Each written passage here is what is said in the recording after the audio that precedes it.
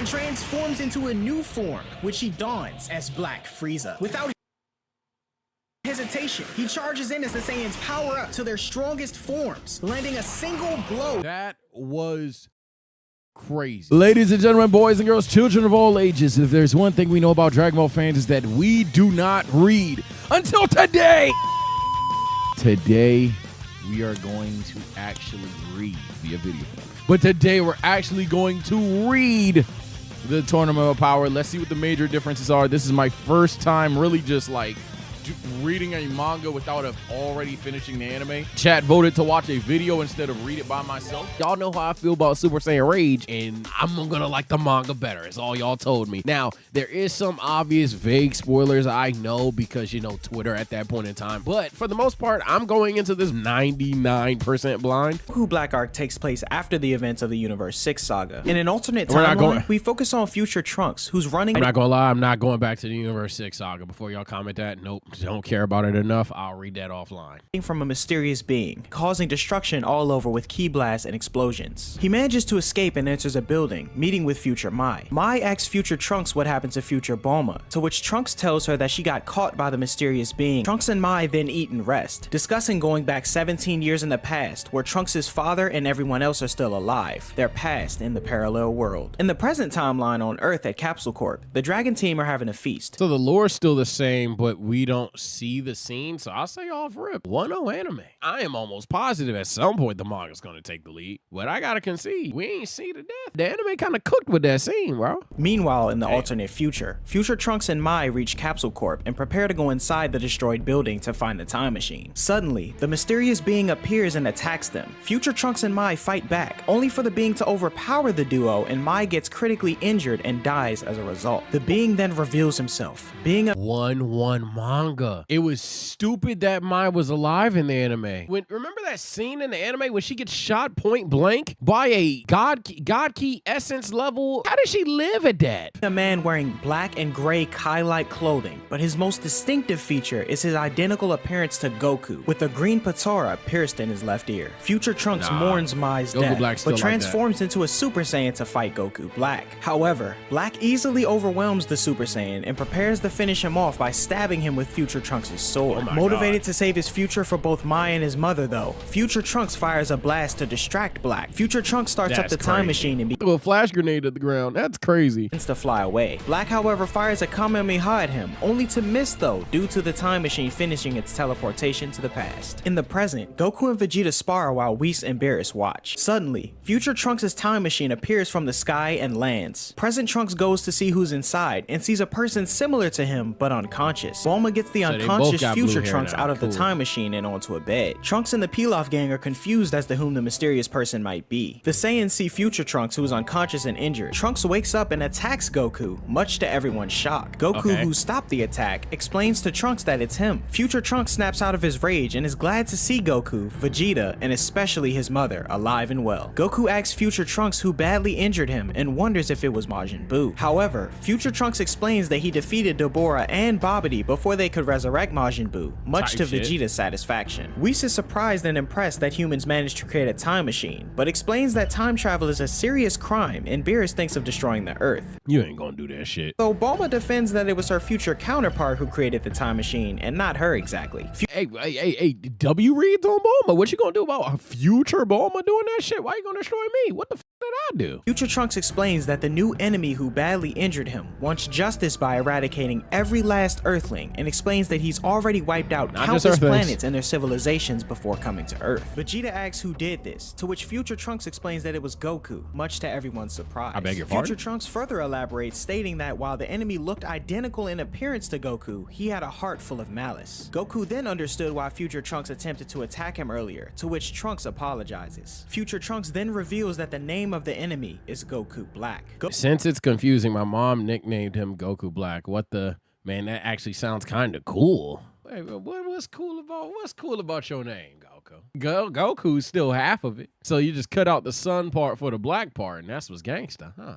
Hey, I don't know if I'm offended or if I'm gonna dap you up, Goku. You know what? I say, okay, Goku. Hey, I appreciate that, bro. We know what you want to do now. That don't mean you parade around saying the N-word, but hey. All they need to do is go to the future and beat Goku Black to eliminate the threat. However, Future Trunks explains that the time machine doesn't have enough Trunks such a fuel to pussy travel back to the sometimes. future. He says that the fuel needed to power the time machine is blue number 15 electro fluid, which surprises Bulma as the fuel is something she was developing at the moment. Bulma says that she can have the fuel ready within a day, much to Future Trunks' shock. Goku and Vegeta decide to go with Future Trunks once the time machine is ready. Outside, Goku and Future Trunks do some sparring, with the two of them transforming into Super Saiyan 2. Goku is pleased with Future Trunks' strength and shows him Super Saiyan 3, ending the sparring session with a devastating kick to the back of Trunks' head with what appeared in aura to be Goku's Super Saiyan God form. Goku was impressed that Trunks managed to attain this level of strength all by himself. However, even with all this power, Trunks admits that it was nothing compared to Black. Seeing that they might have their hands full on this one, Goku invites Beerus to join them, but Beerus declines as he has no interest in the parallel Earth. Future Trunks is confused, asking what this God of Destruction is that Beerus and Whis keep mentioning. Hold on now, don't get blicked. And asks Future Trunks what happened to the Supreme Kai in his timeline. Future Trunks says that in the process of defeating Deborah, it required the Supreme Kai's sacrifice. The Supreme Kai and God of Destruction are a set. If the Supreme Kai dies, the God of Destruction dies as well. Everyone is shocked at this new development, and Whis explains that in all likelihood, the God of Destruction from Future Trunks' timeline no longer exists. Whis concludes that Goku Black can travel between parallel worlds, as he knowingly and willingly went after one where a God of Destruction didn't exist. Beerus, however, finds this to be completely absurd. Goku then formally introduces Trunks to Beerus and Whis. Afterwards, Trunks meets his present self in Mai, which turned out to be a pretty cool interaction. Bulma then tells Trunks to change his clothes and that dinner will be at 6. Trunks leaves, still mourning the loss of future Mai. In the alternate future, Black confirms that Trunks has vanished from this timeline. Black states that he's eradicated the Kais from all other universes, and as a result, the gods of destruction are extinct as well. And now that Trunks has vanished, Black first concludes that there's no one left to oppose him, but then decides to sit tight and see what happens, as the persistence of a Saiyan should never be underestimated. Black then flies off, and we cut to future Mai's lifeless body being licked by a cat. Back in the present time, no way she's alive. No way she's alive.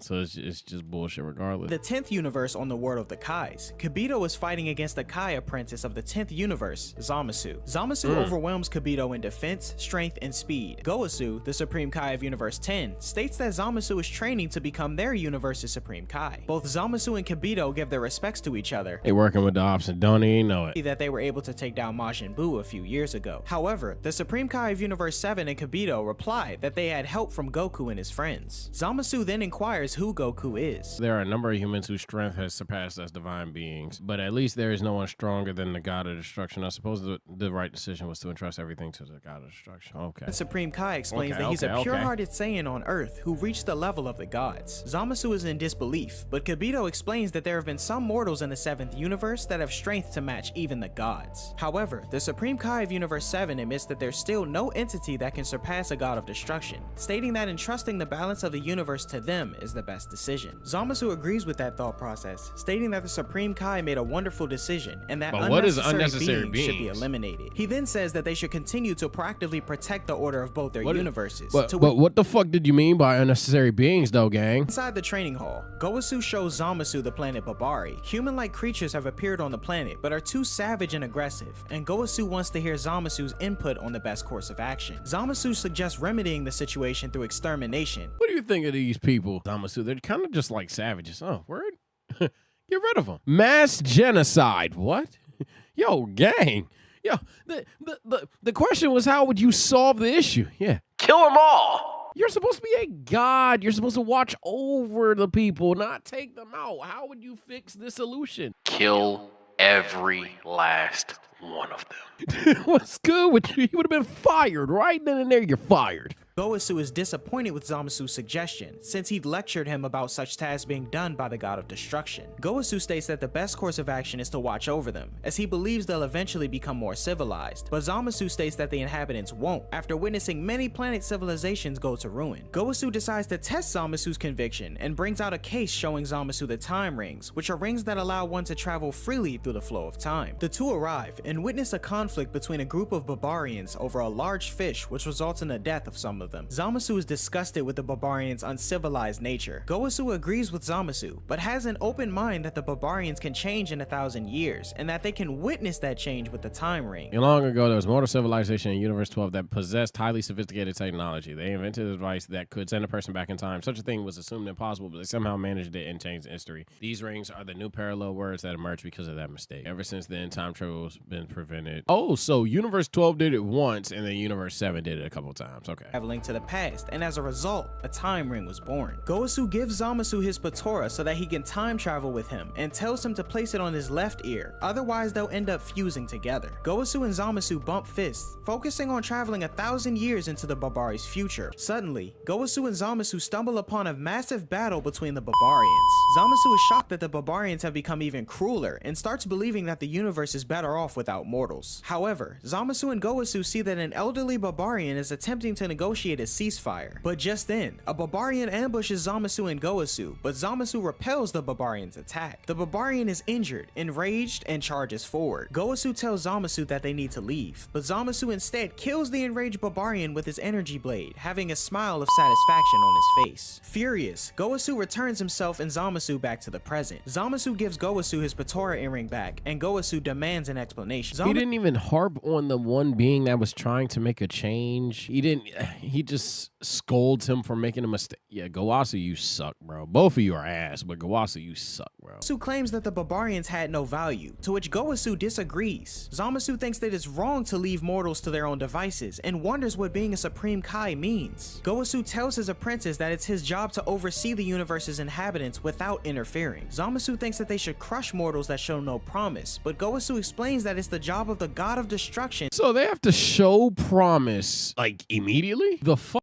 Zamasu is watching God 2, more specifically the battle between Goku and Hit during the 6th and 7th. So this nigga watching Kai Cenat and just a chat in the top right corner just reacted. Yo, this nigga breaking through time. Chat. Kai Cenat reacting to this shit would have been crazy, bro. Gowasu shows up and sees the video Zamasu is watching. Gowasu is in disbelief that Goku has achieved the power of a god, while Zamasu is surprised that even the Omni King showed up to the tournament. Near the end of the video, Zamasu sees large orange orbs and asks what they are. Gowasu explains that the enormous orbs are called Super Dragon Balls, and that they're capable of granting any wish. This information interests Zamasu. In the 7th universe on Earth at Capsule Corp, the next day has arrived. Again, you suck, bro. Your apprentice already has shaky designs and shaky views on mortals to the point where you saw him literally crash out. The last thing I'm doing is telling him what these omnipotent level, hey, anything goes levels of Dragon Balls do. I'm not telling him that. Yo, bro, right now, that's knowledge that even you don't need to know. I'm not giving you that information. I wish all mortals to go away.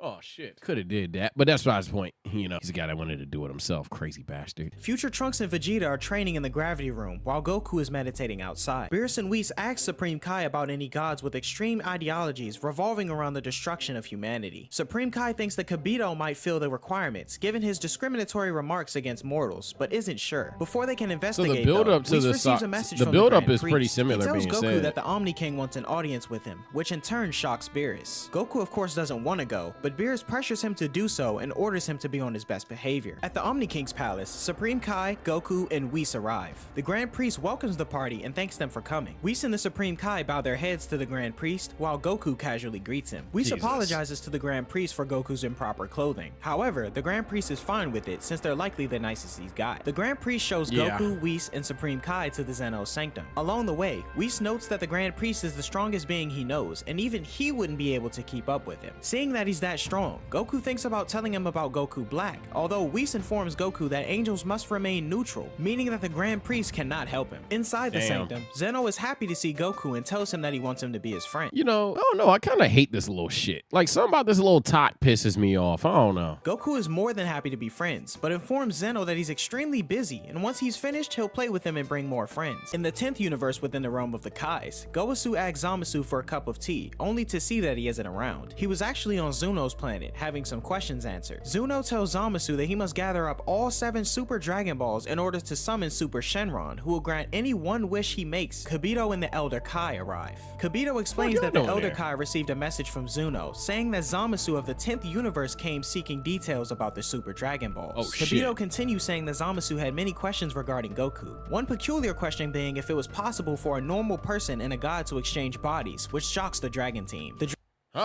Red flag emergency meeting. I saw him vent. Zamasu did not do his task. He sat there and played the whole, oh man, I wasn't here that round card. He just sat at cafeteria, and then next thing you know, he's standing on the vent. So how the fuck you go from the table to the vent? Nah, bro, get him gone. That's obviously a massive difference from the anime. In the anime, they kind of like build up the mystery, maybe perhaps even a little bit better in your opinion. That's up to you. But in this verse, they're kind of like, whoa, this Zamasu nigga tripping. Dragon team know now for a fact that the true identity of Goku Black is actually Zamasu, who stole Goku's body. However, this doesn't explain how Goku Black can travel through time, because he isn't a Supreme Kai and cannot use a time ring. To get further clarification, Whis asks Future Trunks about the color of Goku Black's Patora earring, to which Future Trunks confirms that the color of Black's earring is the same as Whis' illustration. Whis believes that Zamasu killed Goku in order to obtain the ability to use the time ring. The 10th universe within the world of the Kais, Beerus and Whis meet with Goku and tell him that they wish to meet with Zamasu. However, Goku mentions that Zamasu isn't here at the moment. Future Trunks, Goku, and Vegeta use the time machine and go to the future, and the 3 investigate their surroundings. Suddenly, Future Trunks spots Mai and gives her a senzu bean, which saves her life, much to Trunks' relief. Even in the manga, how? How did she not die? Future Trunks introduces Mai to the warriors who will help them, Goku and Vegeta. The two decide it's time to go and fight, and Vegeta asks Future Trunks and Mai to hide while they handle Goku Black. Trunks hangs back reluctantly, and Goku and Vegeta take off. Black wonders why they're here, and Vegeta is pleased to see that Black looks exactly like Kakarot and wants to fight him first so that he can get the satisfaction of crushing someone with the same face as Goku. Vegeta and Goku Black transform into Super Saiyans and fight on equal terms. However, Vegeta turns the tide in battle by transforming into Super Saiyan Blue. Super Saiyan Goku Black kind of gangsta, I ain't gonna lie. And easily overwhelms Goku Black. Back in Universe 10, Beerus and Whis finally meet the Zamasu of their time. Beerus questions Zamasu about what he's been doing, but before he can explain further, the Supreme Kai arrives and informs Goku that he's traveled to all universes and seen the various atrocities that Zamasu is about to commit. Damn, yo, these was on your ass, bro. This nigga wasn't even remotely slick in this timeline. God damn. Goku is in disbelief and demands an explanation, but Zamasu states that his evil deeds are simply acts of justice. In the future, Goku Black continues to be overwhelmed by Vegeta, while in the present, Zamasu reveals his true colors. Beerus grabs hold of him and destroys Zamasu with a Kai, and back in the future, Vegeta is about to finish off Goku Black with a final flash, but is rescued by an unexpected ally. The one who saved Goku Black is Zamasu, telling Black that they're both required to fulfill the Zero Mortal plan, much to the Dragon team's shock. Goku, Vegeta, and Trunks are perplexed to see Zamasu standing alongside Black. So in this verse, side note, I didn't speak on it. I don't know which one I like more. I think I might even like the anime version of him sparring and being like, you know what? Bet that fuckhead that punched me in the face a brick ago. And yeah, I want to do this shit in his body. Like, that shit kind of was funny. But I don't know. We don't know why he chose Goku yet, unless he sped past it when he was reading along. From what I'm getting thus far, he kind of just chooses Goku's body just cause he saw him on GodTube, versus in the anime, he literally threw hands with this motherfucker and he was like, yeah, that Back in the present, Bulma informs Beerus that Goku and the others have already left for the future, and questions why there are 2 Zamasus, as this information was relayed by the Supreme Kai. Supreme Kai explains that if the Zamasu that's inside Goku's body is from another world, then there would logically have to be a separate Zamasu there in Trunks' world. That does make sense. Vegeta pieces everything together as the 2 Zamasu wonder why these people have appeared in this timeline. Zamasu pulls out the time box, explaining that there are no major obstacles in the 5 parallel worlds, but is perplexed to see a 6th time ring inside the box. Vegeta remarks that his past self was probably killed by Beerus, meaning that there's now another world without Zamasu. Black finally concludes that these guys must have come from the past, and after a bit of posturing and back and forth, Vegeta blasts in on the offensive, but is ultimately cornered by Black, who's gotten stronger yet again. Black initially thought that simply stealing Goku's body would be enough to gain strength, but he couldn't originally transform into a Super Saiyan, let alone Blue. Realizing this is what led him to discovering the Saiyans' trademark, their true nature. The group is a bit confused, but Trunks wonders if he means how Saiyans power up after recovering from near-death experience. Why would you say this out loud? We Saiyans didn't become drastically stronger. Like, why would you say that, man? I seen someone in the chat say, well, Black found it out. That's fine. I want to hear him say it. I'm not saying that shit. Maybe he's figuring out something, but he doesn't say exactly what you say. I'm not saying this. I would never say this around this nigga. Experiences. And back in the present, the Supreme Kai explains that Black has been using this trait in conjunction with Zamasu's healing ability to continuously power up. Vegeta continues to get pummeled, prompting Goku to offer him a sensu bean. Vegeta and Black trade blows, but Black clearly has the upper hand. Trunks figures that his father and Goku are no longer able to exploit the Saiyan trait of powering up due to their constant training. Zamasu heals Black to full strength again, powering him up once more to a level that lower beings could never dream of. Black powers up and unlocks a new So this nigga got a Zen. This nigga doesn't have the Zenkai limit Goku and Vegeta have, which by the way, Zenkai limit is kind of crazy, but it's like, what if Goku and Vegeta right now could get a Zenkai boost, and therefore the answer is this. Oh shit. This time with pink hair, as Goku observes. Zamasu notes that unlike others, when a deity powers up past Super Saiyan God, their hair becomes a pink color instead of blue. To go along with the existing naming customs of Goku and Vegeta, Black suggests the name Super Saiyan Rose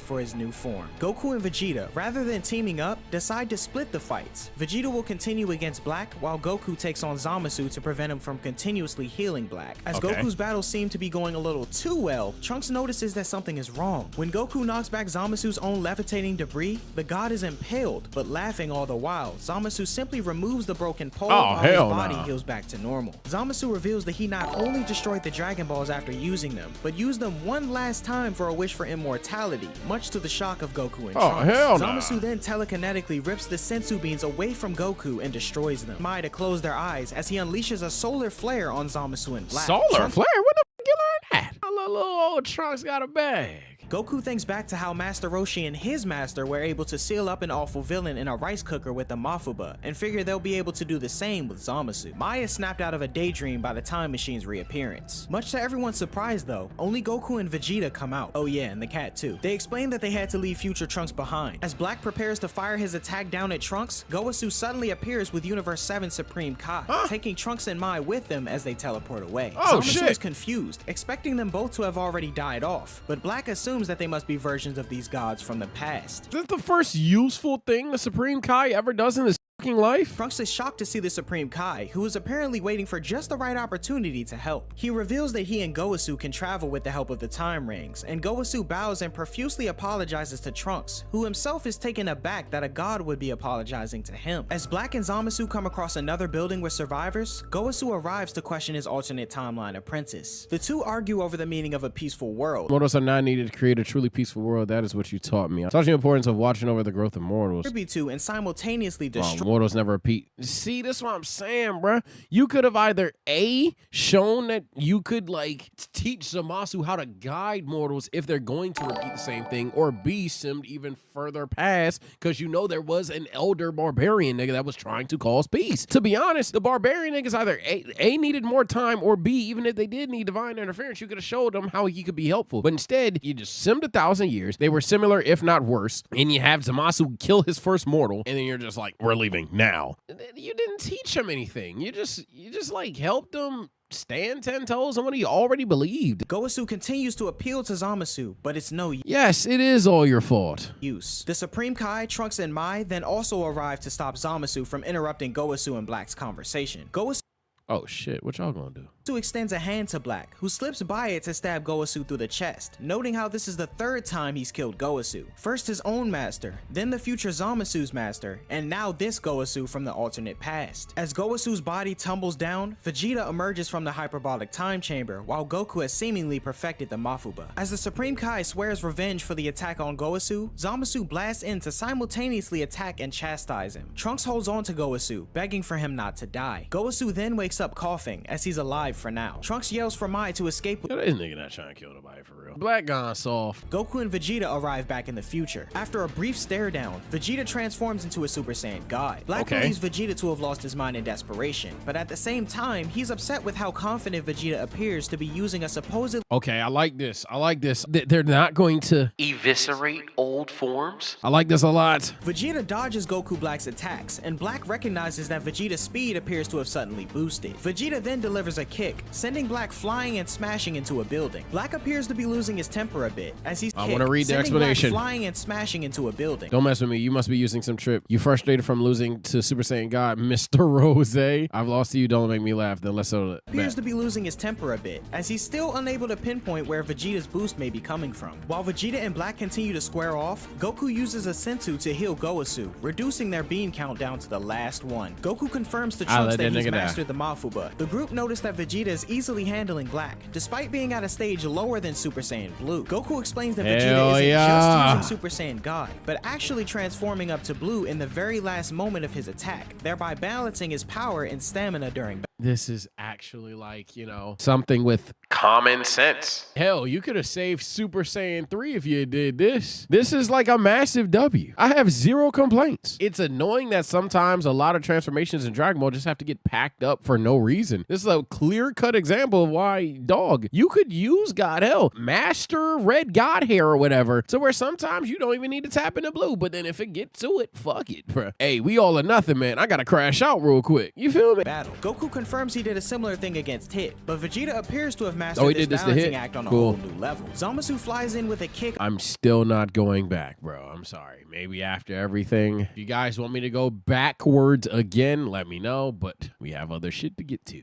His own to surprise Vegeta and suggests that he and Black work together. Goku jumps in as well, determined to take on Zamasu and seal him away, though Black wonders what the jar on the battlefield might be for. What the jar Vegeta doing? fires some blasts to regain Black's attention, and Zamasu doesn't appear to be worried, especially due to his immortality. Goku then uses the Mafuba, Oh, capturing shit. Zamasu and perfectly landing him into the jar. Goku and Trunks struggle to tie up the jar's lid to keep Zamasu contained, but Goku brought a Hostess Bar discount coupon instead of the actual sealing charm, leaving Zamasu furiously bursting out of the jar. With My glorious king. What's that, man? I know he's Roshi, and maybe they look the same, but come on, man. Are we serious? no other choice, Goku himself transforms up to Super Saiyan God as to keep his stamina That nigga said I knew how that was shit one for me anyway. Oh my god. and prepares for battle. Zamasu tries to hold Goku in place, but the speed of Super Saiyan God is more than enough to get around it and deliver a few good punches. Goku seems to think that Vegeta will end his fight soon and tries to talk Zamasu down a bit, describing how he's effectively being used by his other self. Goku continues to effortlessly handle Zamasu, which only proceeds to anger Black. It appears the two Zamasu are about to lose it with each other when Black finally smiles and reminds the other Zamasu of their final resort. Goku realizes too late what the evil gods are up to as the two Zamasu join bodies with their Patara earrings. And with that, the one god of all universes, Zamasu, is born. The ultimate loser. Goku and Vegeta now begin to face off against the Patara fusion of Goku Black and Zamasu. It appears as if Goku and Vegeta are unable to land any worthwhile hits, but Goku finds an opening to deliver a Kamehameha, which blows a hole through Zamasu's chest. Is he the hole immortal? closes right back up though, as Zamasu is just as immortal as before. Zamasu telekinetically grabs Goku and Vegeta by their throats and causes a massive explosion, maniacally laughing over his new godly power and reign. Zamasu then unleashes a devastating wave of blasts, and Goku blocks a few of them from hitting Trunks and the others. As he tries to tell them to get further away, the Supreme Kai hands Goku his Patara earrings. He says that if he and Vegeta fuse once more, Zamasu won't stand a chance against them. Vegeta initially refuses, restating how he'll never fuse again. Goku expected this answer though, and agrees with the sentiment. Oh hell, Goku, what the shit? Hey, Goku, Vegeta. I get it, y'all are saying to you, my pride, honor. People's lives are at risk. They're going to Die. put on the goddamn earrings and kill Zamasu. Fighting with their own individual power, even going as far as to decide who fights next. Goku steps up first and is pummeled by Kachin blocks thrown by a few Zamasu, which leaves Trunks feeling rather unsure about Goku's ability to win. Goku notes how much of a shame it is that the group seemingly won't last for another hour, because after all, that's how long Zamasu's fusion is going to last. Vegeta exclaims that he believed the fusion was supposed to be permanent, but Goku so the same corrects him in that retcon. the permanence is only for gods of their Kai rank, and anyone else using the earrings will only last an hour. Even the Supreme Kai is a bit perplexed, now understanding the Vegito's separation in Boo's body must have been due to timing rather than other factors. This dumb little purple named Supreme Kai, bro. I want to backhand this nigga, bro. Goku, out of power, debates whether or not to go ahead and eat the last sensu bean that they have. Please do. Vegeta arrives and demands the second earring from him. As Zamasu senses the two below him and prepares to kill them, an enormous blast flies out of the building and hits Zamasu, taking his entire right side with it. Someone begins talking, realizing aloud how Zamasu was able to regrow his arm. It was Vegito, the Patora fusion of Goku and Vegeta. Vegito explains how both of their fusions will only last an hour, chomps down on a sensu bean, and powers up into Super Saiyan Blue. Vegito's plan is to completely demolish Zamasu to the point to where there's nothing left to regenerate. Zamasu bursts from the ground and grabs Vegito by the legs, but the Saiyan fusion slices the god's hand straight off with his key sword. As Zamasu regenerates once more and prepares a barrage of Kachin blocks, Vegito powers up a final Kamehameha, but just as he's about to fire, the fusion suddenly splits apart. I beg your pardon? The others wonder why the fusion didn't last a full hour, and Zamasu resumes his attacks. Never in my life have regretted becoming a Lord of Lords as much as I do now. If I had chosen to remain an apprentice, I would still have the power of restoration. As if he'd remain an apprentice, he'd still have the power of restoration. Trunks perks up and explains that he had actually taken on the role of apprentice in his own timeline in order to do battle with Deborah. Courtesy of the special dance, Trunks does indeed have this special power. This is likely why he was able to unknowingly heal Mai and Goasu when they suffered what would have otherwise been fatal blows. Just then, Vegeta is knocked into the... Now, I'm still calling bullshit on Mai. The Gowasu I can at least accept. But Mai, I'm still going to throw my bullshit flag on the play. She should have been dead on contact, prompting Trunks to grab him and bring him back to the group. The Supreme Kai explains that Trunks will only be able to heal one person as powerful as a Super Saiyan Blue, so he'll have to choose between Goku or Vegeta. What kind of choice? Your pride is real. Look, Jeets, you wouldn't want me to heal the Prince of all Saiyans. You're strong. Get out there, Vegeta. Go show him. Dies. All right, bet Goku. Here you go. The kind of decision is this? Heal Kakarot. Vegeta concedes, telling Trunks to heal Kakarot, as he's the only one able to take on Zamasu and Super Saiyan Blue right now. Vegeta then interrupts Zamasu's brutal assault on Goku, tossing him down to Trunks. Zamasu goes after Vegeta, failing to realize this is all a distraction. Trunks takes the opportunity to heal Goku back to normal, just as Vegeta is mercilessly beaten unconscious. As Goku prepares to take Zamasu on another round, Trunks uses a little bit of his remaining energy to at most wake his father back up. Goku transforms into Super Saiyan Blue, but suddenly collects himself and enters what seems to be a quiet, calm stance. Oh shit. Wait.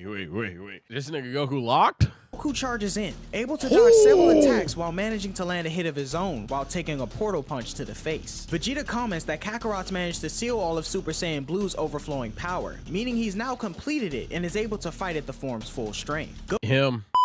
Ladies and gentlemen, he's him again. This has full power Super Saiyan Blue. He's him. Goku continues to fight equally against Zamasu, even managing to stop and deflect a massive energy blast. Vegeta wonders how long Kakarot will be able to last like this, while Goku himself appears to twitch now as his body is starting to break. Zamasu, however, is already back to normal. Goku continues his next round against fused Zamasu, struggling against the god's telekinetic powers, but still managing to land an occasional attack. Zamasu rips his shirt off in disbelief over the damage. Oh shit, yo, my nigga Zamasu kind of gangster. We needed this. I didn't need... You mortals, you all deserve to die. Zamasu, yes. No, make my Zamasu a gangster. Nigga, let's go. His body is taken. While Goku simultaneously struggling to maintain his power. Zamasu screams that he'll take out every galaxy and rushes at Goku, who flies in with an unexpected technique. Fuck wrong with the crash out, nigga. That Beerus used against Zamasu earlier in the timelines. As part of Zamasu's body begins to disappear, he uses a portal to grab Mai and shove her in front of the technique, forcing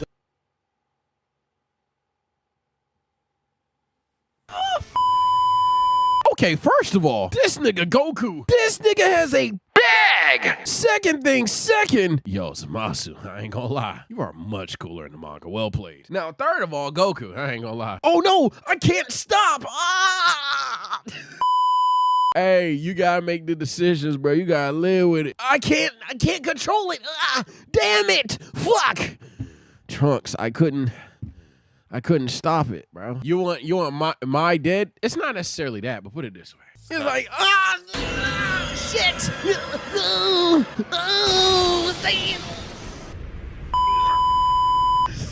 Damn it, I can't control controlling her guy. Goku to stop. Zamasu then kicks Goku aside and regenerates the missing part of his body. Suddenly, Zamasu starts tearing in half, symbolizing the completed hour of his fusion. However, the two halves seem as though they're rejecting the split. Goku theorizes that since the two are technically the same person, they may have somehow joined on a cellular level due to the fusion. Trunks... I can't cap. That's pretty Mick. I like the story. It can get better. It can have a good ending, but it's pretty Mick, bro. Jumps in once again, though, this time managing to slice Zamasu in his two individual halves. Trunks then proceeds to stab his sword into a defeated Goku Black's chest. Like you should have did the first time. Also, that's actually on some gangster shit, Trunks. I actually fuck with this. It finally appeared as though the fight was over, but Black fires a blast at Trunks and stands back up, with the sword still impaled through him. Both No.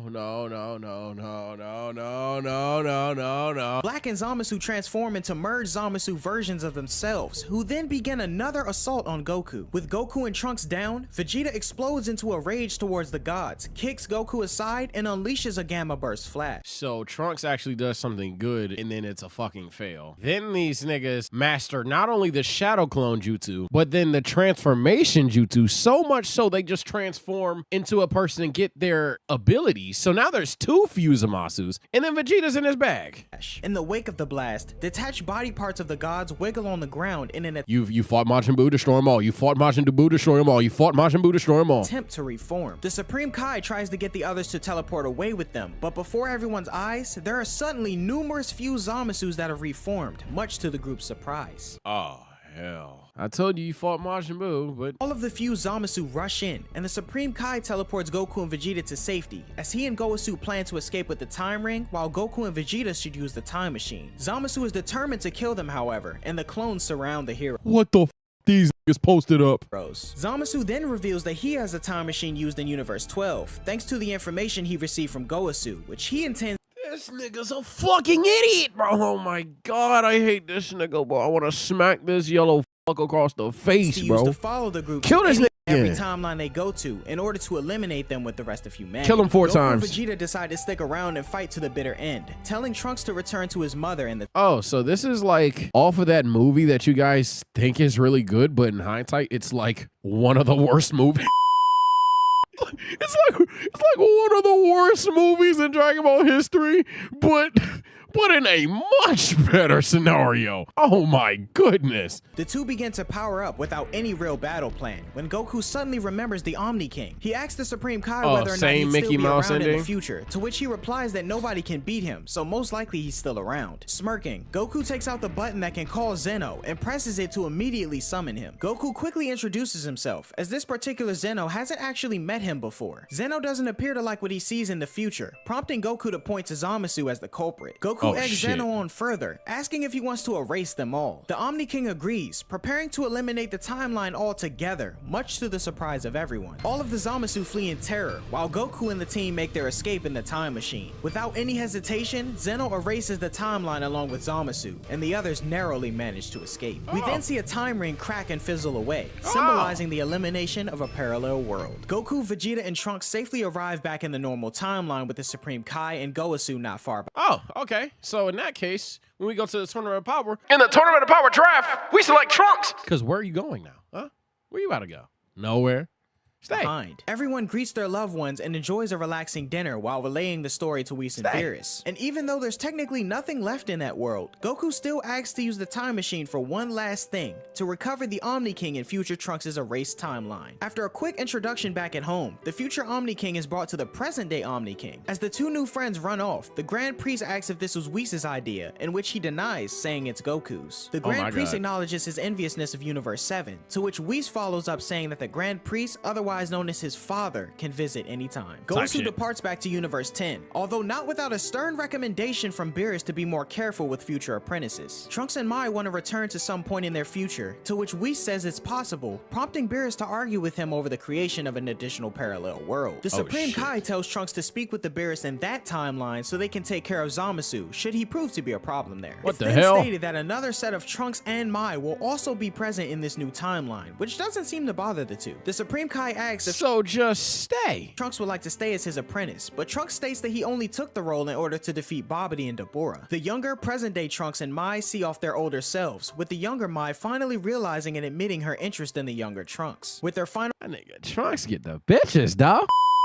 Yeah, Trunks, go ahead, Trunks. Goodbye said, Trunks and Mai depart, bidding a farewell to the Dragon Team and ready to begin a new adventure. Wait, she was talking about Kid Trunks? I thought that was Kid Mai talking about Kid Trunks. Oh, wait, how old is Mai at this point? Oh, shit, Mai is not new.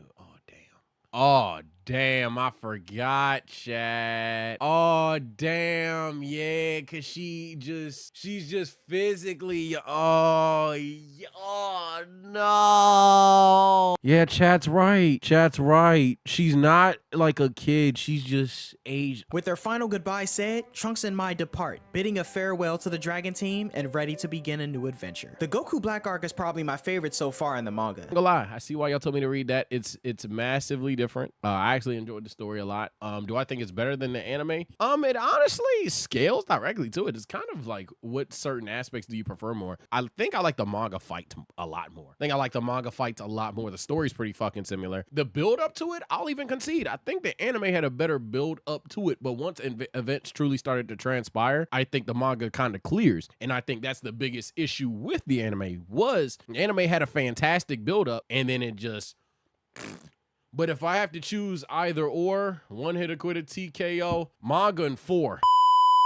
And I'm like, what, Sage? You just said they scaled. It doesn't make sense. Hey, we don't get Spirit Sword Trunks. We don't get I fused with the universe Zamasu. My #1 reason why the manga stomps, bro. Y'all know. Y'all better know. We ain't get to see this dumbass shit. That shit instantly clears. God Vegeta disgustingly clears. Mastered Super Saiyan Blue eviscerates. That alone is Super Saiyan Rage just bad. Tournament of Power takes place after the events of the Goku Black arc, following the fight with Zamasu. So what I do know, in this verse, this Goku has an Akatsuki. There's no avoiding screenshots on Twitter. And I do know that some abilities are a bit different.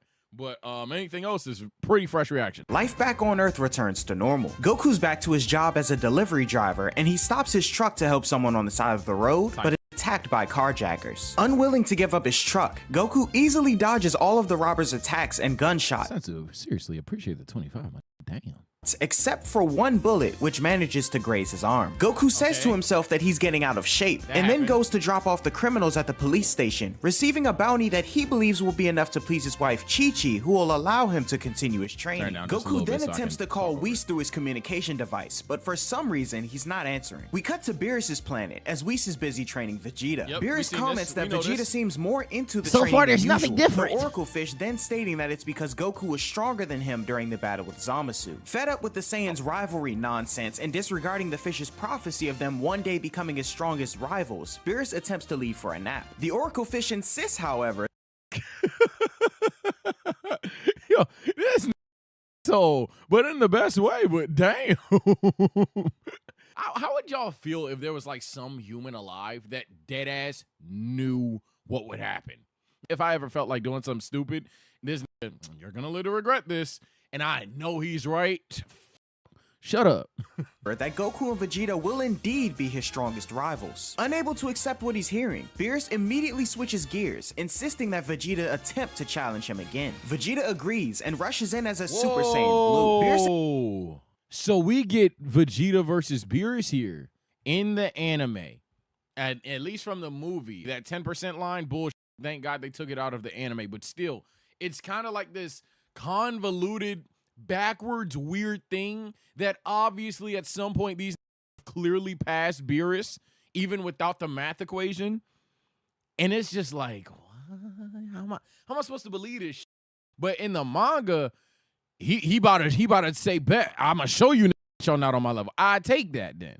Acknowledges the newfound power, but states that this is just a mere power-up from Super Saiyan God and still isn't enough to reach his level. Beerus continues to easily dodge each of Vegeta's attacks, eventually slapping him into the water with just his tail. Calmly rising himself out of the water, Vegeta calms his spirit in Super Saiyan Blue, similar to Goku in his battle with Merged Zamasu. Whis wonders when Vegeta learned to do this, but Vegeta simply responds that if Kakarot can do it, so can he. Beerus resumes the fight, and it appears that Vegeta has already improved a bit more. Whis notes that Vegeta appears to have complete control over Super Saiyan Blue now, and that perhaps Goku is no longer ahead of him anymore. The Oracle Fish wonders if Beerus is actually taking the fight seriously, and Whis reveals he's still playing around, but he should probably sharpen up soon, or he'll eventually take a hit and lose his temper. And just like that, Vegeta lands a clean punch to Beerus' face, surprising the Oracle Fish and Whis. Beerus, however, ferociously grips Vegeta's hand and tells him not to get overconfident. The Oracle Fish foresees the coming events and tells Whis to create a barrier, but the angel seems to have misplaced his staff. With a massive explosion, Beerus slams Vegeta into the ground, stating the Saiyan got carried away while he was going easy on him. The deity then states that Vegeta has certainly improved and could perhaps be a candidate for a god of destruction in another universe, but he's— Oh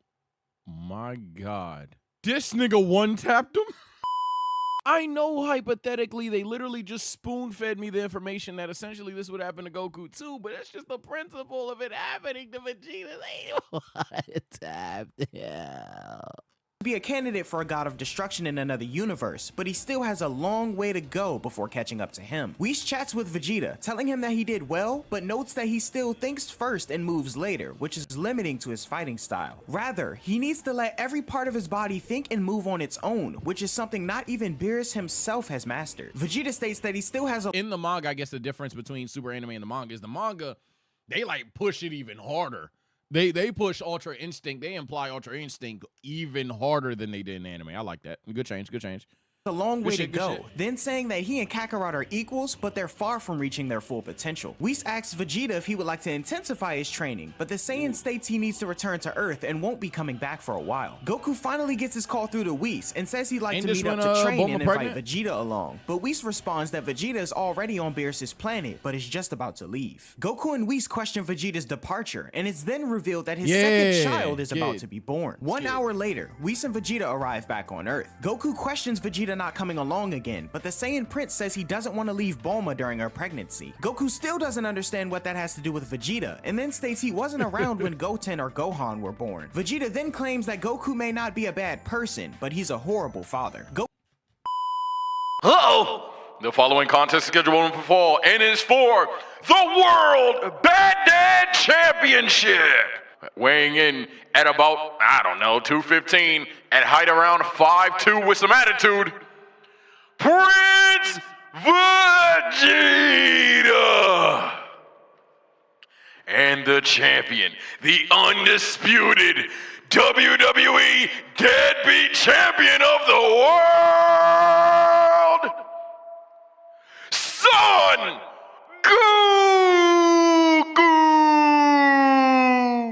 Comment below if you guys want that video, because we really thought about making a video on who's the worst dad between Vegeta and Goku. Meet the Sons is crazy. This nigga Vegeta just comes out. Doom, doom, doom, doom, doom, doom, doom, doom. Gohan, I'm fucking sorry that you gotta deal with yo.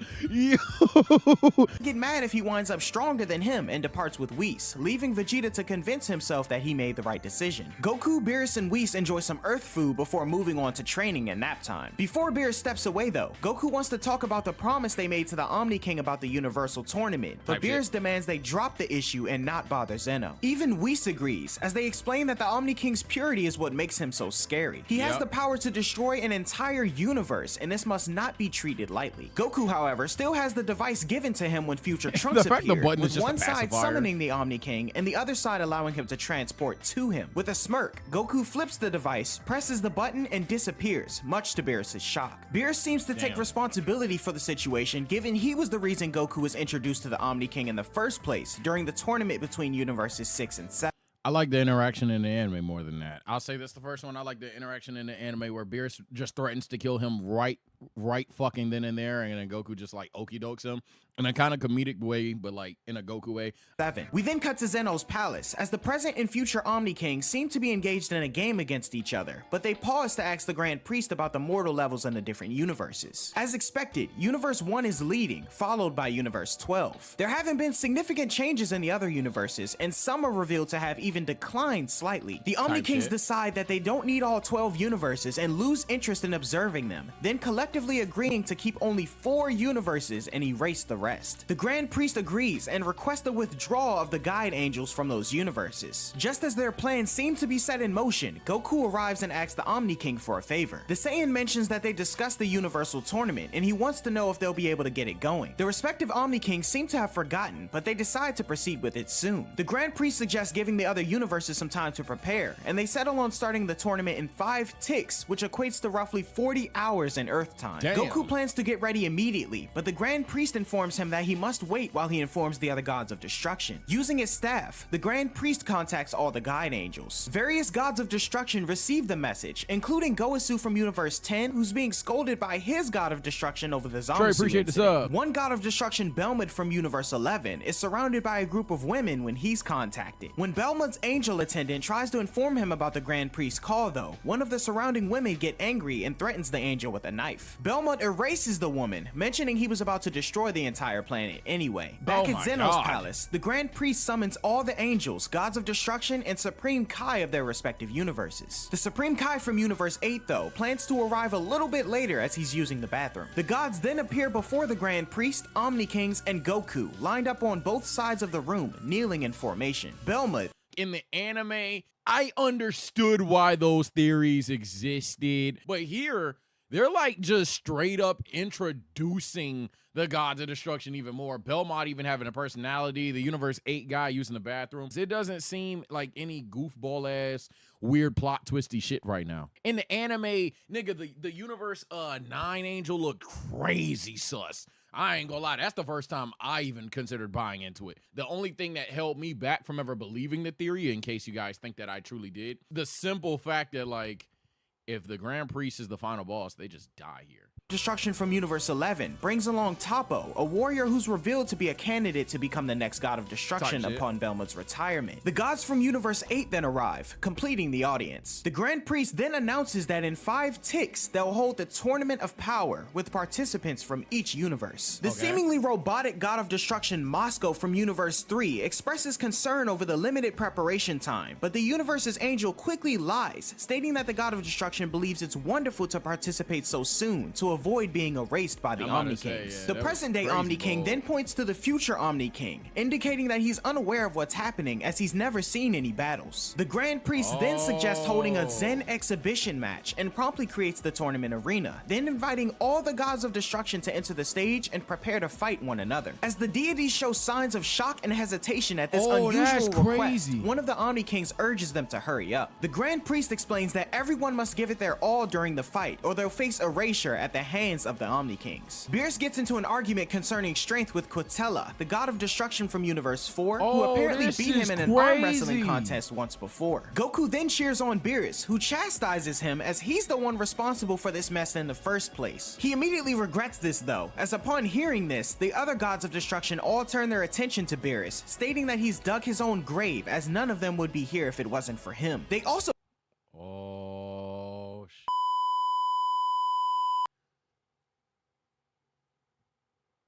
So my man Beerus about to get that "you are my special" level jumped.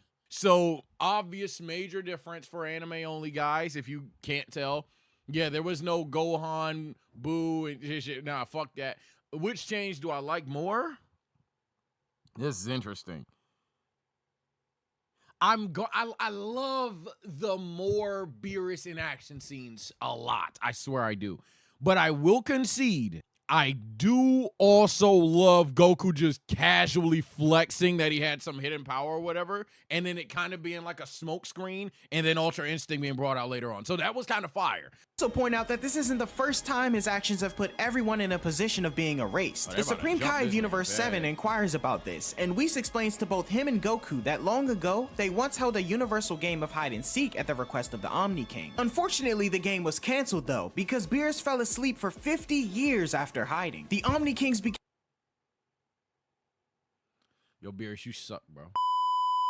Yo, Beerus, you suck at your job. Like, what's going on, man? Became furious, and the other universes all had to work really hard to please him to avoid erasure. As such, the gods of destruction all held a grudge against Beerus ever since. Before the exhibition begins, as expected, all the gods of destruction decide to attack Beerus together. The Grand Chopper, Priest what the begins shit? the match, and everyone rushes in, as Oh my Beerus is God. able to dodge most of their attacks, Wait, what? with Whis mentioning to Goku that his body can sense attacks while making the decision to dodge all on its own. Oh my Moscow, God. however, ends up grabbing Beerus between his hands, and Whis points out that even Beerus isn't perfect. Beerus breaks free and disappears right before taking attacks from 3 gods of destruction at once. Oh my Some of God. the other gods fly into the air to deal with him, but mistakenly attack Champa instead of Beerus, who then Racism.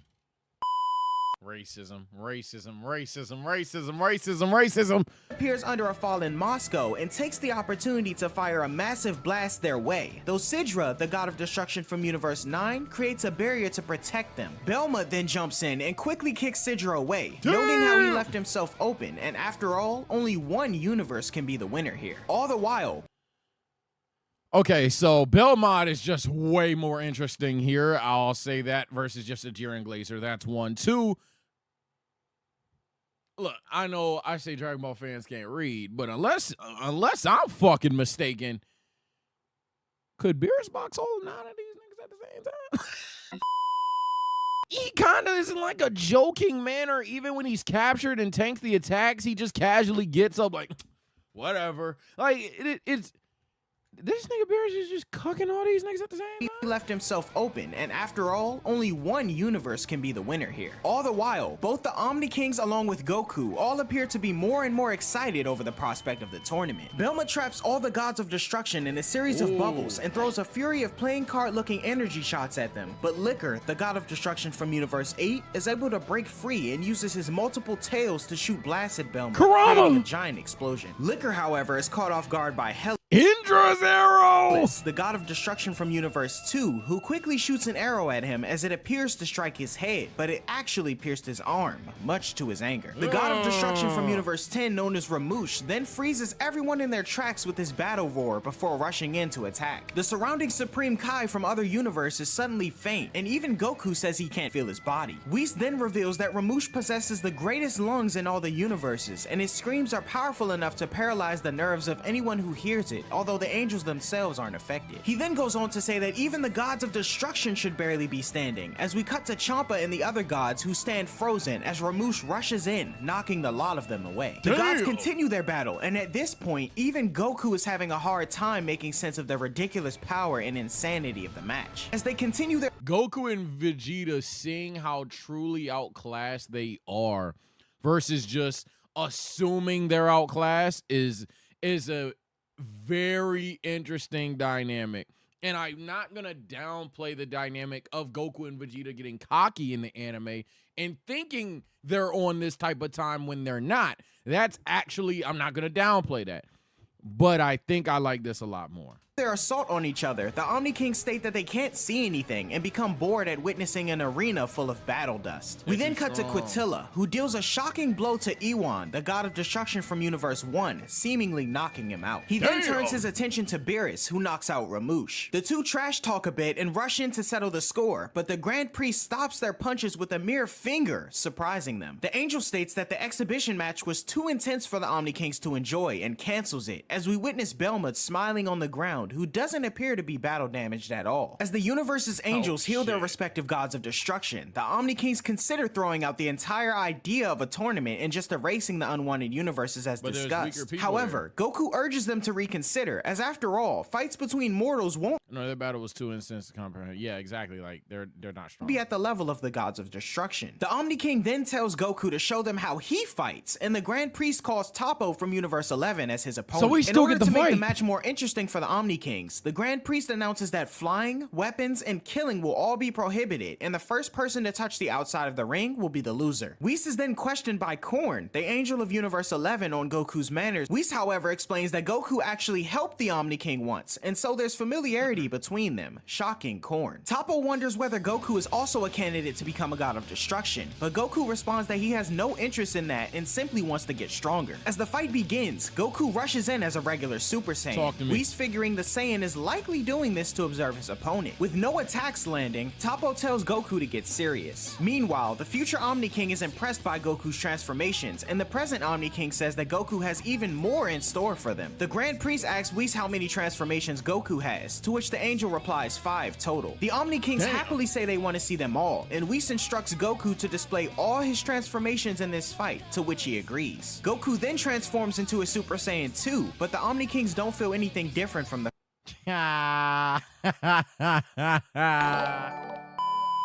It's not that fucking different, man. It should be. Like, full power Super Saiyan, Super Saiyan 2, pretty fucking synonymous at this point.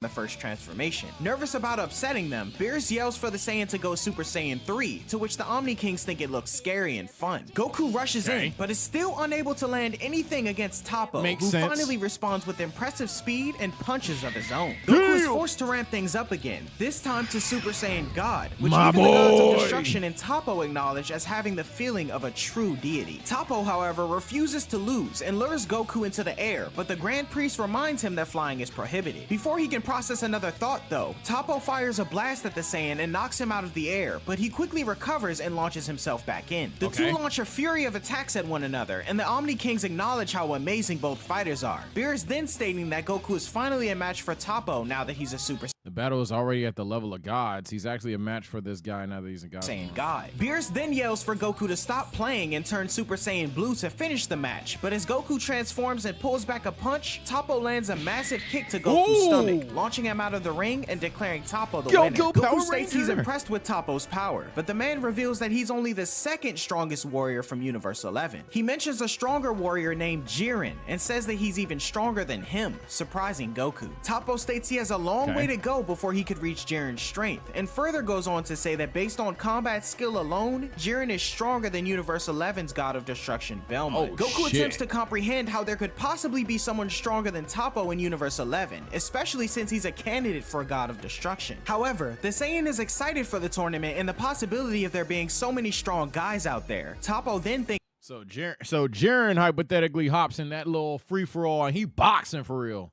Goku is quite odd. The Grand Priest speaks with the Omni Kings in the background and announces a change to the rules of the Tournament of Power. He says that each universe shall select 10 competitors and that knocking an opponent out of the ring is the method for disqualification. The tournament will last 100 tacks, or approximately 48 minutes, and will be a battle royale with all opponents fighting in the ring together at the same time. The team with the most remaining fighters at the end will be declared the winner, or in the case that only one fighter is left, that fighter's universe will be the winner. Additionally, the Super Dragon Balls will be given to the last man standing, and as such, the Grand Priest asks Champa to hand over the 3 he's already collected in secret, and they'll gather the remaining ones. The Universe 3 Supreme Kai asks if the winning universe itself will gain anything. My bad if I'm not reacting reward, enough, by the way, chat. I don't know how quiet I've been. I don't know if my reaction has been cool, mid, or ass, or whatever. I'm literally reading the shit for the first time, too, buddy. Subscribe to the channel, follow the Twitch, all of that other good shit if you wanted to see this live. Grand Priest explains that they'll receive nothing. Instead, the losing universes will be erased by the Omni King one by one.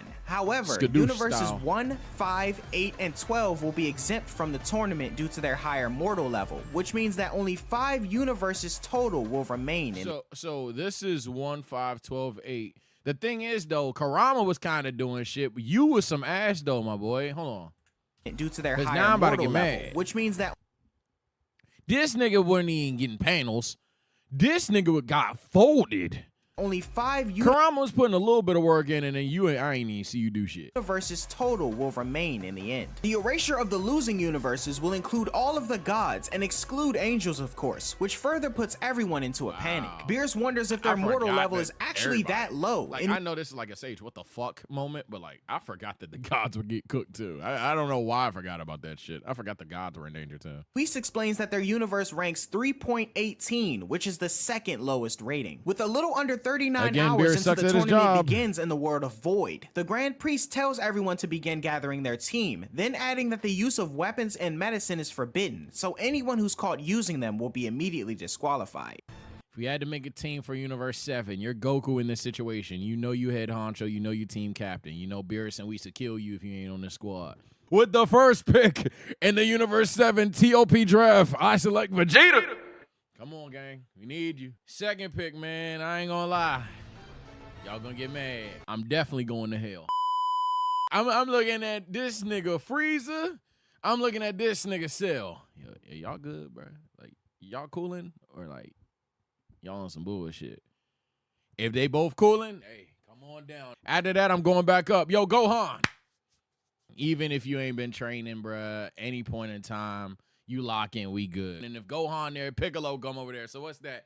Goku, Vegeta, Frieza, Cell, Gohan, and Piccolo.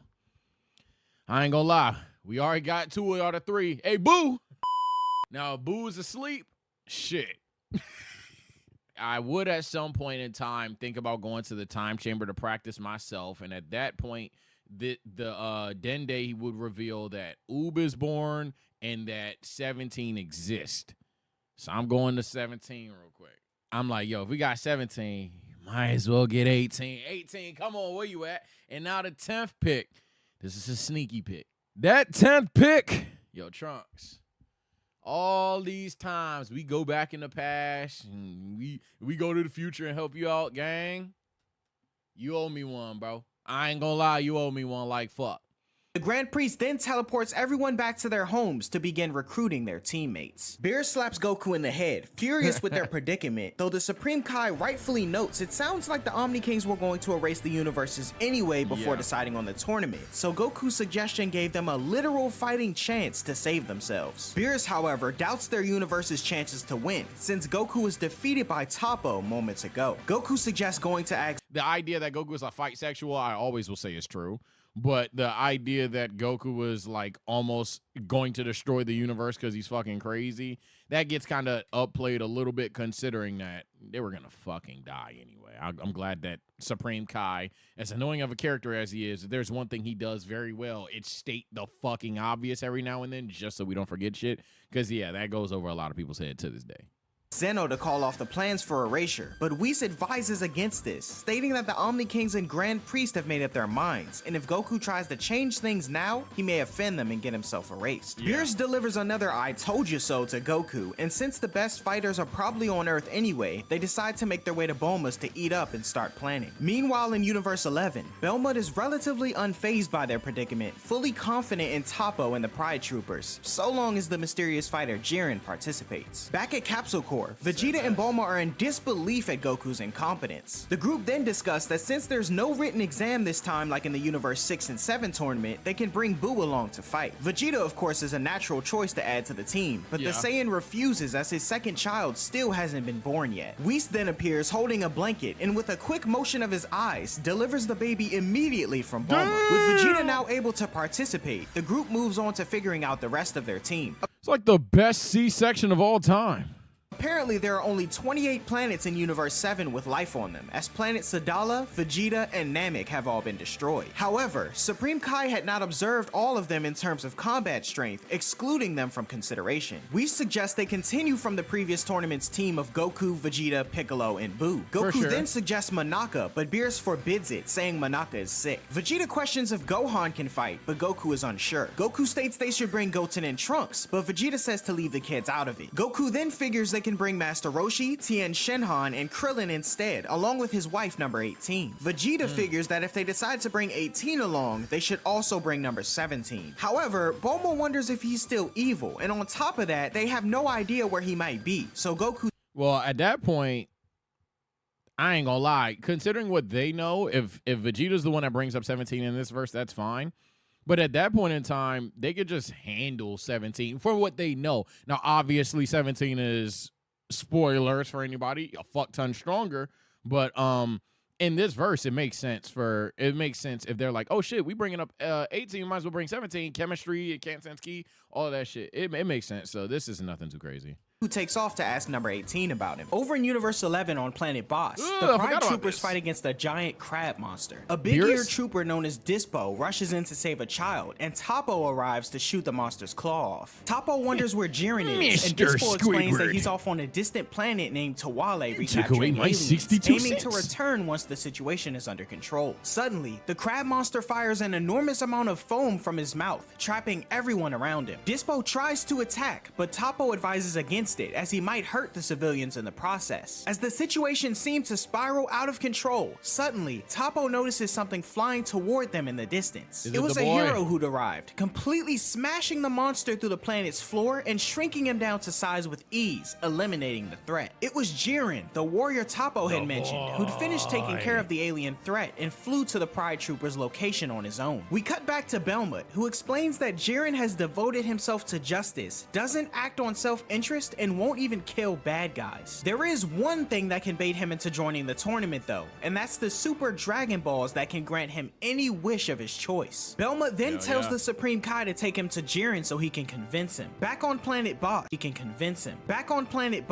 Jiren initially declines to participate in the Tournament of Power when asked by Topo, stating that he won't save their own universe at the cost of others being erased. However, from above, Belmont appears, stating that Jiren's wish could come true should they win. After some thought on his mysterious wish, Jiren decides to participate, but only on the condition that he will return to Universe 11 should any trouble occur while he's away. Meanwhile, in Universe 7, a special television broadcast showcases Earth's hero Hercule taking on and defeating Cell. And Hercule, that's now where on I'm like, live oh shit, let's bring TV, Cell. comments to the interviewers how many miracles took place back then more than 10 years ago, including the resurrection of all the people killed by Cell. Watching the broadcast from their home, Krillin comments to his family how it was the Z Fighters who asked Shenron to bring them back. The interviewer then asks for a comment on the mysterious young man who was seen standing in the spot where Cell disappeared, but Hercule says it's fake news and reiterates that Cell is totally gone for good. Upon hearing that Hercule saved the Earth yet again 7 years later in the battle with Majin Buu, number 18 turns the television off. Goku then arrives at their home, intent on asking Krillin and 18 to participate in the upcoming tournament. Unwilling to tell the two of their universe's potential erasure per Beerus' instruction, Goku eventually settles on a lie, stating each participant will win 10 million zeni each, which convinces 18 to get involved. Goku inquires where 17 is so he can invite him to participate as well, but 18 only knows that he's working in some wildlife sanctuary. Yeah, I but just want to doesn't see know the interaction name. with Krillin says 18 to and ask all Dende the other as he can shit. For see the most part, I everything feel from like the I can sky, skip. and 'cause we've Goku seen heads off everything. to recruit his remaining teammates. Upon Goku's arrival to the lookout, Dende tells Goku that he's already aware of the trouble they're in, having figured something was up when Beerus and the Supreme Kai had arrived on Earth. Mr. Popo states that this is all Goku's fault, but Dende admits that it's also thanks to If Mr. Popo says it's your fault, Goku, it's your fault. And don't even ask him to join. He knows there's a tournament. Does he want to join or not? If he doesn't give you an answer, that's your answer.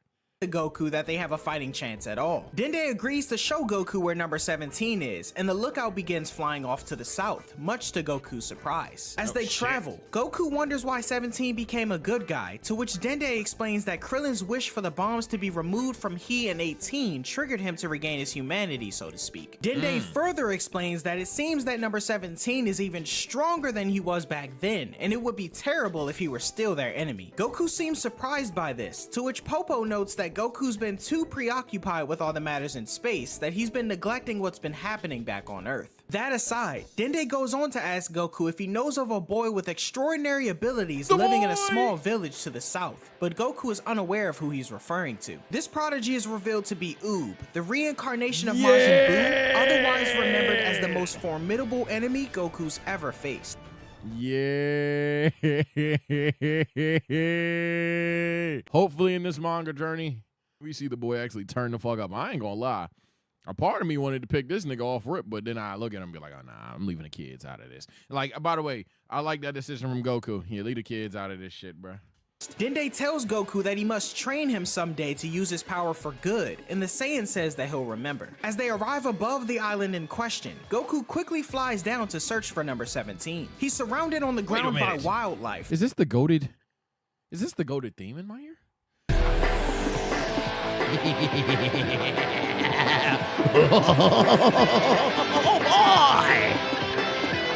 Oh Come on, man. Y'all know about these. Y'all some BT3 merchants.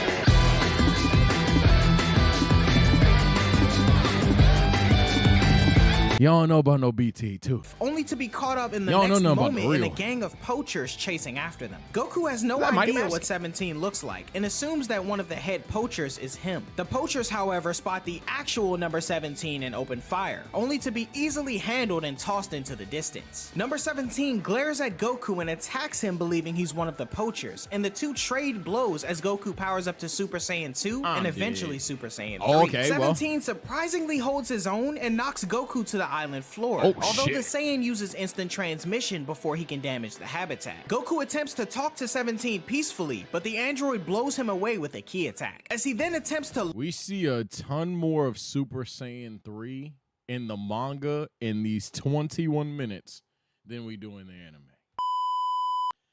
God damn. Same level. launch a large energy sphere toward the Saiyan, Goku yells to 17, introducing himself. Goku's voice and appearance are now familiar to number 17, having witnessed him inside Cell during the final battle. Goku tells 17 he needs Pause. to talk to him, but the park ranger states he needs to wrap things up with the poachers first. Later that evening and night, after dealing with the remaining poachers, 17 declines to participate in the tournament, saying he has to protect the wildlife at all times. Goku understandably becomes persistent and desperate under the circumstances, Yeah, you gotta then tell him. stating that everyone's lives are on the line. 17 demands an explanation, and even after explaining everything, including the potential erasure of the universe, number 17 still refuses to participate, figuring if they Damn. all get erased, at least they'll all die together. However, upon Damn. hearing that Krillin will be fighting, 17 begins to change his mind, as he feels he owes Krillin a favor, being as though he was responsible for removing the bomb from his body over 10 years ago. Goku also explains the benefit of the Super Dragon Balls for the tournament's winner, and 17 says he'd love a cruiser to sail around on with his family. Goku's surprised that 17 didn't want to wish for anything like world domination, and offers to give him the Super Dragon That's Balls even if he isn't the tough. last one standing out of their universe's contestants. Back at the TV studio, Yeah, Hercule Krill. leaves to check in with Boo, who's unfortunately fallen into a deep slumber. While he normally only goes to sleep for moments at a time, every so often he goes into a 2-month hibernation. Hercule calls Bulma to let her and the others know, distracting her from thinking about Yamcha as a possible team member. Beerus threatens to throw All right, Bulma. I know you smart. I know I used to be your boo. Yamcha. Roshi off of techniques alone. Even if Roshi wasn't training. Off of techniques alone, I'm taking Roshi. Boo out of bed, and Hercule offers to participate in his place, although Vegeta declines his offer immediately. The group are down to only 8 competitors now, so Vegeta suggests they get Gohan. Whis calls Goku to relay the news. Look, I get it. Gohan hasn't been training, but I don't think Gohan's weaker than fucking Yamcha. And come on now, man. Doesn't like the fight though. Pretty sure he likes his Family. Goku just, hey, son, I know you ain't on it right now. That's fine. Nigga, we need you.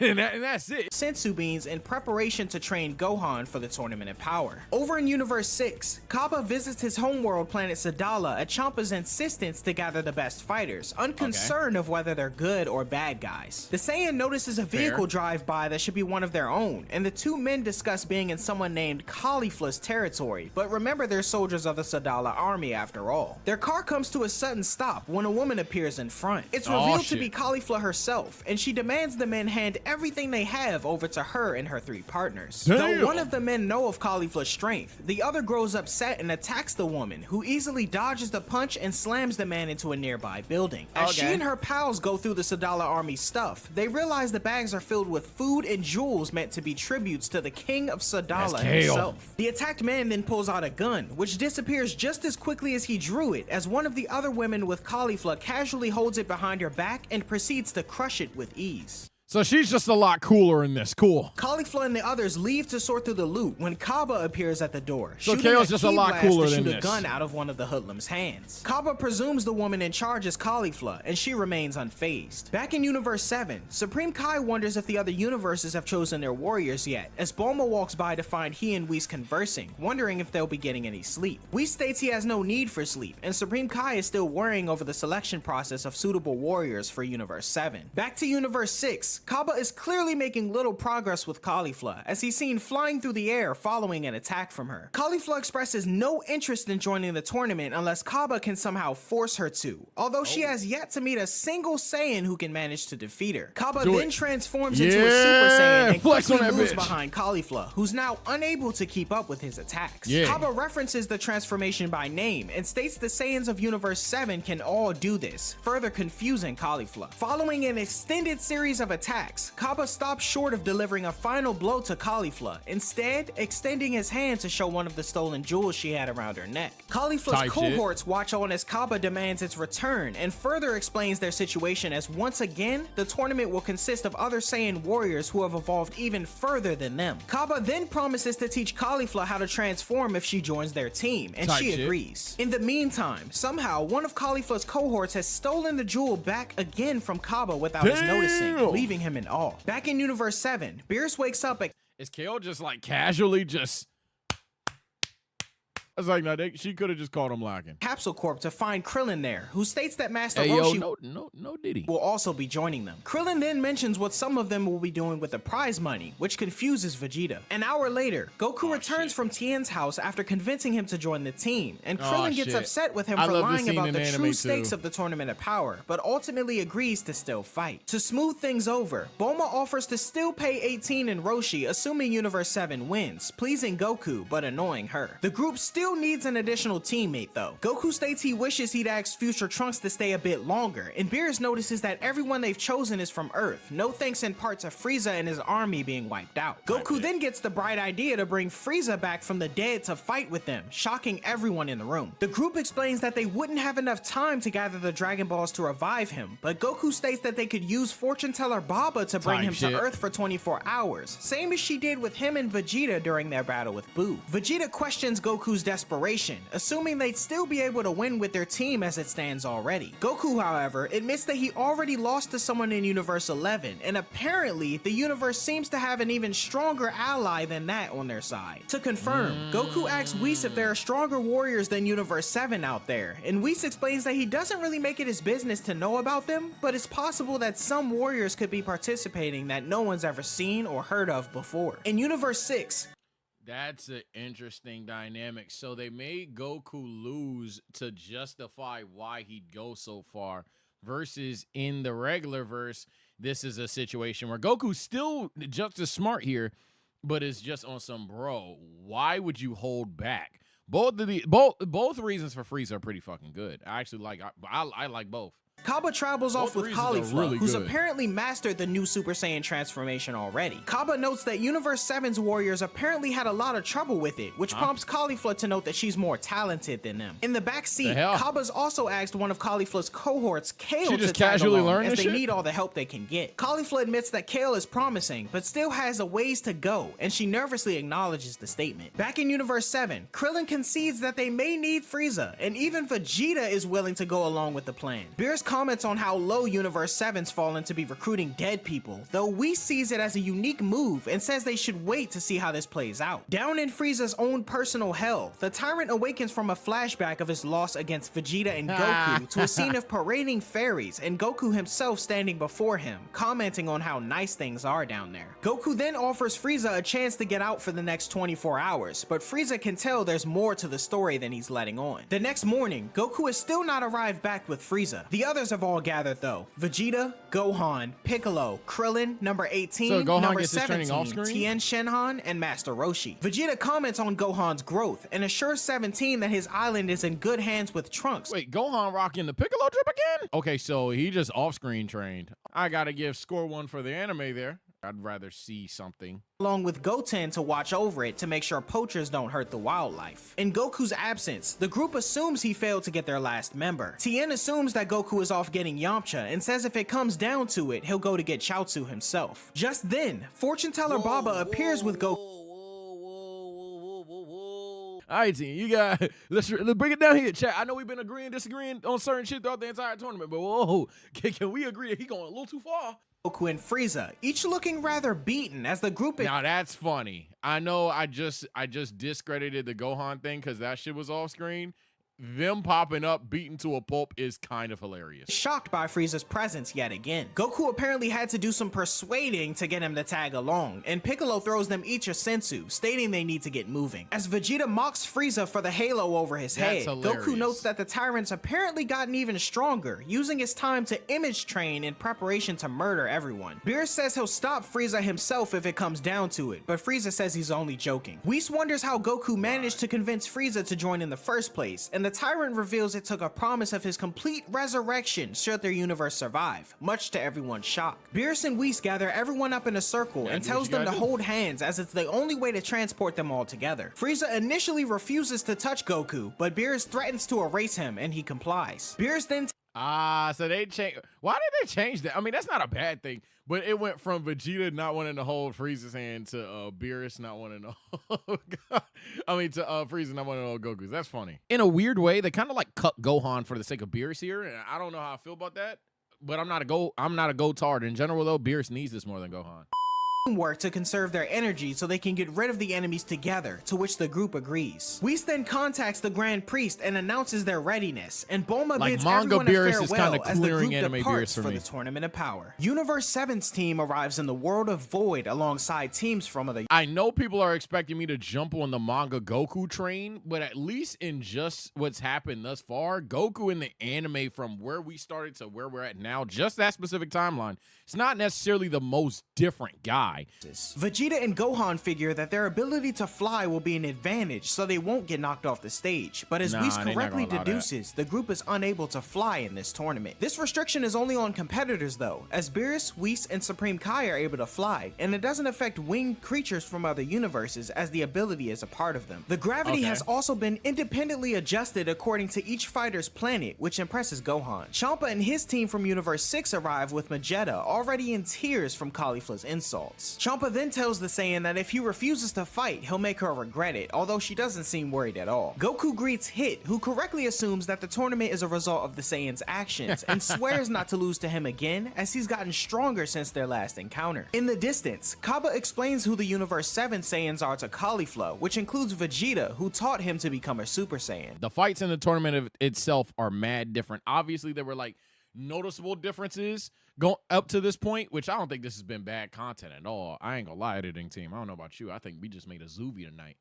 This is where I'm expecting shit to go sharp left turn. And Frost also meet, agreeing to team up with one another for the time being. Goku and Vegeta look toward Universe 11, assuming one of the warriors they do so much more for the gods of destruction. Goku wanders over to say hello to Toppo and introduce himself to Jiren. Last pause before I let him like rap for a little bit. But Beerus is more interesting. Belmont's more interesting.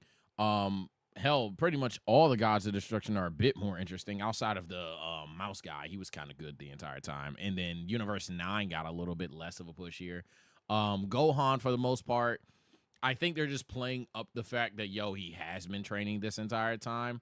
But then it's kind of weird that, like, they wanted to recruit him second to last. Who immediately dismisses Goku, stating that he's pathetic and he'd rather not waste his time on it. Goku steps away, and taking another look at their competition, Bulma deduces that compared to Jiren, every contestant in the tournament is pathetic, and they shouldn't be worried. The Grand Priest greets all of the teams and introduces the two Omni Kings, as Beerus, Supreme Kai, and the others take their seats, Beerus demanding that their universe's team works together. Champa and Beerus take swipes at each other's teams, while Piccolo, Gohan, and others are confused over a universe that appears to only have 8 fighters. The Grand Priest then explains the rules, as the fight will last 100 taps, which equates to about 48 minutes in Earth time. The central pillar in the arena will descend as time passes, and the fight will officially be over when it reaches the bottom. There are no weapons allowed, killing is forbidden, and the objective is to knock the opponent out of the ring, who will then be warped into the stands afterward. The tournament begins, and as Gohan begins to prep everyone for teamwork, Goku, Vegeta, Frieza, 17, and yes, thank you. If there's one thing I was begging the manga to keep, no, we ain't doing that teamwork shit around here. No. Now, if you thought Vegeta was going to do teamwork, you had lost your mind. And especially this nigga. You can really argue that only Gohan, Krillin, and perhaps Roshi would stay. And 18 all rush out in different directions on their own. Each of them managed to immediately take out various fighters except for Goku, who's rushed by the majority of the Pride Troopers from Universe 11 all at once. Goku's forced to transform into a Super Saiyan and knocks them away. Okay, first major difference.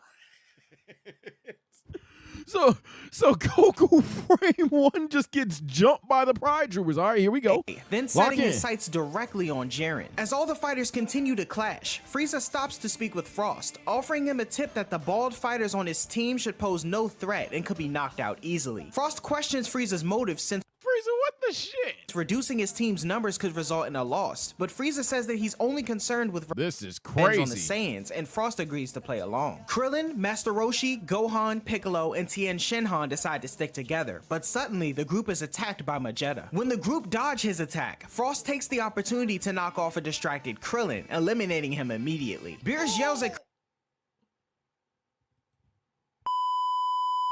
Again, and this is one of those situations where I'm not going to be the guy that I hate where, hey, I want every character to do everything and have the world's longest anime manga, all that shit.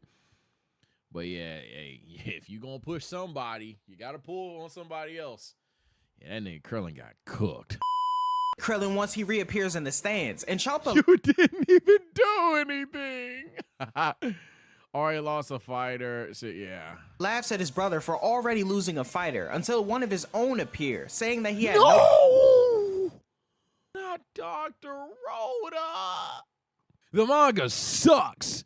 The manga is trash. no time to use his magic spells to avoid getting eliminated. Supreme Kai then notices that several fighters from other universes are also appearing in the stands. Back in the arena, Frost is fighting Tien and Master Roshi, preparing to eliminate them both next. Gohan notices his team Gohan having versus trouble the and tries trio? to help, but he's stopped by the trio of danger of Universe 9. Talk the to team us. of Bergamo, Lavender, and Basil attack Gohan Okay, as a Gohan. group, and the young Saiyan has trouble with their teamwork. Piccolo is fighting against 3 other members of Universe 9, and Tien tells Master Roshi to dodge before he fires a Neo Tri-Beam at Frost. The blast attracts the attention of other fighters nearby, and with Tien already exhausted, Master Roshi tells him not to overdo it. Krillin wonders if the attack worked, and Beerus confirms it didn't, pointing out Frost emerging from the smoke completely unharmed. Frost then suddenly charges at Tien and lands a Oh hard my punch, God. eliminating him. He then directs That one makes sense. You just make Tien look like a fraud, but that one kind of makes sense. I'd have liked to see the Tri-Beam re-protected. That's the only thing I say. Like, the Tri-Beam is that move that, like, does something to somebody. So when it did nothing, the manga a lot meaner. I don't know if I like, love, or hate it, but it's just crazy. his attention to Master Roshi, stating that he'll be the next to go. The Hell Universe nah. 7 spectators notice Frost conversing with Frieza, and they speculate that Frieza's leaking intel about his teammates to Frost. Krillin yells to Goku to go for Frost, as he's the biggest threat to their team, and Goku, having been preoccupied in his fight with Universe 11, is surprised that Krillin and Tien are both already eliminated. Goku then Damn. spots Frost about to attack Master Roshi and protects him, then advising Yeah, that he Goku. and Master Roshi fight Yeah, Frost cool. Let's get together. it. However, Roshi yells at him, telling Goku to focus on his own opponent since he wants to fight Jiren. Frieza then tells Frost to pull back since Goku would likely be too much for him to handle, and the two take off. Frieza then asking Frost if he's currently in his final form, to which he answers yes. Frost is surprised to hear that Frieza has another transformation up his sleeve, and Frieza advises that Frost fight at full strength for the rest of the first half, and when he's tired out, he'll jump in and take over, which Frost agrees to. Shit. Meanwhile, Piccolo is fighting Okay, so that's vastly different. I thought he was about to punt kick Frost the fuck all right here, but nope. Razzle, who has him trapped and flying through the air, preparing to drop him out of the ring. Gohan, still fighting the trio of danger, notices his master in trouble and kicks out an stole the explosive wave pose, to knock the okay. brothers away. Gohan then jumps into the air to save Piccolo, who notices this and moves his head out of the way so Gohan can land a clean hit on Razzle. Gohan begins to fall out of the ring, but saves himself by firing a Kamehameha to propel Yes! himself back in. As Razzle Yes, we're bringing it back. We're bringing it back. Let's fucking go.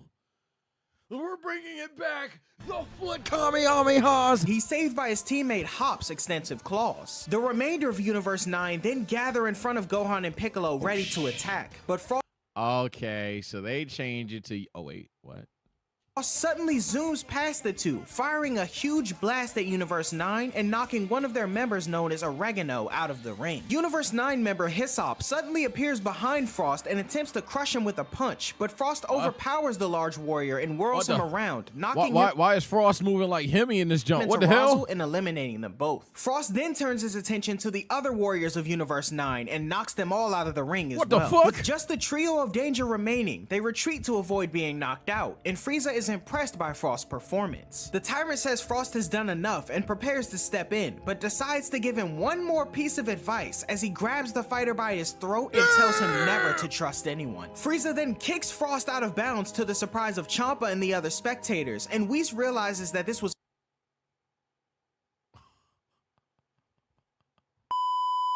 That's actually genius. That nigga Frieza looked on the team. Krillin and Tien, bro. Bro, I'm not doing this with these niggas, bro. Hey, go pack them up, bro. Are you done? I actually fuck with that, bro. Bergamo is the only fighter remaining from Universe 9, and he's cornered by Piccolo. Piccolo tells him to jump to spare himself the pain, but Sidra yells to Bergamo to hang in there, noting that it's the end of their universe if he's eliminated. Piccolo, hearing this, hesitates as Bergamo pleads for mercy, but Frieza suddenly knocks him off, reminding Piccolo with a smirk that so Piccolo is gonna be the first person to deal with, like, oh my god, I have to wipe a universe. So then this Frieza's like, that's what I've been waiting for. This is about their own survival, and he'd be wise to remember that. With Universe 9 now completely eliminated from the competition, and I like that though. I like the idea. Even a character like Piccolo just doesn't know if he wants to do it. Raced by the Omni Kings, leaving just their angel. The fighters all stop evil smirk. Stop their battles distracted by this, and the Grand Priest reminds them of the rules, with Supreme Kai afraid that even the gods will be erased from their universe should they lose. Beerus dramatically yells to his universe's warriors that losing is certainly not an option, and the remaining fighters hear him, as Goku states they'll be doomed either way if they lose. With Universe 9 now eliminated, there are now 43 minutes left in the Tournament of Power. The gods of destruction from the exempt universes discuss what just happened, commenting on how each universe up till now seems to have lost a few fighters, except for Universe 11, which still remains in the lead. Meanwhile, Goku as a Super Saiyan confronts Toppo and Dispo, but soon finds himself completely outmatched, unable to land a single blow to the swift Dispo, who creates an opening for his teammate Toppo, who begins to pummel Goku into the floor. As Goku begins to realize that he's running out of power, he notices Hit getting knocked down in the distance by Jiren. Goku then transforms into his perfected Super Saiyan blue form and knocks Toppo away as he rushes in to attack Jiren. However, a single ki wave from Jiren is enough to knock Goku backward towards Hit, surprising Beerus and Krillin in the spectator seats. Goku recovers and wonders if Hit was able to use his time skip on Jiren, but Hit says it proved to be useless against him. Toppo and Dispo join Jiren in order to help him fight against Goku and Hit, but Jiren tells them there's no need, as he'll deal with the two by himself. Goku rushes in to attack Jiren, Goku and Hit versus Jiren is crazy. With an instant transmission, a barrage of physical attacks, and even the burst Kamehameha, but none are able to move Jiren an inch. Jiren then knocks Goku away and uses a barrage of punches on him, nearly pushing him off the edge of the arena completely. Just as he's about to deliver the final blow to the Saiyan, who he addresses as the nameless warrior, Hit intervenes with a kick, knocking Jiren away and giving Goku the perfect chance to get back up on the arena. Noting that Hit had just landed a blow, Goku wonders if he found a way to fight without using his time skip, to which Hit states that ever since Goku had broken through his time skip during the Universe 6 and 7 tournament, he's given up merely relying on special abilities and instead learned to hone his own strength. Hit then removes his cloak and begins a physical assault on Jiren, the Saiyan then joining in, but the two are still unable to find any advantage in the battle. Hit then tells Goku that he has a new special move, one that he can only pull off if the two work together and use their full power on Jiren. Goku gives it some thought though and regresses to his base form, telling Hit that he wants to beat Jiren on his own and that there's still a wall he needs to overcome during this tournament in order. Goku, what are you, Goku? I get it. I understand. This ain't the time. Hit's gonna die. Please help Hit. Or to stand a chance of winning it. Hit accepts this, but decides to continue with his plan, and after powering up, he uses a new technique called time lag on Jiren that significantly lowers his speed to the point that he can't land a blow. Hit explains that time only for Jiren has been warped, and the Angel of Universe 6 Vados explains that due to the power difference between the two, Hit wasn't able to freeze Jiren, but he could at least slow him down enough to gain an advantage. That's interesting. So we're presented with a situation where Hit couldn't 100% use his ability like he does in Super. In Super, I ain't gonna lie, they push Jiren at the cost to Hit big time. When this nigga Jiren just moves through frozen time and just snatches him the fuck up. But at least time lag will demonstrate one, Jiren's progression, two, okay, I can get with this. Hit is able to push Jiren to the edge of the arena with confidence, but just as he's about to knock him off, Goku notices that Jiren has been holding back. Oh, Jiren shit. then suddenly increases the speed of his attacks to overcome the time lag and uppercuts Hit, knocking him far into the air and off of the arena, eliminating him from the competition. Goku catches Jiren's attention and acknowledges he's caught on to his plan to conserve energy for now, and Jiren states that Goku's impressively perceptive if nothing else, as the Saiyan warrior notes that he finally remembered his name. Vegeta expresses shock that the mighty warrior Hit has been eliminated. Wait, didn't we react to this guy? Your voice sound familiar. We reacted to him, for sure. By Jiren. As Toppo and Dispo stand before the Saiyan Prince, Toppo tells him how Jiren would never fall for such tricks. Go on, Vegeta, Vegeta confirms that Toppo is the one who defeated Goku in the Zen exhibition match. Yup. And Dispo speaks to Vegeta, stating he's supposedly the second best warrior in Universe 7. Now riled up after hearing this, Vegeta proclaims himself as the strongest in all of existence and Talk to us. transforms into a perfected Super Saiyan Blue. He rushes towards the two and easily swats Dispo aside, attacks Toppo next and knocks him down. Toppo concedes that Vegeta may be on par with Goku's strength after all, but states he still won't be able to defeat them. Meanwhile, Android 17 fights against Botamo. Piccolo eliminates another fighter. He goes to assist the android. The two are then attacked from the air by two other fighters, and 17 blasts them all from the arena. The remaining 3 members of Universe 10 then band together to fight the Universe 7 trio for themselves, GG's. although they seem pretty worried. Elsewhere, Android 18 is shown talking to Rib. Oh. Alright, Ribrian time. They gloat about their own beauty and call 18 ugly. Krillin, Oh, what the f you calling ugly? watching from the stands, finds it hard to imagine that Ribrian would ever be considered beautiful, but Beerus admits that she is kinda cute.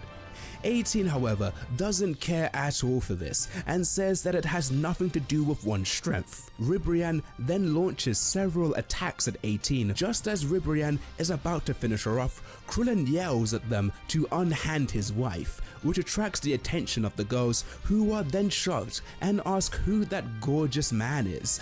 18 then states, Shouldn't have did that. There's always one point in the anime, or in this case the manga, where you would have had the whole world in your hands. You talk too much. Here you go. that Krillin is in fact her talk husband, too much. which It's over. angers Ribrian as she attempts to finish her off. However, her power begins wavering, giving 18 the chance to break free and quickly turn the tables on their fight.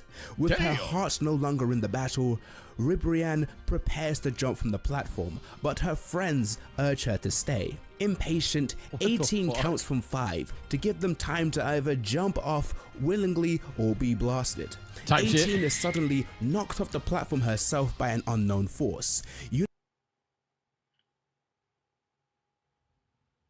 Universe 2's fighters wonder what happened, but Ribrian's friends are then knocked from the arena at the same time.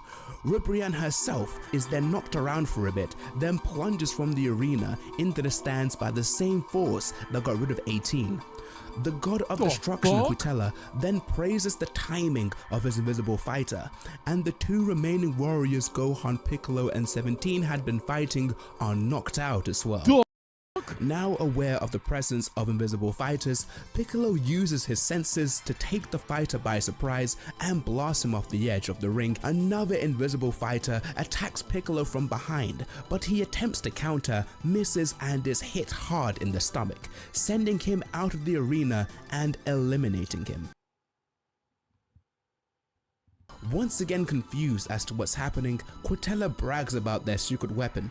Gohan and Android 17 try to focus on the enemy, but 17's hit hard and skids backwards towards the edge of the platform in between Goku and Jiren's battle. Oh no. And nearby Dispo suggests to Jiren that they should retreat for the time being until they're aware of who their mysterious enemy is, and the two move away from the center of the action. The android uses his heightened hearing abilities and is able to determine the fighter's location, and it's not an invisible fighter after all, but a bug-looking fighter, a Oh my mere God. inch tall who was too small to see.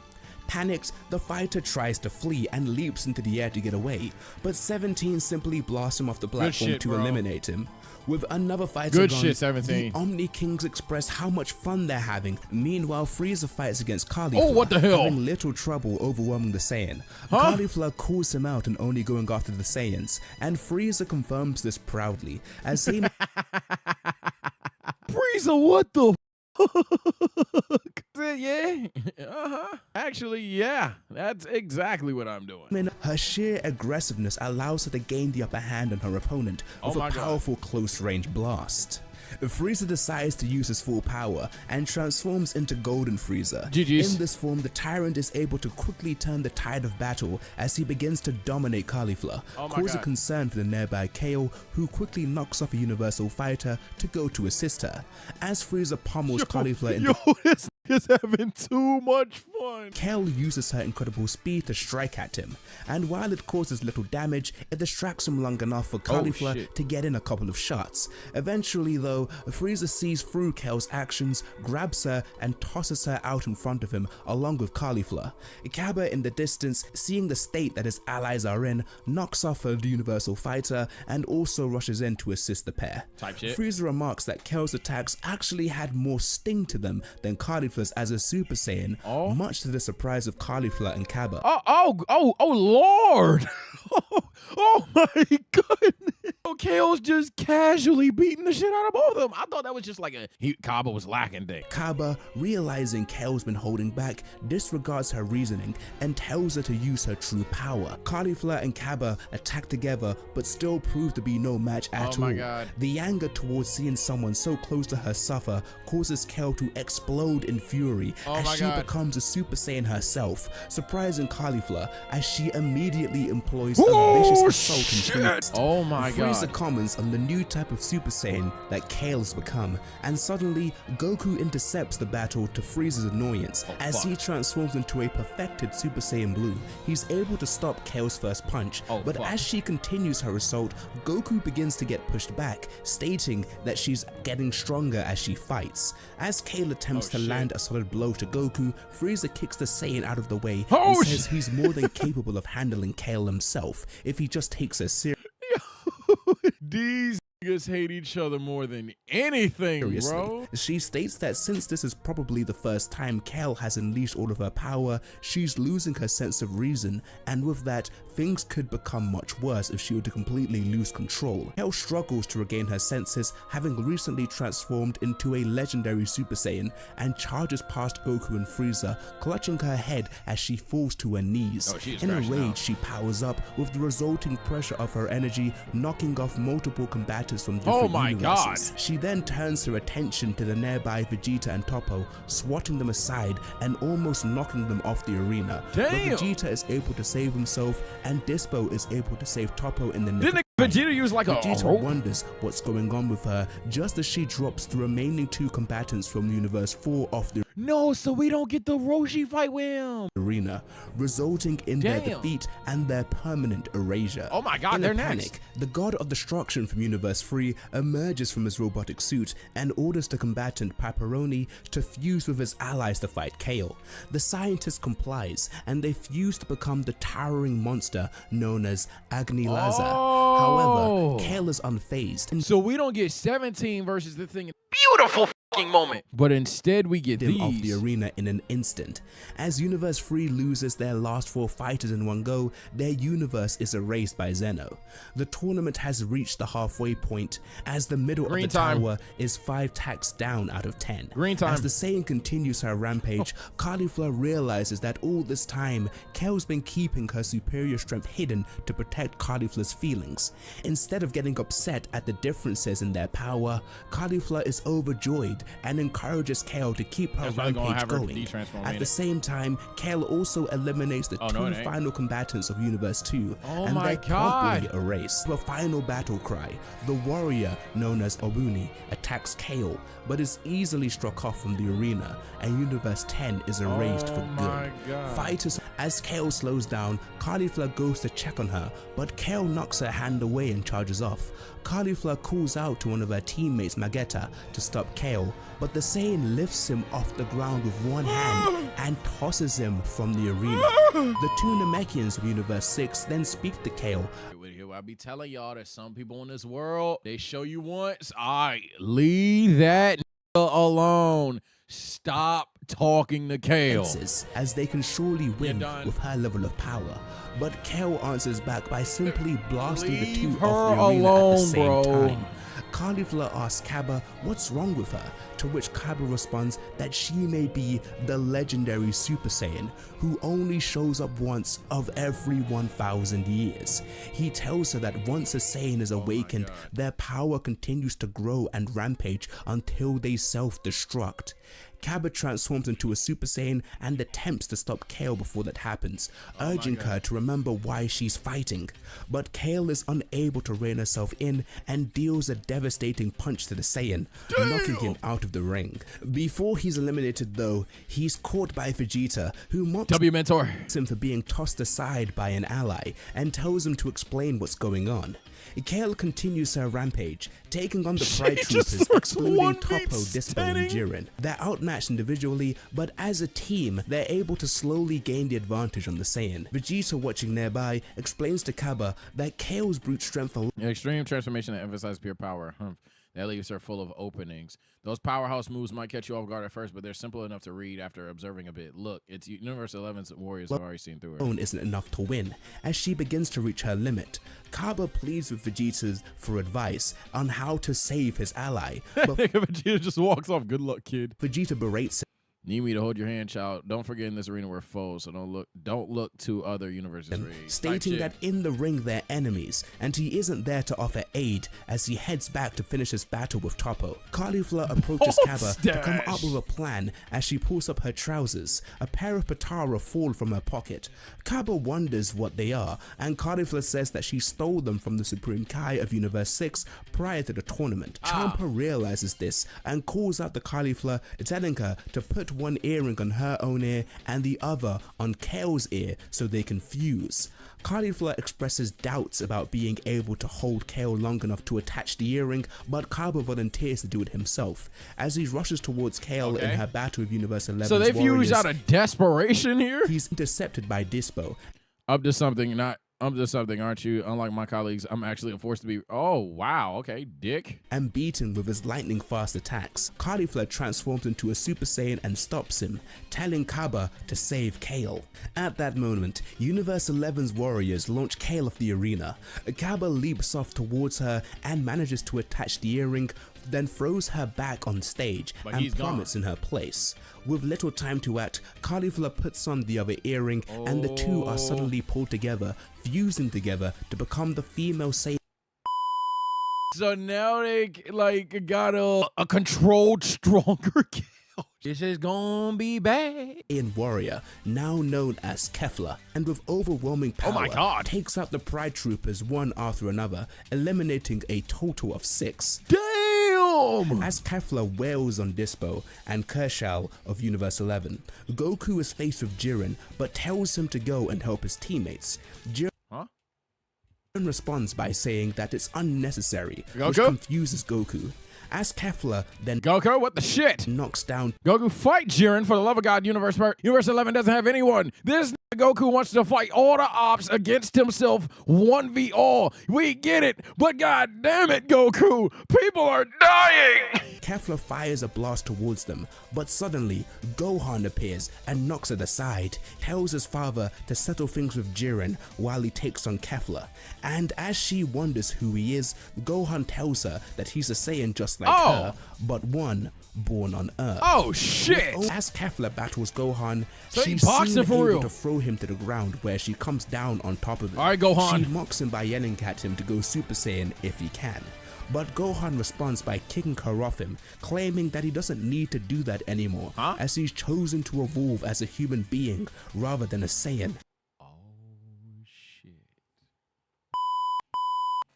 Now that's crazy. Now that's crazy as hell. Watching him from above, Piccolo comments that in the brief period of their training, Gohan regained his sense of battle and has now become even more powerful than he has ever been. Goku restarts his battle with Jiren, transforming to perfected Super Saiyan Blue and charging in. Meanwhile, Vegeta continues his evenly fought battle against Toppo, telling him that he's stronger than he appears. Toppo states that he's a god of destruction candidate and can't possibly lose to a lesser being, but Vegeta doesn't seem worried. They really was boxing. Both equally exhausted, Kefla laughs, knowing that she's lost and couldn't even take out one Saiyan. Champa acknowledges defeat as he stands and thanks Gohan for just everything that she's 1v1 done for him Kefla? over the years. Gohan and Kefla at their limit rush towards each other for one final attack, throwing a punch on both sides and sends them off the arena, eliminating them in the process. Champa thanks Caulifla and Kel for their effort and turns to his brother Beerus. Wow. Unintentional Lee's bullshit. This is essentially just base Gohan boxed Kefla. He probably is ultimate, we just can't tell. But he didn't have the bang. Base equals ultimate. Yeah, that's what I'm about to say. To be honest, was Gohan in base. Gohan was Mystic. Mystic turned off in the super anime. It's like his new superpower. That's what I was thinking. His potential is unleashed. This is just his base form now. I don't think he transforms into ultimate anymore. We'll see as we continue to read the super manga, but I don't think he transforms into it. I think he kind of just is it. Does that make sense? Either way, damn. Champa thanks Caulifla and Kel for their effort. I like Anime Kefla better. Anime Kefla, you could argue Anime Kefla had like a better personality. That I could somewhat give you. And the fight with UI, one of them was. But I say as like in terms of why Kefla exists, the build up for the characters, making me care about them, I definitely think that Gohan and Kefla needed this more. But what's cooler, that nigga skate 3'd her out of the ring. That's not a conversation. But in terms of like what is what's better for me in terms of a story, I actually think this is a better story. And turns to his brother Beerus, shouting and making one last face before he and all of Universe 6 are erased for good. Goku continues his battle with Jiren. Goku begins to power up, saying that he doesn't even care if what he is about to do wrecks his body in the end, because he just needs the power to overcome his limits in this tournament.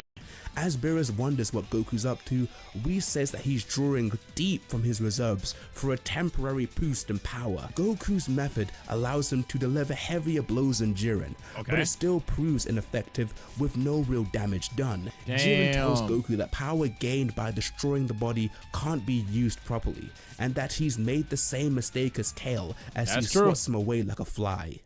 Meanwhile, Master Roshi has forced Kasharel to the edge of the arena. Roshi tells him that he shouldn't rely so heavily on his gadgets.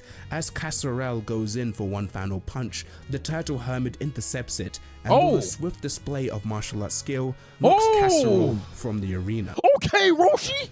Roshi then notices as Goku is shown struggling against Jiren, unsure of what to do. Roshi asks Goku what strength means to him, and Goku responds by saying that even as a Super Saiyan Blue, he can't keep up with Jiren, supposing he needs more power. Roshi tells him that fighting strength alone... No, that's no way to measure things. We don't master martial art to win fights. We do it to conquer ourselves. Until you learn not to get all caught up in your enemy's power, you'll always be as green as the day we met. Isn't a way to measure things, and that they utilize martial arts not to win fights, but to conquer themselves. He tells Goku to think of all of his previous masters and what they taught him. Cook up then, Roshi! Remembers the words of Korin, Mr. Popo. Be as tranquil as the heavens and as quick as a bolt from the blue. Too much wasted movement. That's why you run out of breath quickly. Want to be the best in the universe, then you got to train not just your body, but also your spirit. Type shit! Of being told that he must be tranquil and type train his shit! body as well as his spirit. That he must allow his mind. Yeah, this build up to control UI is his a lot movements. better. This isn't even Master a conversation. Roshi tells his former student that he'll teach him one last lesson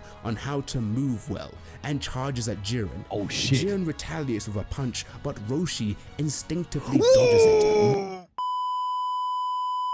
Much to Jiren's surprise, Jiren attempts multiple times to strike his opponent, but Roshi is able to dodge them all.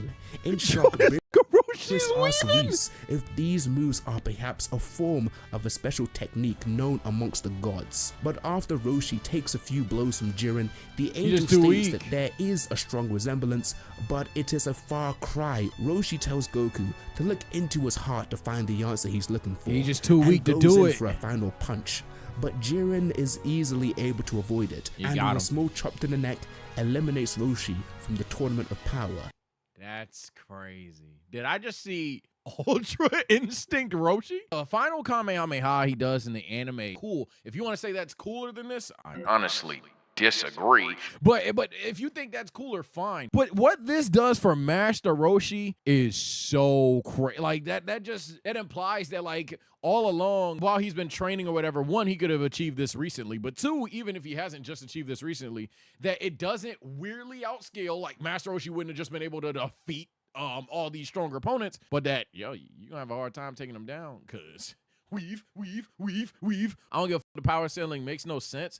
I don't think it necessarily doesn't make sense, low key. The way they read it was that he's just like mastered how he moves and how he reacts on his instincts. But it didn't necessarily take away from the power, because even then, after a couple hits, Jiren just one-tapped it. Nah, but then Kid Goku should have been light work. Again, that's over time. This is something that he's gotten a concept of over time. I don't think that he's had this in his bag since day one. There's been a significant amount of time from Kid Goku to this shit.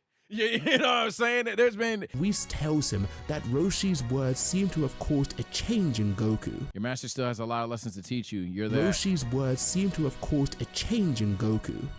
Your dad inexperienced, Siege.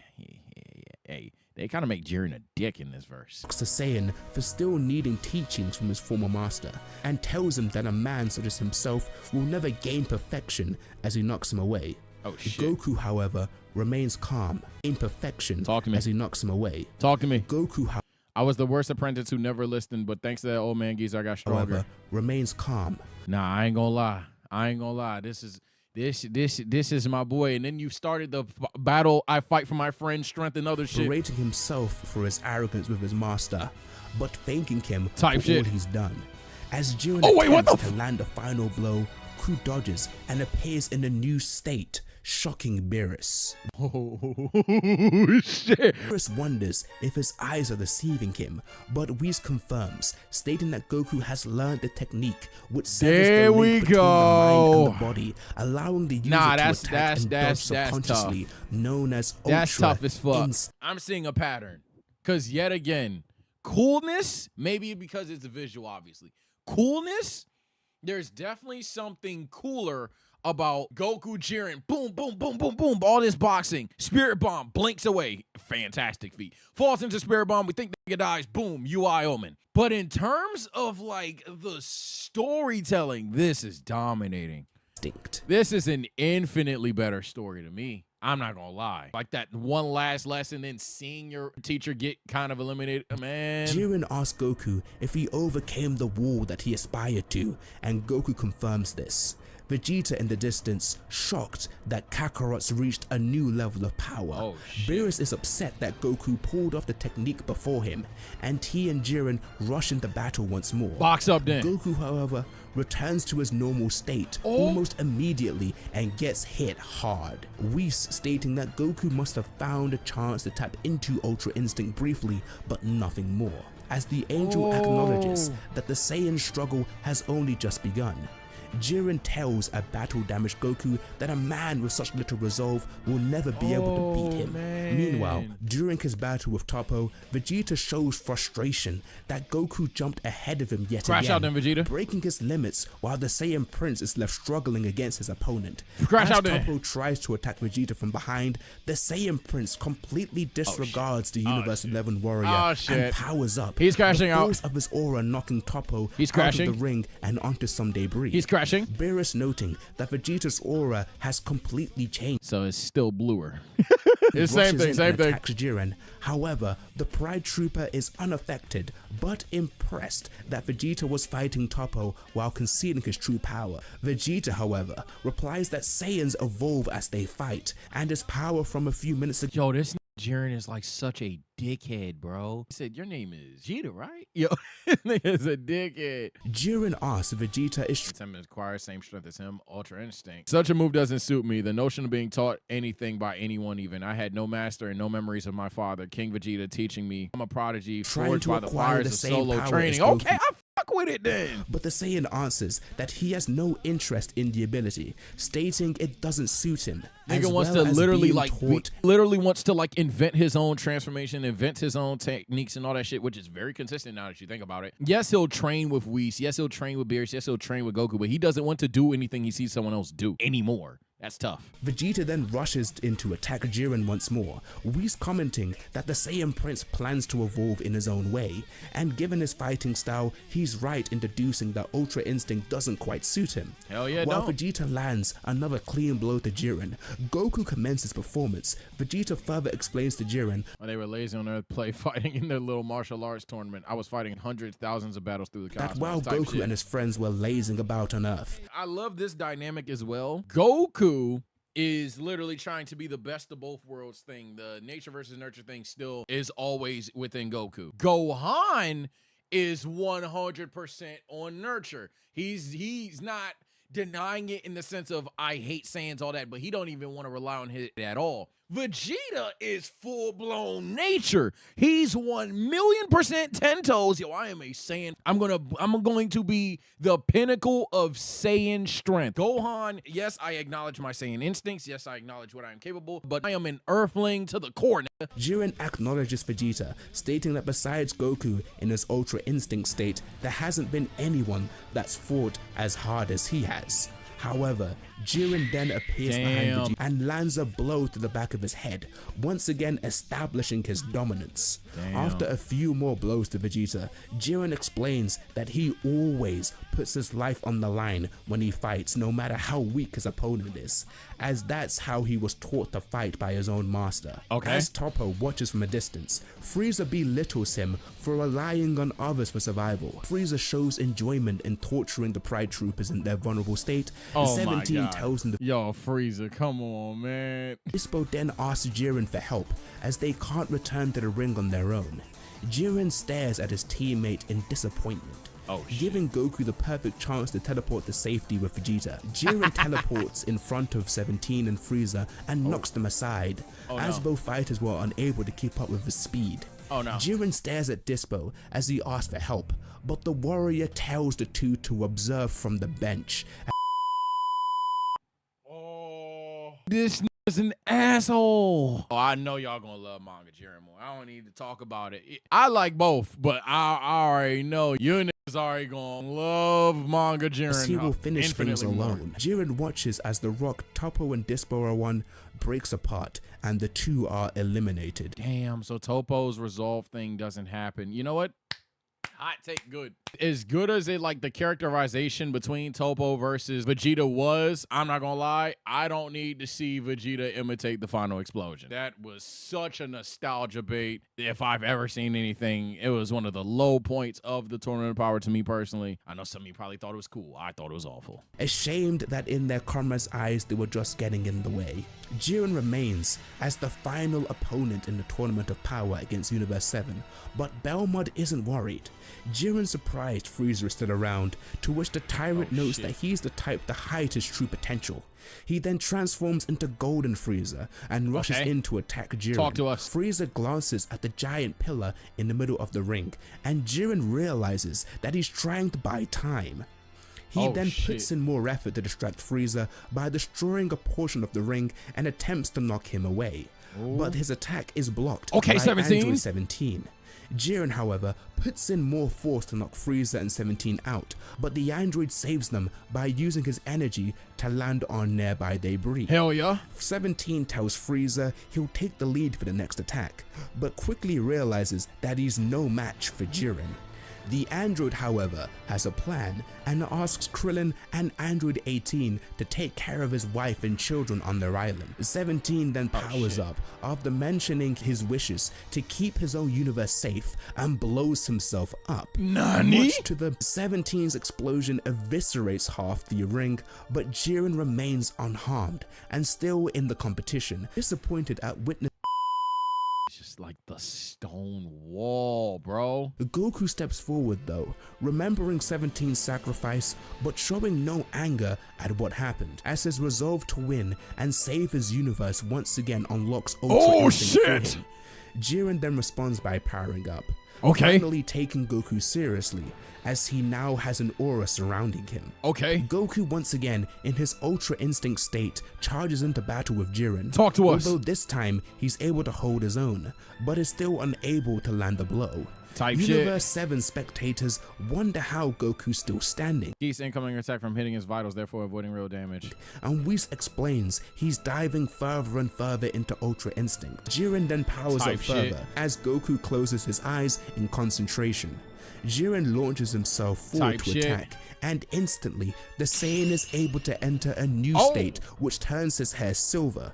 Goku counters an incoming Jiren with a punch to the stomach. So in the last verse, Goku called back to just like what Whis told him. What the manga ends up doing is just having Goku call back on everything of the past. That final lesson from Roshi, then Mount Paozu, then obviously what Whis says, and then finally he's able to attack here. The true state of Ultra Instinct. Jiren falls to his knees in pain, but recovers quickly, continuing his assault on Goku, but is unable to land a single blow. The tide of the battle changes as Goku lands a few devastating blows and knocks Jiren down for the second time. Goku then powers up a Kamehameha and launches it at Jiren from above. Jiren is launched through the arena, but narrowly avoids elimination, powers up even more, both trying and failing to hit Goku so much as one time as he finds himself being dealt further damage by the Saiyan. So they're really harping home this lesson. Coming from Universe 7 spectators, Whis notes that this new boost in power still won't be an easy victory. He goes on to further explain that Jiren's potential is immeasurable, resulting in his continuous improvement and counterattacks. I like this because you've written it to where, hey, technically you go against the wrong ooga booga booga boom boom boom motherfucker, hey, they still gonna beat your ass, a la Roshi Jiren. If some motherfucker's just that much stronger, that much faster than you, go, hey, you can dodge a little bit, I guess, but that nigga's still gonna tag your ass. Good to have this dialogue. It's good to let people know, even if Jiren ultimately ends up just getting fried, that if someone continues to develop, they can just overcome this. And it also opens the door for Gohan, Vegeta to reach this level of strength, despite obviously having an inferior form. Goku, however,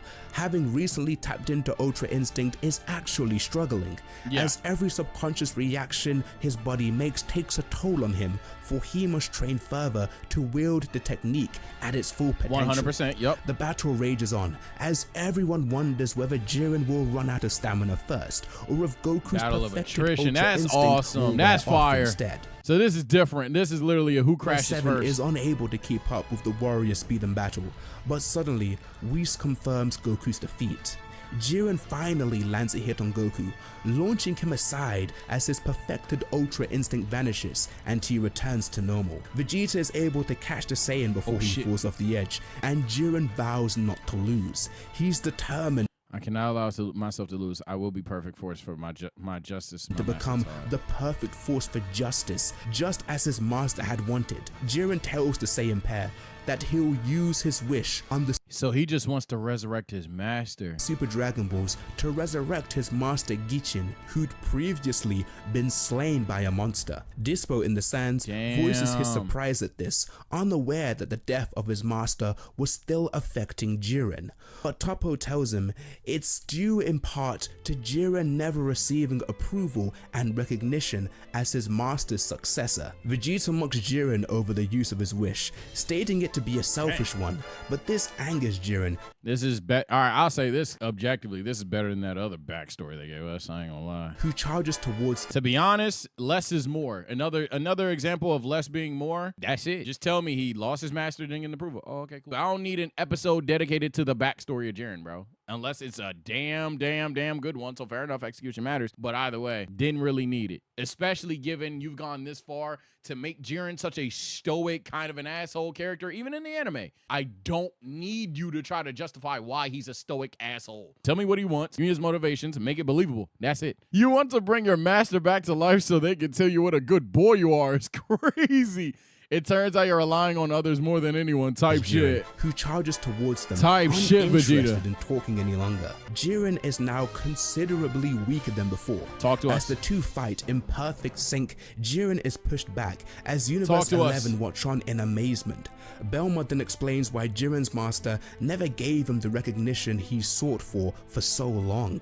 As he'd always been solitary in nature, his master was the one who recommended Jiren for the Pride Troopers team in the first place, but it wasn't to polish his strength, there you go. but to learn the value of teamwork. You gotta teach the true strength type shit. Are having fighting together, Beerus asks Whis if all the training with them was to work on their synchronization unknowingly, to which Whis confirms, stating that the Saiyans never even realized, as Goku and Vegeta continue fighting, prepared to blow Jiren away for good. Belmont and the Supreme Kai from Universe 11 continue their discussion on how Jiren's master wanted to teach him the importance of teamwork. However, he was killed by a demon before he... Jiren used that incredible strength and the sense of justice imparted to him by his master to maintain law and order in our universe, but he had a tendency to take on the burden alone. To put it in a less charitable way, he doesn't trust anyone but himself. Still, he'll never know when things will go bad and he'll have to rely on others. I've never expected to hear that from you, Lord Belmont. Don't be ridiculous. I'm just parroting Gichin, whatever. And yet you two are good friends type shit. I like this. I like this. As a result, Jiren now chooses to take on all burdens alone and refuses to trust anyone, even his own teammates. Belmont comments that he himself doesn't believe in such weak-minded thinking, but the angel Margarita reminds him that he used to be friends with Gichin, though Belmont says that was a long time ago. On the arena floor, Goku and Vegeta continue their effort in attempting to defeat the mighty Jiren as he continues to power up even more. The two Saiyans decide not to hold anything back. The combined attacks create an enormous flash of light as Jiren rushes in head first, covering everyone in the stands in dust. As they wonder if it had any effect, surprisingly, Jiren still remains standing, his shirt being the only thing to have taken damage. With a simple gesture, Jiren knocks Vegeta backwards and he falls from the arena, being eliminated in the process, and shocking Goku. Goku attempts to land an attack on Jiren, but the Saiyan crumbles beneath his strength and is pushed back, Goku. just as he appears to be on the verge of elimination. Lock in, Goku. A death ball appears behind the two of them. Frieza, who still remains in the tournament, Frieza, calls out to Goku to hold on to Jiren and keep him there so he can throw his attack. That guy's still in the game. Hey, Frieza, go ahead. Then grabs Jiren from behind, and Frieza throws his death ball, proclaiming that when he wins the tournament, his wish to be revived better be fulfilled. Frieza launches the blast, but Jiren is able to hold on to it and fling it upwards away in the air, much to everyone's shock. Frieza, however, in his golden state, charges himself directly at the warrior and delivers a solid blow to his stomach. The force of the impact knocking himself, Jiren, and Goku from the arena to be eliminated. Goku wonders why Frieza would do such a thing, as there are no contenders left. But just then, Android 17 emerges from underneath a rock. He's still MVP! MVP 17 is still out there, stating that he and Frieza's plan went smoothly after all, shocking Jiren. Oh my goodness. Who falls out of the ring and appears in the tournament stands. Oh my god. This is literally like the definition of teamwork across the board, bro. Goku and the others. And Priest and others voiced their surprise. Okay, just switch voices on me. Unaware that Android 17 was still competing, as they couldn't sense his energy. Krillin inquires about his apparent self-destruction, and he states that he'd never do such a thing, reminding Krillin that he lost the ability anyway when he made the wish to have the bomb removed after the battle with Cell. Yeah, I was confused about that.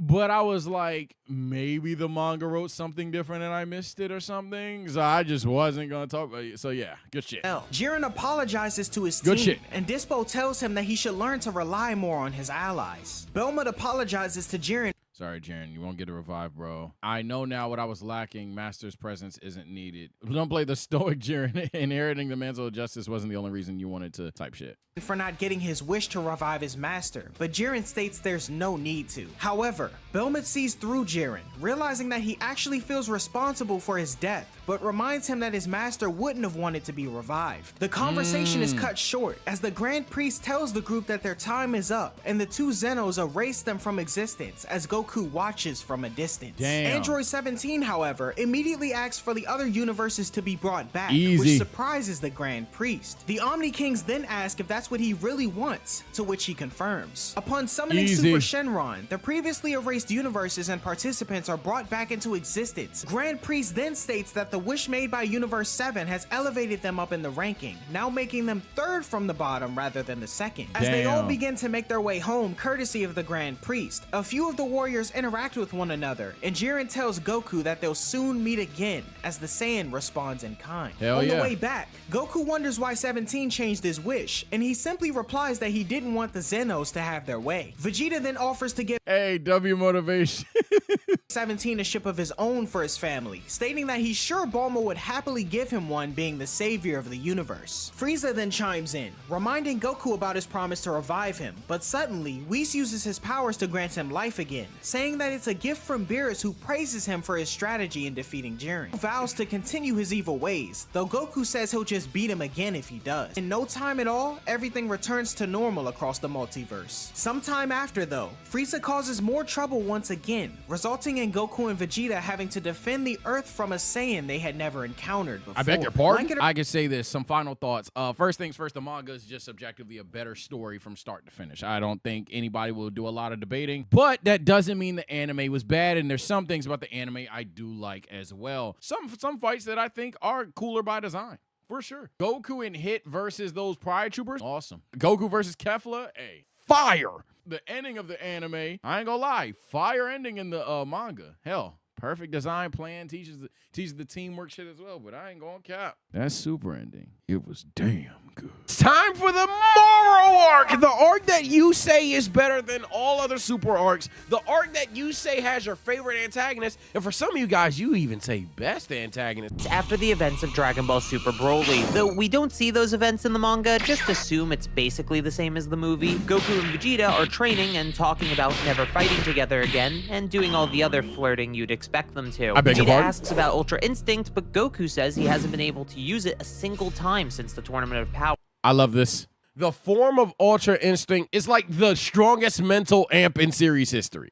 You could argue that. The idea that he could always tap into it after prematurely getting the form is bullshit. He should take significant amount of time, or even just a couple more repeated challenges, even if it's only like 2 or 3 fights. Hell, even if it happens in this arc, it shouldn't be, bam, I can just turn it on and off. And like, no, you got to be in that situation again. Or even in the anime's perspective, he had to break through his shell multiple times in Omen to get mastered Ultra Instinct. Their date gets interrupted by a call from Mr. Satan. Boo is being kidnapped, so he needs Goku and Vegeta's help. Goku tells Vegeta he'll teleport them both over, but Vegeta acts like a tsundere and says that he'll just fly there himself. Goku arrives first and handles the kidnappers. Vegeta gets there shortly after, but lets Goku handle it. One of the kidnappers hears Mr. Satan say Goku and Vegeta's names. He seemingly knows who they are and proceeds to effortlessly speed blitz both of them, defeating them both with a stun gun. He tells the others to take Goku and Vegeta as well, so with that,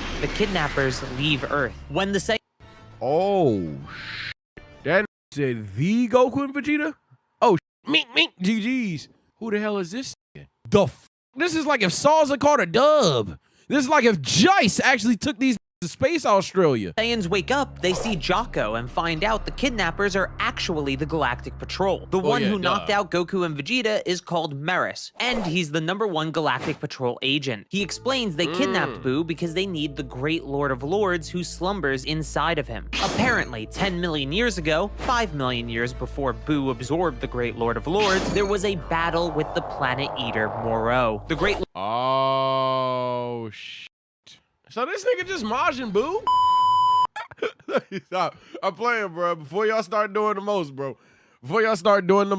This nigga just Just boo, bruh. Lord of Lords thought they had no chance of winning, so he gambles it all on locking away the Planet Eater's magic. It costs him his god power, but it works, and the Galactic Police, the predecessors to the Galactic Patrol, take Moreau into custody since he was conveniently too strong to be killed. Oh my Even God. after 10 million years, he's still alive, and even worse, some of his magic has returned, so he was able to escape from prison. Unfortunately, Boo is sleeping when they need him for the 10th time this year, so it's impossible to reach the great Lord of Lords at the moment. I'm not gonna lie, this Boo sleep shit is becoming the new Gohan didn't train shit.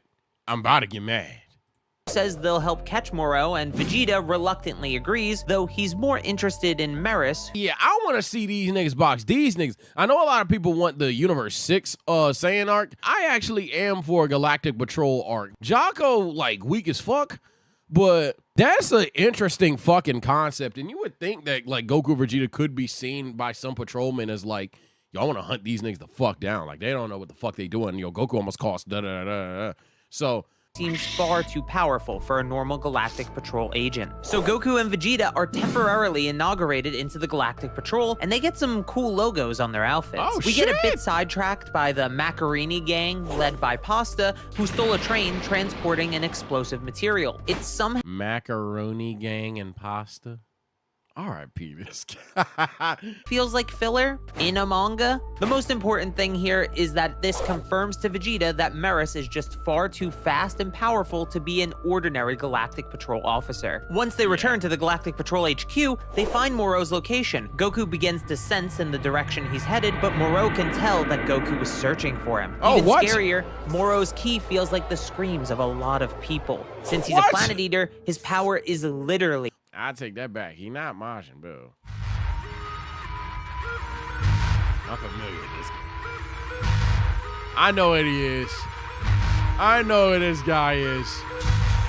Okay. We're dealing with this again. a mass of slaughtered souls, which is kinda edgy, but not too edgy, so it's pretty cool.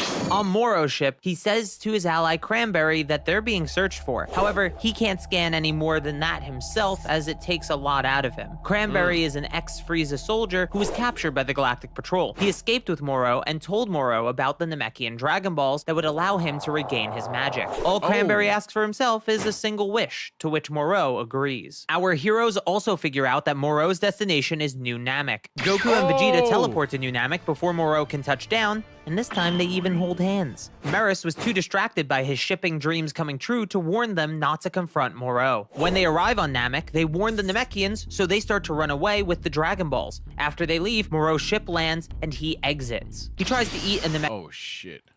child named Eska, but Vegeta acts quickly and saves him, talking about Tried to just frame one, eat a kid? What the hell, dude? his troubled past with the Namekians as he does. This is actually really cool to see Vegeta's regret towards the man he used to be. So Vegeta I never thought we would get Vegeta back on Namek. This is kind of cool. Getting Vegeta to interact with Namekians again and be on some shit like, I was fucked up. Like, remember that episode of the Boondocks when dudes like, can I tell my side of it though? Can I tell my side of it though? Can I tell my side of it though? Man, I was fucked up. Like, Can I tell you my side of it though? No, I don't Can I tell you my side of it though? No, Flizzy, there's no excuse. Can I tell you my side of it though? Fine. What? Man, I was fucked up. it's kind of like this situation, and I actually rock with it, man. Vegeta having to like atone again type shit, but like not blow himself up and make a callback to cheap nostalgia like how fucking Super did in the anime.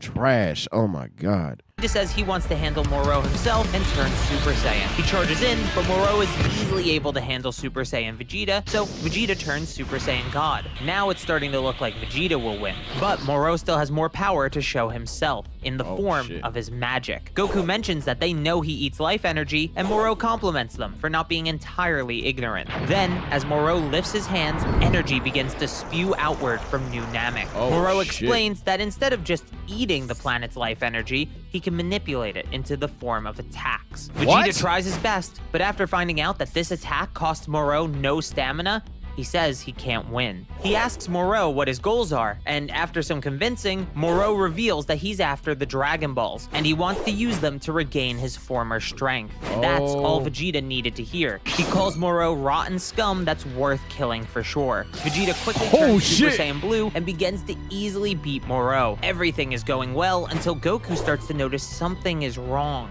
Moreau forms a huge ball with Namek's life energy. Vegeta says it's useless, but Moreau doesn't use it to attack. Instead, he eats it and gains a massive power-up as a result. Oh, hell nah. Oh, hell nah. This nigga can generate energy out of thin air and then absorb said energy? This nigga, give me your energy. Thanks. Like, what? What? That's bullshit. Vegeta thinks that Moreau's power-up isn't nearly enough and tries to transform to face him again. But Vegeta can't even turn Super Saiyan. That's what I thought happened when Goku said he can't transform. This nigga just casually takes the energy from these niggas, bro. This nigga's like a walking succubus, dog. Hell nah, man. Not only can Moreau absorb a planet's energy, but he takes energy from the life forms on the planet I thought he already could do that. Goku jumps in to help Vegeta, but neither of them have enough energy to handle Moreau now. Goku feels bad for the Namekians, but he knows they can't stay there, so he grabs Vegeta to teleport away. But Goku doesn't even have enough ki for instant transmission, which I think is a first for the series. No, that is definitely a first. And you know what's insane? We just had a hot take video where somebody said, instant transmission kills the stakes in the series. For the first time, I can say, should have read the manga, dude. Is that how you piece of shit fucks feel? So it's just some shit. And you're like, well, read the manga. With no escape, Moreau grabs the two Saiyans and takes a large portion of their life energy. The Planet Eater is shocked to find their energy restored his body to a far more youthful state. With Vegeta and Goku handled, Moreau and Cranberry begin to hunt the Dragon Balls. Back at the Galactic Patrol HQ, Boo has finally woken up, and they received a report that Goku and Vegeta's life signatures were detected on New Namek. They were actually saved by Eska and Elder Mori, though they were unconscious for 3 whole days. What the fuck? Yo, comas are so scary, bro. I'd be tripped out permanently. For them, Moreau is taking his sweet time collecting the Dragon Balls because plot, I guess? So he only has 3 Dragon Balls as of now. The Namekians have a plan though. Their greatest warriors started assimilating in order to defend their world. Dozens of Namekians merge into one. Yeah, they talked about doing this bricks ago. You're gonna die. Look at this nigga. We've talked about what if Universe 7 did what Universe 6 did. That's why Universe 6 did what they did. You're not beating this nigga. This nigga sitting there like, not gonna lie, in real life, I'm not fighting a nigga whose back's turned towards me, and he's sitting there. No, you got it. I ain't gonna lie. And the resulting warrior flies directly at Moreau. But without even looking at him, Moreau impales the Namekian's greatest savior, easily killing him. Vegeta realizes that Moreau is using the villages to find the Dragon Balls, but right as he figures that out, Moreau learns to sense the Dragon Balls directly because plot. I mean because his magic, of course. So this nigga can sense specific rocks. Now look, man, there's 2 things to do about this. We can either say, oh, well, that makes sense because Namekian Dragon Balls have some magic about them. I mean, there's a reason why they fly up in the air, move, da-da-da-da, and therefore he's an ultra magician, and it makes a ton of sense. Sure, you could say Carthu's wrong here. Or... say it with me. Miska, Muska, Mickey Mouse.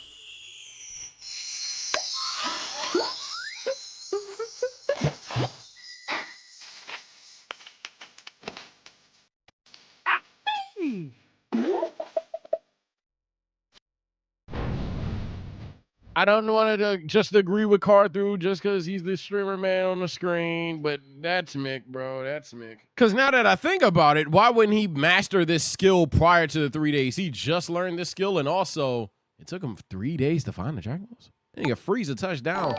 1, 2, 3, 4, 5, 6, 7. All right, how do we activate this shit? My God. So, hiding the final Dragon Ball just isn't an option anymore. Goku and Vegeta sense Moro approaching, and even on the brink of death themselves, they power up to face him one final time, knowing they'll likely die. But before they can, another ship shows up behind Moro's, and on top of it is Maris. He shoots down Moro's ship, and he uses a net specifically designed to trap Moro. Oh my It still God. won't hold the Planet Eater for long, though, so their true plan begins, and Boo is dropped from the ship as well. Not only that, the Galactic Patrol were able to bring out the memories of the great Lord of Lords. Moro and Boo begin to get angry at each other as they reminisce. Moro breaks out of the netting, and their battle begins. With the memories of the great Lord of Lords and Boo's unique physical abilities, it seems like he can actually win this. Even What the fuck?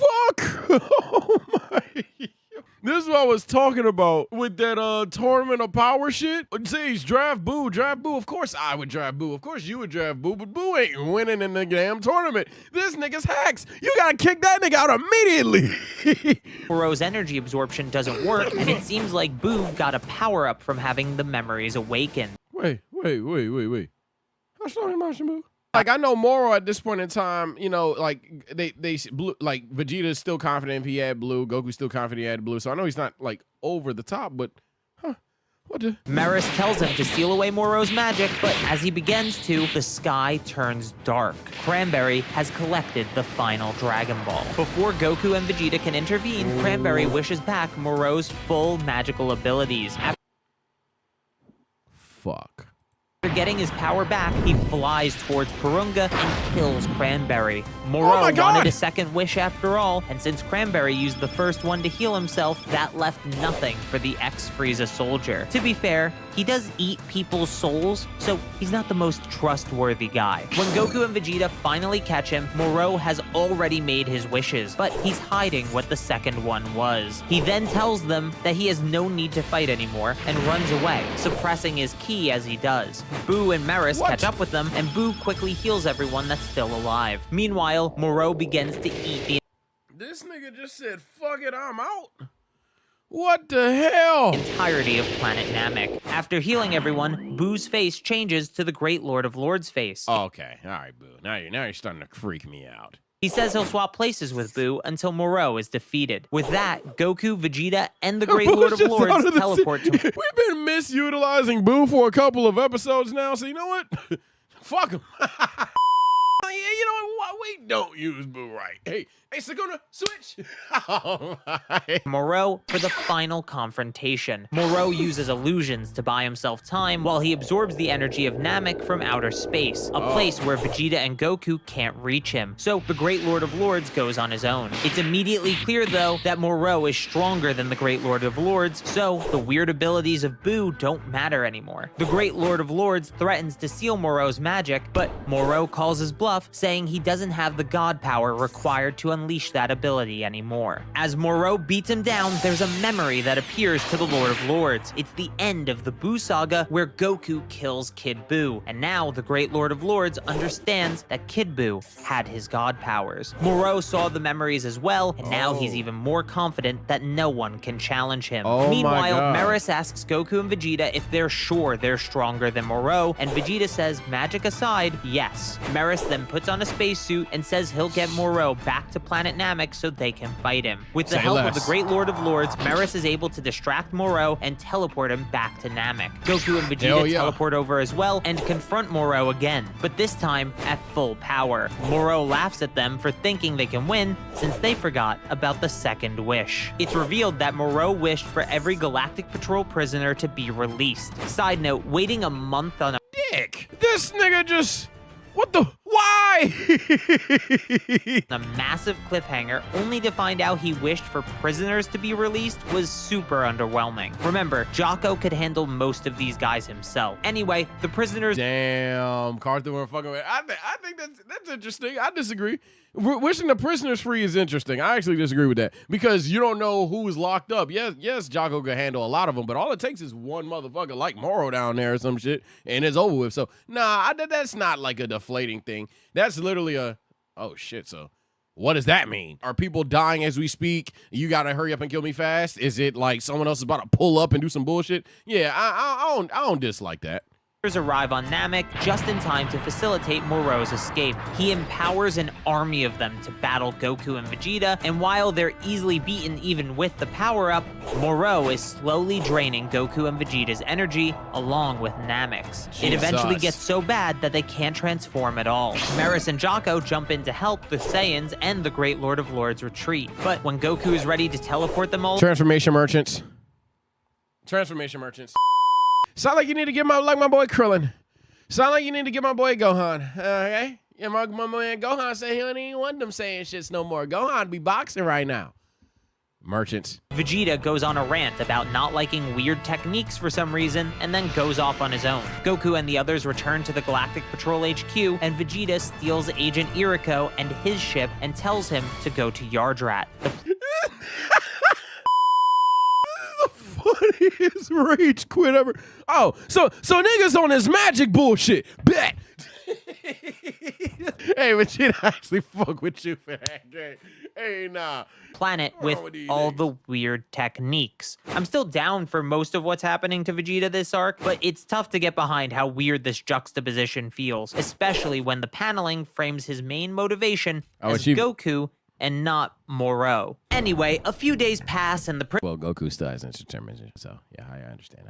I get it. Let Vegeta cook. prisoners go on a rampage around the universe, specifically finding planets for Moro to consume. Goku and Maris are concerned at how Moro is growing even more powerful, and Maris says their odds of victory are now virtually zero. Goku asks even if Maris was fighting seriously. Goku throws a serious punch at Maris, and he dodges it easily, which seems to prove Goku's theory. Goku asks to spar with Maris, and Maris agrees. They go into a training room and face off. Goku seemingly can't land a hit, even after turning Super Saiyan 3, so before they destroy the training room, Goku asks Maris to train him. Maris agrees and says he knows just the place. Meanwhile, the Macarini gang are doing their own thing. Whoa!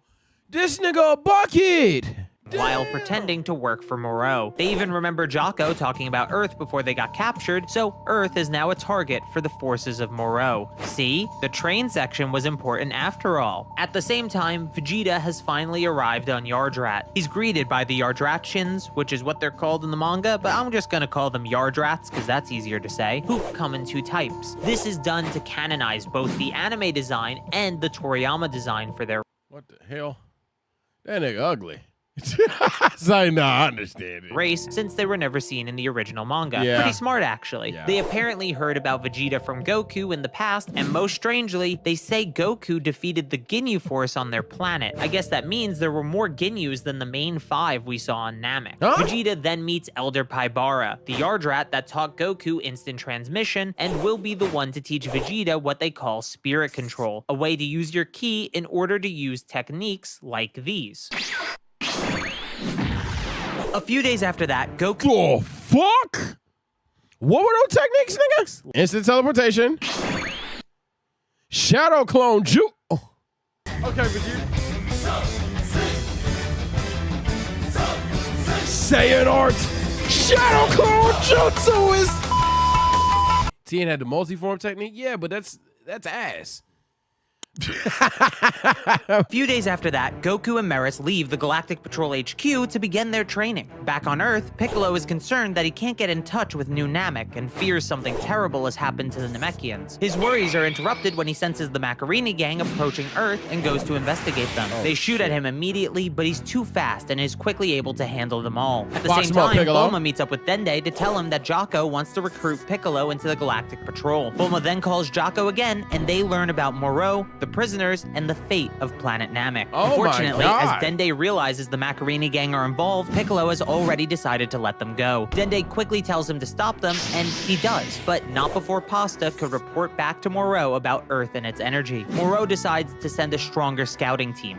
Damn, that's so tough. To confirm it's actually worth his time. As they make their way, Goku and Maris continue their training. Maris explains the true nature of Ultra Instinct and how to trigger it. You can't simply be calm, but you have to remain calm in the face of an overwhelming shock to your emotion. Type shit. Wait, how you know that?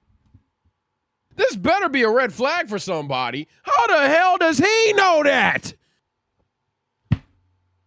After saying the technique by name, it's confirmed that Goku was right about Meris. After their talk, Meris takes Goku into a place similar to the Room of Spirit and Time on Earth, except this one only passes 3 days inside for every 1 day outside. Now, the real training begins. You'd think Goku would tell Meris about the one on Earth so they could get more time to train, but it's not even brought up as an option, so moving on, I guess. Back on Earth. Well, yeah, you would think, but then he probably thinks for the better, blah, blah, blah. Plus, Goku's a fight sexual. He doesn't want to put off another fight.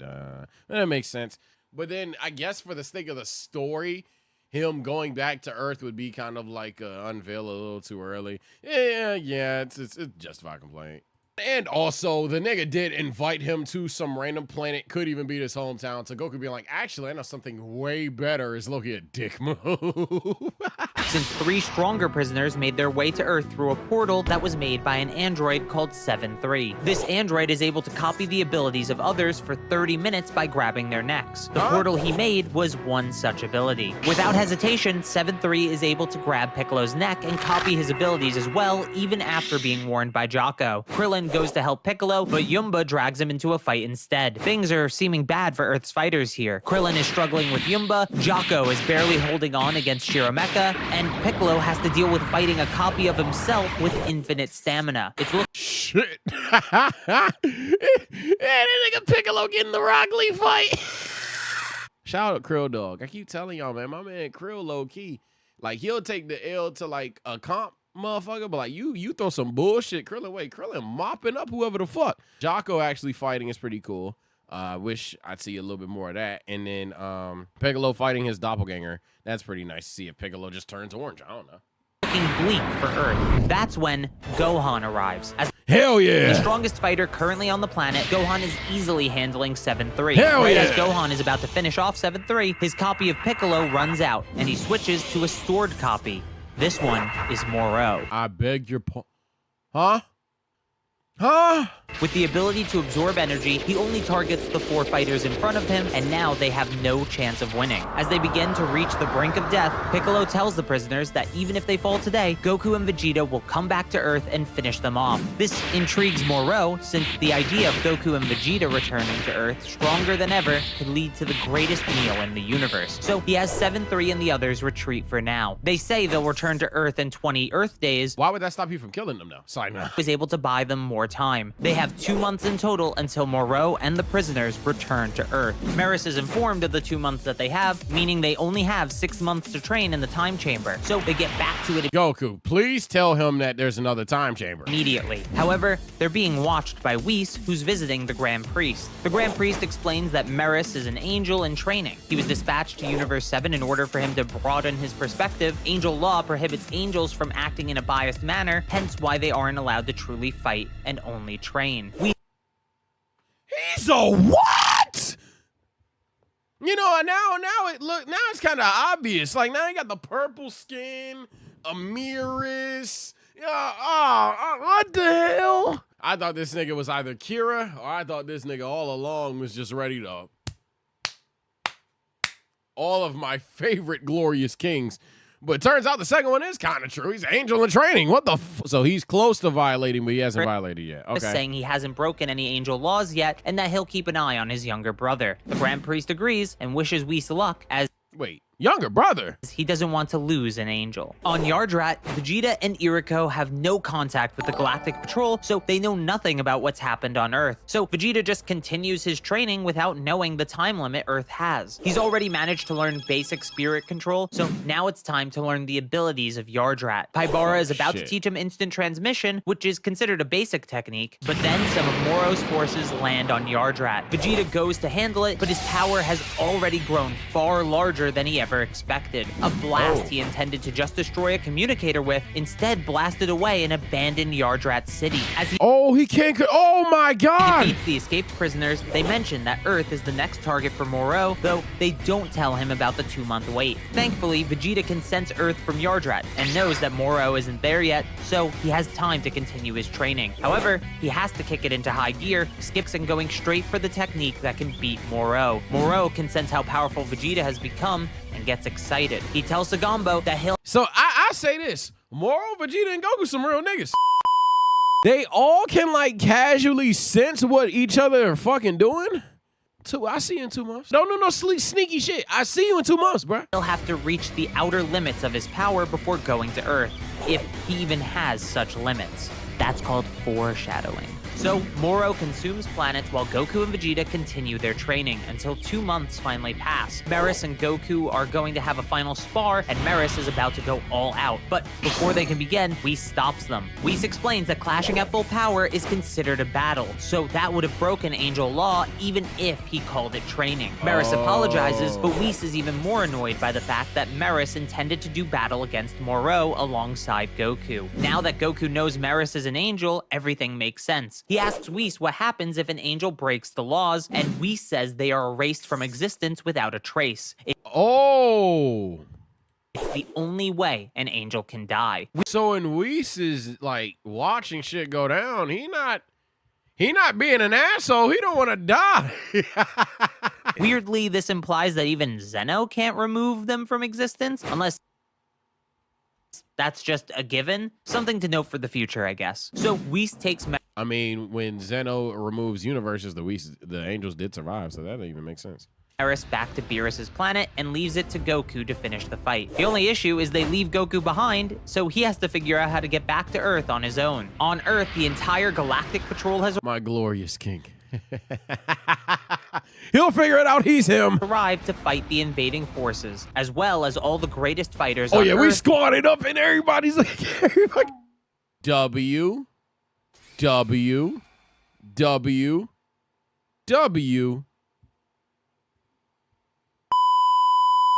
Who invited me? Chaozu, you self-destruct! It's Goten, Trunks, and the... W! Yamcha! Yes! It's Yamcha's time. By the way, Mr. Popo stomps everyone still. It's not even fucking close, but we're just trolling. So everyone splits up to handle them. The main battle for now is Piccolo and Gohan versus 7-3. But before they even know they're fighting him, he uses the copied abilities of an invisible race to sneak up behind and grab their necks. Things may seem bad, but Gohan and Piccolo prepared for his copy ability. And since he can only use one copy ability at a time, they are able to outperform him with combination attacks. Pushed to the brink of death, 7-3 changes to Moro's abilities again. But when he tries to absorb the ki of the two in front of him, nothing happens. Android 17 and 18 are here actually, and they don't have ki, so they're the perfect opponents for 7-3 with this copy ability. Hell it yeah! seems like the battle is going in Earth. MVP! He's still the MVP of Earth! He never falls off! He never falls off! He's the GOAT!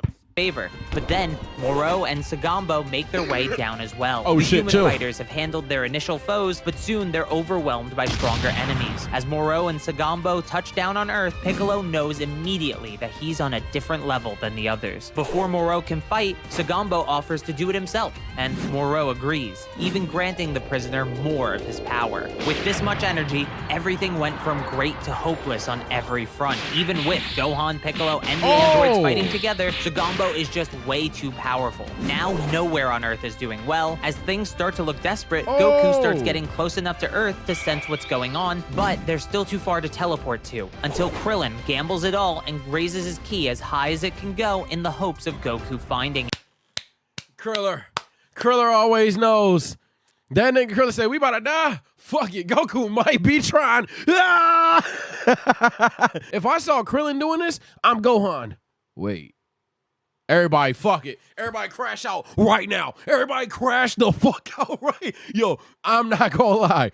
I am screaming Goku out there somewhere. It works, and Goku teleports to Krillin just in time. With Goku now on Earth, he quickly goes around saving the other human fighters, then teleports to the main battlefield where he can easily handle Sagambo. Goku is actually moving so fast only Jocko and Moro can see him. A true testament to how much stronger he's gotten. Moro and Goku have a little bromance until Sagambo gets back up and interrupts. So Goku puts him down again, but he just keeps getting back back up. It turns out that Moro has given him more power and continues to give him even more power on top of that. But Sagambo's body can't handle it. After a few more power boosts, Sagambo drops dead, leaving only Moro for Goku to face. Goku gets angry at how Moro treated Sagambo, but he tells Moro he's ready to show the power he's gained from his training. And That's a dick move, gang. I ain't gonna lie.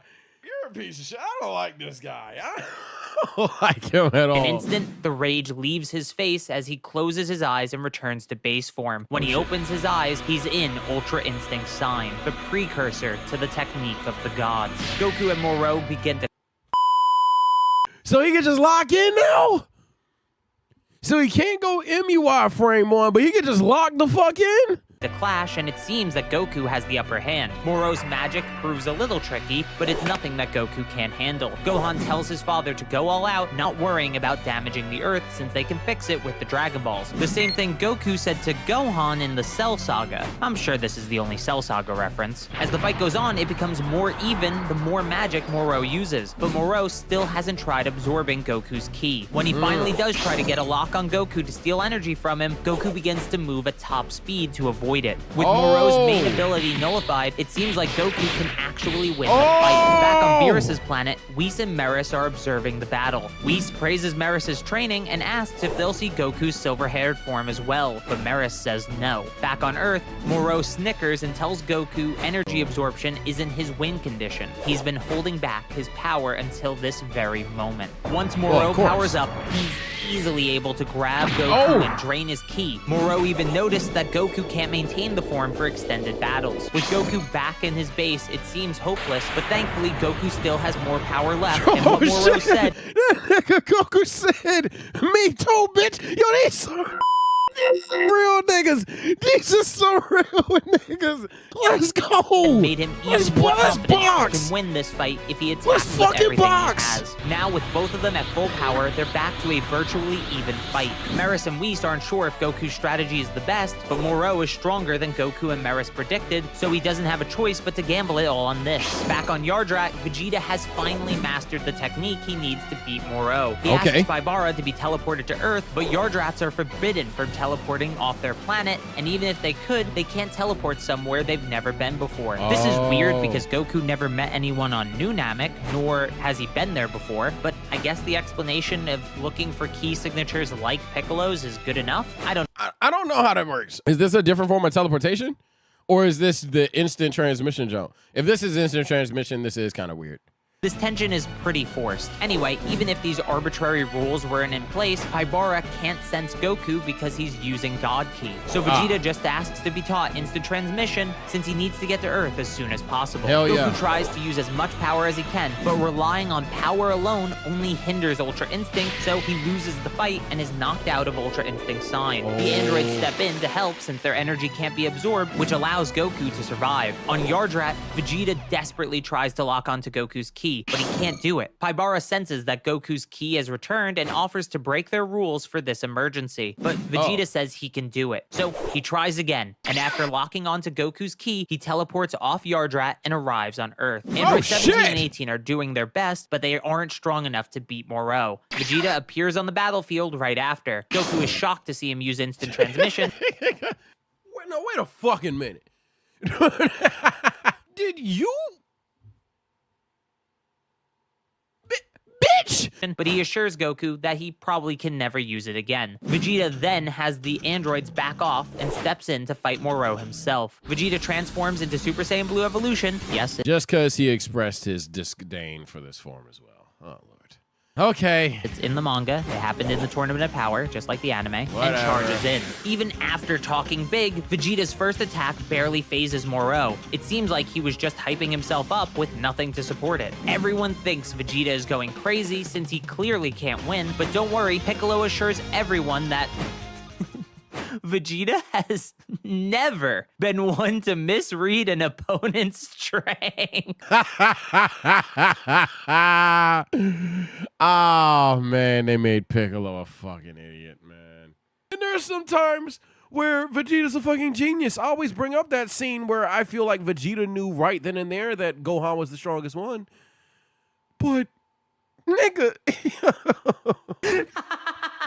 Oh, I'm sorry, that's just too funny. Anyways, as Vegeta continues to fight, it becomes clear that Moro is being worn down and Vegeta is starting to deal damage. Goku is the first to realize it, and he knows what technique Vegeta is using. It's forced spirit fission. Vegeta tells Moro he's liberated all the souls he's devoured. It's like Moro's planet-eating power or a spirit bomb in reverse. Goku explains to the others that forced spirit fission tears things apart that were combined through fusion or absorption. Vegeta even says he could separate Piccolo, Nail, and Kami if he wanted to. This is cool, but it causes a tiny and annoying issue as well. If Goku knew about this technique since he was on Yardrat, wouldn't he think it useful to learn after facing beings like Cell or Boo who... He probably didn't master it.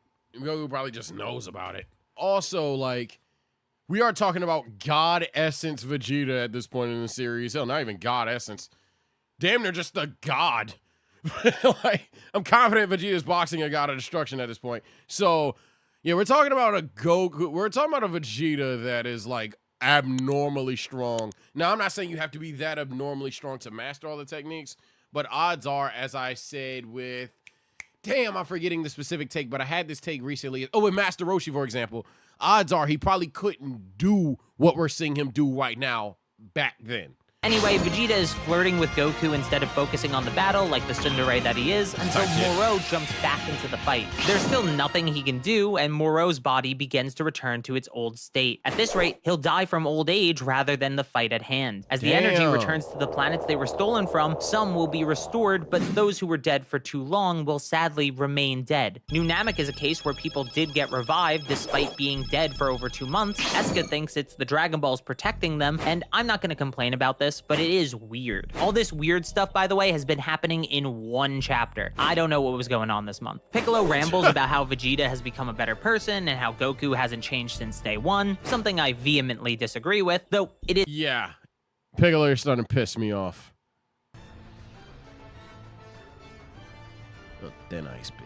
Isn't worth getting into here. Then Moro and Vegeta talk about going to hell, and Vegeta calls himself a villain, something that hasn't really been the case since the Buu saga. Again, this is still the same chapter, so the weird choices in dialogue and lore are just continuing. After that passes, Moro uses his magic to escape, and he fries Shirameka and devours 7-3. This causes Moro to transform and become even stronger than he was before, since 7-3 had a backup of Moro saved within him, power and all. That's right, Moro has achieved some sort of perfection, you could say, by absorbing an android. That sounds vaguely... Okay. Like I said, Majin Cell. Familiar? With this new strength, Moro is Majin easily Cell able to handle from the Vegeta, Mickey Mouse and now Clubhouse. There's no one that can oppose him. Vegeta gets back up and tries to use Force Spirit Fission again, but Moro has seen through the technique, realizing that Vegeta needs to inflict damage in order for it to work, so he just has to avoid his attacks. Gohan says it's fine since 7-3's copy ability only lasts 30 minutes, so they can stall him out, but Moro tells them that 7-3's copy is simply returning to the original, so no such time limit should exist. A similar thing happened with Merge Zamasu in the Dragon Ball Super manga, so this makes sense. Then Moro even grabs Vegeta's neck and copies his abilities as well. He uses a Big Bang attack to finish the Saiyan Prince, and Piccolo even notes that with Force Spirit Fission, Moro can even nullify fusion. With no one left to fight, Dende makes the courageous decision as Earth's god to go down and help them by healing everyone. Krillin has a bag of Senzu and is trying his best to make it back to them as well. As those two make their way over, the main battle hasn't stopped. Gohan and Piccolo make an opening for Goku to use an instant transmission Kamehameha, and if that wasn't enough of a reference, Moro just regenerates from it like Cell does. Then he stabs his newly created arm through Goku's chest. Also, Moro makes up some bullshit about having 7-3's old copy abilities forever. Why? Who knows? It literally doesn't make sense. He could have just grabbed Piccolo's neck again to regenerate. Then he uses Piccolo's telepathy. I don't give a fuck about none of that. Did he just... What the hell?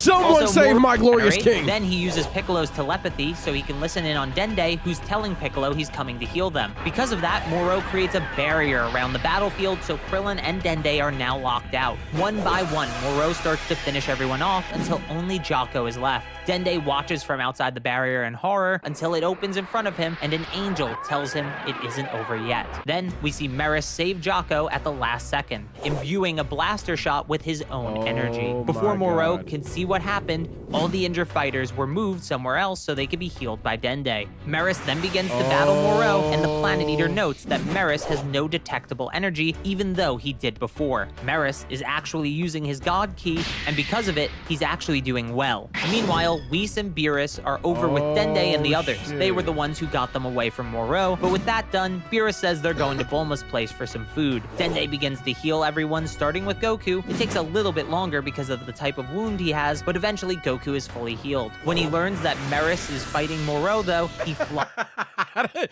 Meris! flies over immediately. Goku stops Meris before he disappears and takes over the fight with Ultra Instinct Sign, but it simply isn't enough for an even stronger Moro. Goku is frustrated that he couldn't master Ultra Instinct, but Meris tells him one final push should be all he needs. While they're talking, Moro grabs Meris' neck to try and copy his abilities, but Meris cuts off Moro's hand before he could copy them. Oh my god. Meris retaliates by using his angel powers to seal away Moro's copy ability. I know it looks like he's just destroying the crystals, but it's specifically called a sealing technique, which explains why he can't just regenerate them. Beerus can sense that Meris is using his angel powers and tells Whis they're heading back to stop him. On the battlefield, Meris begins to explain how the Galactic Patrol changed him and made him grow a sense of justice. Even beyond that, meeting Goku and his friends solidified those ideals. Meris begins to charge one final attack and begins to think back to a conversation he had with Goku about Goku's constant heroics. Goku denies any heroism and talks as if it's all selfish desire that just happens to work out in the end. Again, I disagree with this being in the original manga, as he often did things for others first, then himself if it works out that way, but that's a video for a different day.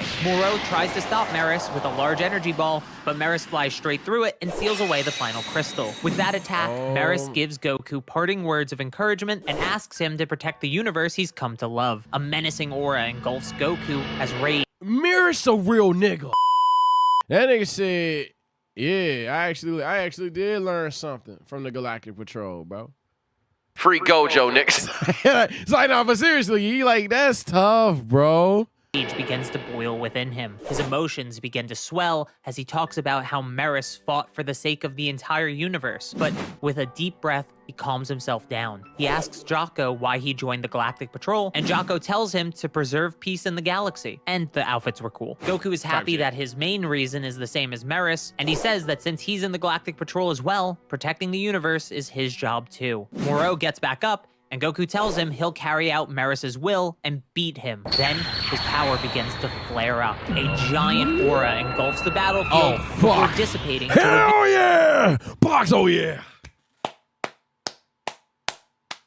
Yeah. Yeah. Boy! Just to recap, a character introduced in this arc died to the main villain and left words of encouragement leading to a transformation. I'll let you figure out what that's a parallel to. The power of Ultra Instinct has a strange calmness to it, and it instinctively terrifies Moro. Any attack Moro tries just can't hit Goku, stop and that every bullshit. attack of Goku's lands stronger than ever before. Yes, sir. Moro powers up to full in hopes of closing the gap, but Goku is simply too far ahead. Goku lands a powerful punch that sends shockwaves across the entire Earth, and there's just no way for Moro to even begin to fight back. Hell yeah! As Moro is on the brink of death, he begs for his life, and Goku asks Jocko if Moro was sentenced to death, and after hearing that he was, he resigns from the Galactic Patrol in favor of fighting him like an Earthling. Oh, man. Yo, this nigga really Krillin finally makes it to the battlefield, and Goku, in one of my least favorite scenes, takes the Senzu from him, giving one to Moro in exchange for him returning to prison. Goku? Goku? This is bold. He's gonna get right back up, run away, absorb some shit, and come right back and try to kill you. There's nobody that can contain him. Goku, please! Kill Moro, bro! The context here is different, but if you want to say this is a Cell Saga parallel, I wouldn't blame you. So, Moro agrees to Goku's conditions, but after eating his Senzu, he betrays Goku as he obviously would, and that terrible moment is made up for by Goku's Ultra Instinct hardening his body automatically to protect him from Morow's attack, immediately breaking the Planet Eater's hand, which is literally the most badass thing. After breaking his hand on Goku's body, they begin to talk, and Goku is disappointed Moro will never be able to change. He knows he has to kill him now after they're done talking. He asks Moro one more time if he's willing to return to prison quietly, but that's when Moro sees the hand that Maris chopped off earlier, and he says he's never going back. So Goku says he has no choice but to kill him to uphold Maris's will. Moro asks who Maris really was, and Goku basically just explains everything. Now knowing that Maris could use the same ability as Goku, he quickly pulls the hand that grabbed Maris's neck over to himself, and he begins to transform. His hair turns silver as well, and he begins to use Maris's Ultra Instinct. This is another parallel to Cell, who gained power like Gohan's after becoming Super Perfect Cell. Oh my God. Before I went live, I was telling chat about self-control. Don't spoil, even though I'm not going to be reading your chats because you might get yourself banned. And I said earlier, because like Moro just goes Ultra Instinct, this nigga actually went Ultra Instinct. What the fuck? And then to add on to his cell counter thing, which some of them, by the way, I've just ignored because some of them I think are reach, some of them I can see where he's coming from. The idea that like Goku just toyed with Moro and could have killed him at any time, you could call that a correlation as well. So they begin to fly around the Earth at full speed, clashing as they do, but as the fight goes on, Moro's body starts to inflate strangely. Goku tells him it's like what happened to Sagambo. His body just isn't trained to hold that much power. Moro has to give up Maris's powers or be destroyed by them. Moro says he has no limits, remember that foreshadowing from earlier, and begins to seek a body that can contain the power. And eventually, he uses his magic to merge with the Earth itself. This explains that Moro being merged with the planet means they share the same fate now. If Moro is destroyed, the Earth will be destroyed as well, and the resulting energy might even destroy the whole galaxy. So basically, our protagonist didn't finish the villain when they had the chance, leading to them potentially self-destructing along with the Earth. Do I really need to say what that's a parallel to? Moro then begins to absorb energy from everyone touching the planet, and that energy swell within him will be a problem if this isn't handled quickly. Beerus decides he'll help Goku finish the fight, but right as he's about to, Whis gets a summon from the Grand Priest, likely to do with Maris. Before they leave, Whis tells Goku the way to beat Moro and save the Earth is to destroy the crystal on his head. If done properly, it'll release Maris's copied abilities. With that, Beerus and Whis leave, but Moro begins to hide the crystal in his expanding body. That's when Vegeta flies in and begins to punch the Earth for Spirit Vision. As the power leaves Moro, the crystal reappears and Goku flies in to finish the fight. However, Moro manages to stop Goku before he reaches the crystal, and he sucks the power out of Goku, forcing him back to base form. Piccolo asks Vegeta if he can use Force Spirit Fission in reverse, and he says it's possible. So they donate their ki to Goku, as do everyone on the lookout, and even Goten and Trunks. But Spirit God Goku can only return to Super Saiyan Blue with that much power. Now it seems truly hopeless. They begin to discuss other options, but Moro has gone insane and will likely blow up on his own even if they do nothing. That's when a massive amount of divine power makes its way towards the battlefield, more than enough for Goku to finish the fight. Jocko had gotten the Great Lord of Lords, but that isn't whose key this is. The Great Lord of Lords found Oob and had him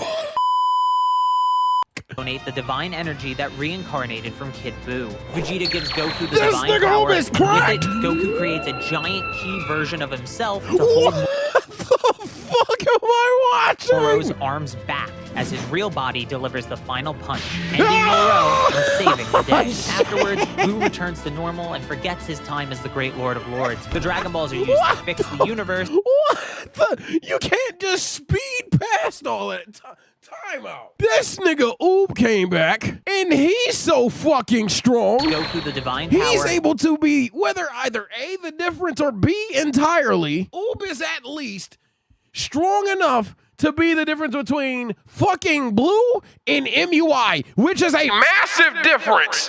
Then Susanoo Goku. So yeah, who went in the fight equal stats? Goku or Naruto? They got Goku. They got a Susanoo. Fix the universe, and the Galactic Patrol have an award ceremony where Goku, Vegeta, Jocko, and even Maris are given awards. My nigga Maris free.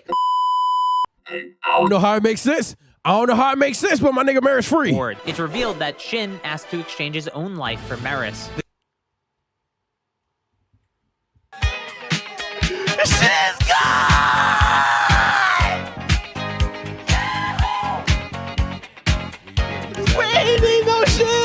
Thank the heavens, you suck!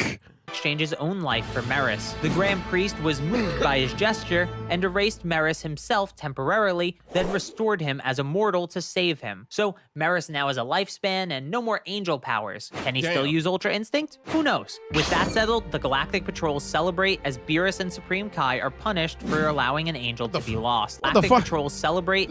This nigga just pressing these niggas?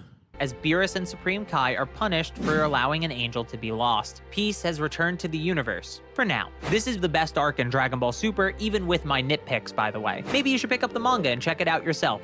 Hey, man. Hey, man. That nigga gone. What do you mean, ass recap? You niggas said watch this one!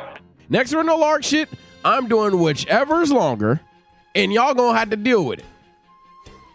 On the granola shit, whatever one's the longer footage, oh my God. 36 to an hour and 50. Oh my goodness. So he's reading basically the entire thing and he's condensing the story. You niggas are mad that he condensed the story. He basically read the entire thing. Cardu kept adding L takes. Now I'll give you that. Even if the take was a W, I didn't really care about the takes. I just kind of wanted the story. So fair enough. But outside of that, whatever. He skipped things that help explain some plot holes. Okay, bet. So on Granola, we're going to rock with Carthu's Dojo again. But the comment section, all you niggas, all y'all got to do, simply explain some of the shit that was a plot hole that I may come out of there thinking it's a plot hole and it's not a plot hole or some shit like that. Because I could see how if you're missing an entire hour and change, you know what I'm saying? That's tough. That's tough. Yo, Moro arc, I see why you guys think it's peak. I see why you guys are obsessed with Moro. He's like Majin Cell. He's pretty fucking cool. I also liked him merging with the planet. That was pretty fucking funny. Goku is a fucking thug now, and he's mastered Ultra Instinct. That's kind of gangster. And like I said at the beginning of this video, and I promise you I didn't know what happened here. The only picture I saw was Goku is gonna get fucked up by Moro at some point in time. I knew Moro would end up looking like a young nigga, and I knew that Vegeta goes to Yardrat at some point in time in the Super Manga.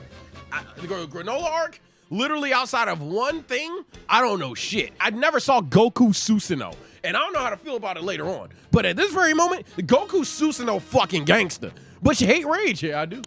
It's not as gangster as a goddamn Susanoo, bro. But this line is obviously cold as fuck. It's time for the Granola. The Granola arc takes place after the events of the battle with Moro. Peace returns to the universe after Goku as Jocko, Susanoo, relaxing, is informed by Calamus that he should be on patrol. Believing his time is better spent on the computer though, Jocko is pulled aside by Calamus to visit the Galactic Prison. Arriving at the lockup housing the survivors of the Galactic Bandit Brigade, Calamus questions Yunba about a faint distress signal emanating from the Earth's crater following. How do you guys feel about, like, instead of the Universe 6 Saiyan shit that people was begging for, that it has the Galactic Patrol shit? I ain't gonna lie, maybe Scorcher take. I f with this more. Because it felt like the Galactic Patrol was just, for like a minute, you know what I'm saying?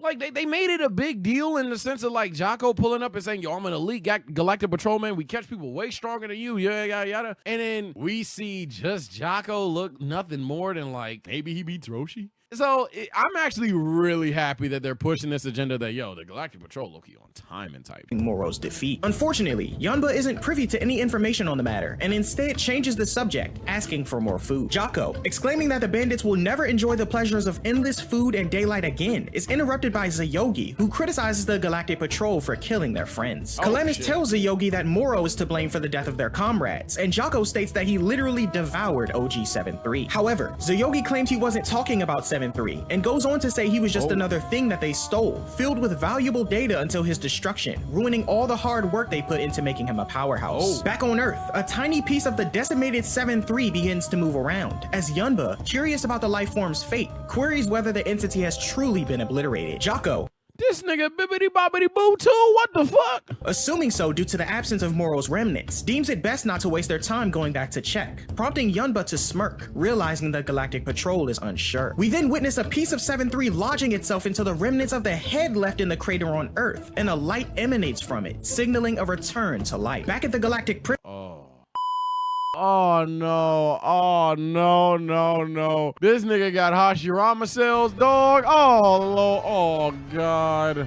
That nigga's hacks anyway. Oh no. Oh God. Prison, Calamus brushes off the taunts of the bandits, but later questions Jocko on if he actually examined inside the crater. Having given a not so reassuring answer though, the duo head off to Earth's crater in an attempt to locate any remnants of 7-3. Arriving on Earth, Jocko confirms there are no traces of the life form, but unbeknownst to them, 2 aliens remain in hiding. The fuck is that, Stitch? These niggas got tucked away. These niggas got experiment 626 in the tuck. Oh my God. By the way, Stitch solos. Let's get that out of the way right now. Behind a rock, clutching 7-3's head in a container. Subsequently, Jocko and Calamus take off, as do the 2 aliens undetected. Several months later, in a corner of the universe far away from Earth, an attendant informs their master Goichi that 7-3's data has been replicated across all their units. What? Previously stolen by Saganbo and his brigade, 7-3 has now been retrieved in a more formidable state, and overjoyed, Goichi sees this as an opportunity to assert his dominance over the universe. At that moment, a man named Granola, receiving assistance from his AI headwear named Oatmeal, rapidly approaches and boards Goichi's ship. Skillfully. Okay, his introduction is taking out some goons. Okay, Granola has entered the chat, ladies and gentlemen. This is the guy that you guys say cook, by the way. Oatmeal is crazy. But this is the guy that you say is your peak, your glorious king, your glorious antagonist. By the way, comment below your favorite antagonist and why. Using his weaponry, Granola dispatches the guards sent to intercept him. In response, Goichi commands the release of their... Oh, this nigga kind of tough. I never seen this character design. That guy kind of gangster.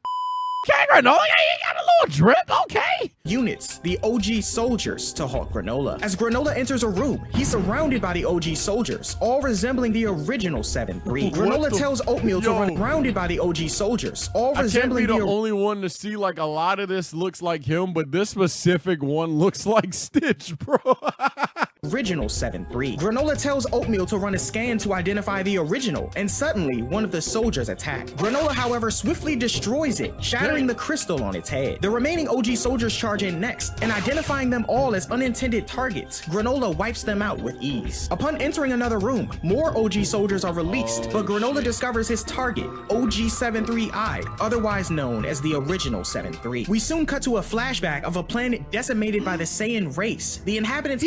He has a backstory. All of those comments are dead now. Lifeless bodies spread across the streets, appearing similar to Granola. Fleeing from numerous Ozaru, a child runs into a nearby building, but is confronted by a great ape with a distinctive cross-shaped scar as it crashes through the damaged ceiling. Startled awake with a No. Y'all not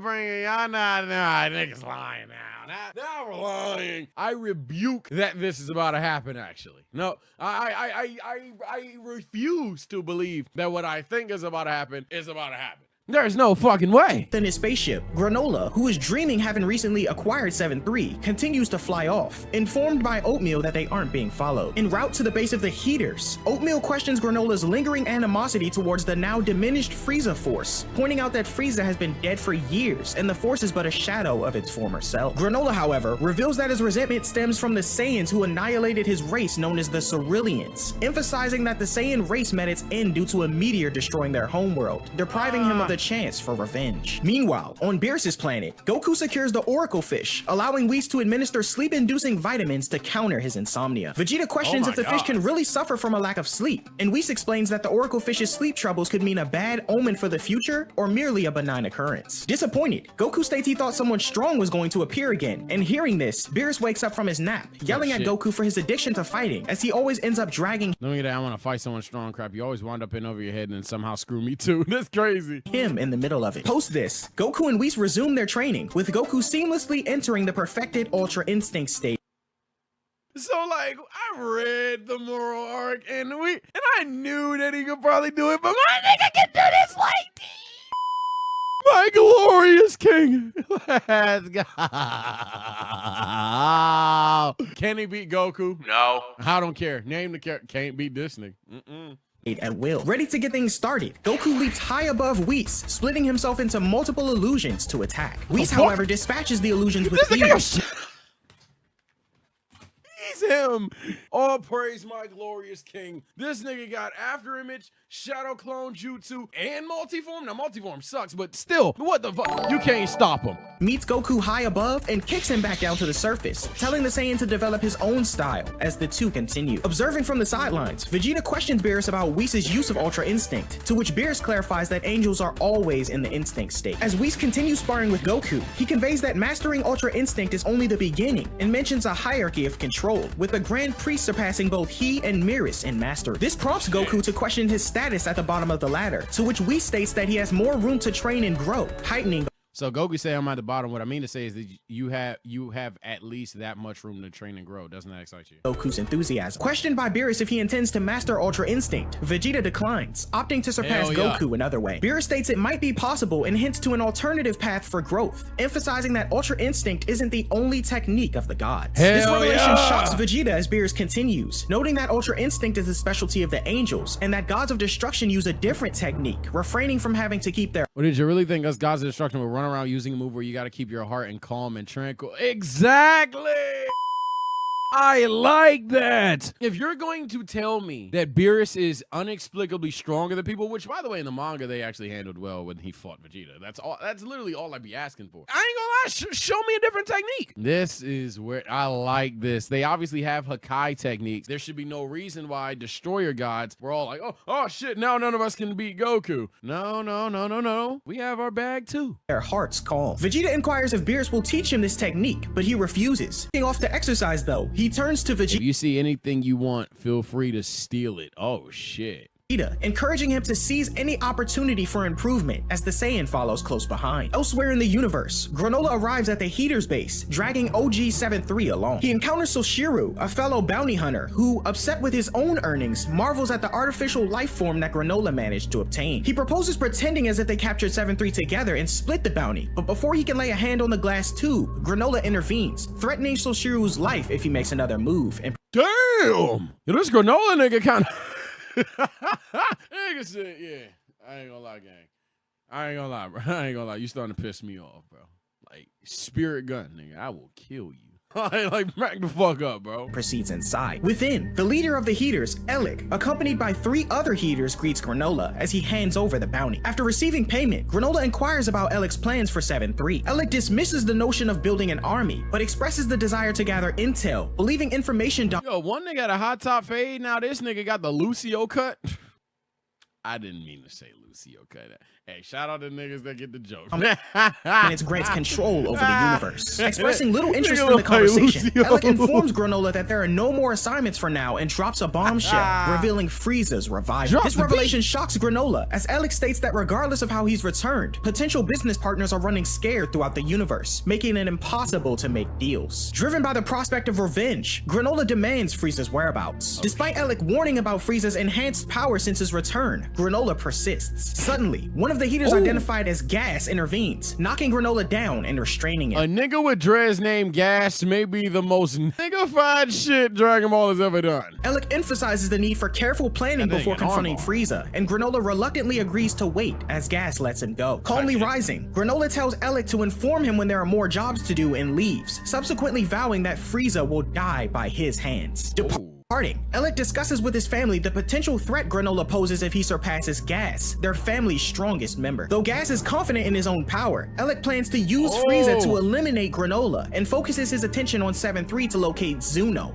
Okay. So first of all, Gas is that motherfucking guy putting people in label locks and shit. Lucio's an evil fuck that's actually trying to do what Zamasu failed to do in the anime, but actually did it kind of well in the manga, even though at the end of the day he still lost, so he didn't do it as optimal as he could have. But that's just being a dick. And Frieza got stronger. All right. Ultimate source of intel. Returning to his home, planet Cereal, Granola faces an ambush by Soshiru and his men for his bounty. He decides to settle their battle on a nearby asteroid, and everyone lands. Soshiru and his men prepare to rob Granola blind. Agreeing to share half of his payment, Granola invites the group onto his spaceship. Once aboard, Soshiru's group realizes they've been deceived, and Granola begins eliminating them with precise sniping, courtesy of his cerulean sharpshooting skills and right eye.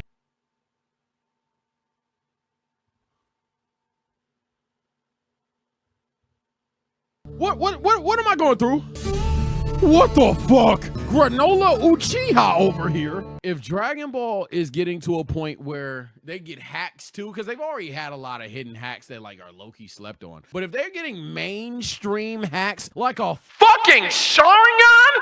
oh yeah, oh my god. specifically adapted to situations such as these. Realizing his impending defeat, Soshiro surrenders, leaving behind some payment before retreating. Oatmeal commends Granola's work, but the Cerulean acknowledges that he missed one of his targets and needs more power to take down Frieza. Back on Beerus' planet, the sleeping Oracle Fish cryptically mentions a shift in the balance of Universe 7, predicting the rise of the universe's mightiest warrior. Granola returns to his home planet, Huh? now inhabited by an alien race called the Shigurians, who embrace him as one The Oracle literally said, Here comes a new challenger. of their own. However, Granola rejects the notion of living in their city, believing that the way the planet is now, it wouldn't suit him or the old man he's living with. Instead, they choose to reside in the mountains, and Granola makes his way back home. During his walk, Oatmeal questions why Granola won't take the Shigurians up on their offer, and the Cerulean notes that the city was set up by the Shigurians R.I.P. Toriyama, man. R.I.P. Oatmeal and Shigurians. by the Heaters, as he reflects on the downfall of his people 40 years ago. Standing atop the mountain, Granola peers down at the ruins of his hometown as a reminder of the devastation brought on by the Saiyans and Frieza, noting that he'll never forget what they took from him. Simultaneously on Beerus' By the way, I didn't speak on it, and I know I probably pissed you guys off when I didn't, but this is interesting because I'm perceiving Granola's ambitions because he doesn't know about this Saiyans being destroyed by Frieza, and obviously he wouldn't know about Goku, Vegeta, and them boxing Frieza. Because of that, he views the Saiyans as a tool by Frieza, which is true. So he has his hate for Frieza. That's actually kind of tough. Now, obviously, do I think if Vegeta just looks him in the eye, he'll have a fucking issue? Hell yeah. But that's still like, that's actually very interesting. planet, Beerus questions Vegeta about the destructive history of the Saiyan race. Vegeta notes there's no way of knowing how many planets they destroyed in the past, given fighting was once a way of life for his people, and refers to it as a sin. Beerus then questions if Vegeta's attempting to pin all of the blame for his once wicked ways on Frieza and his people, but Vegeta However, it wasn't until Frieza's clan came along that began using that as an instruction to game came business as usual. Trying to lay all the blame for Frieza type shit, not in the least. denies this, stating that in his father's pursuit of power, he built planet Vegeta atop countless deaths. He goes on to say that Frieza's clan taking over didn't help things much, but the blood spilled by the Saiyans beforehand was still on their hands. Beerus inquires if Vegeta means to say that it was destiny for the Saiyans to be wiped out, and Vegeta confirms, prompting dismissal from Beerus. Beerus then confronts Vegeta, exclaiming how ridiculous that thought process is. Confused on the Destroyer's sudden interest in the Saiyan race, Vegeta questions what this has to do with the technique used by the gods of destruction, to which Beerus replies plenty and prepares an attack. Demonstrating his powers, Beerus destroys a decorative planet with ease, shocking Goku from a distance, who notes Beerus isn't someone to be trifled with. Vegeta wonders what that technique was, and Beerus vaguely notes that this was just a small glimpse of what he can really do. Vegeta begins to utter a sentence on how he can acquire such an ability, but before he can finish, Beerus suddenly grabs his face and slams him into the ground, warning Vegeta. This nigga Kane theme music or something. This nigga keeps choke slamming Vegeta.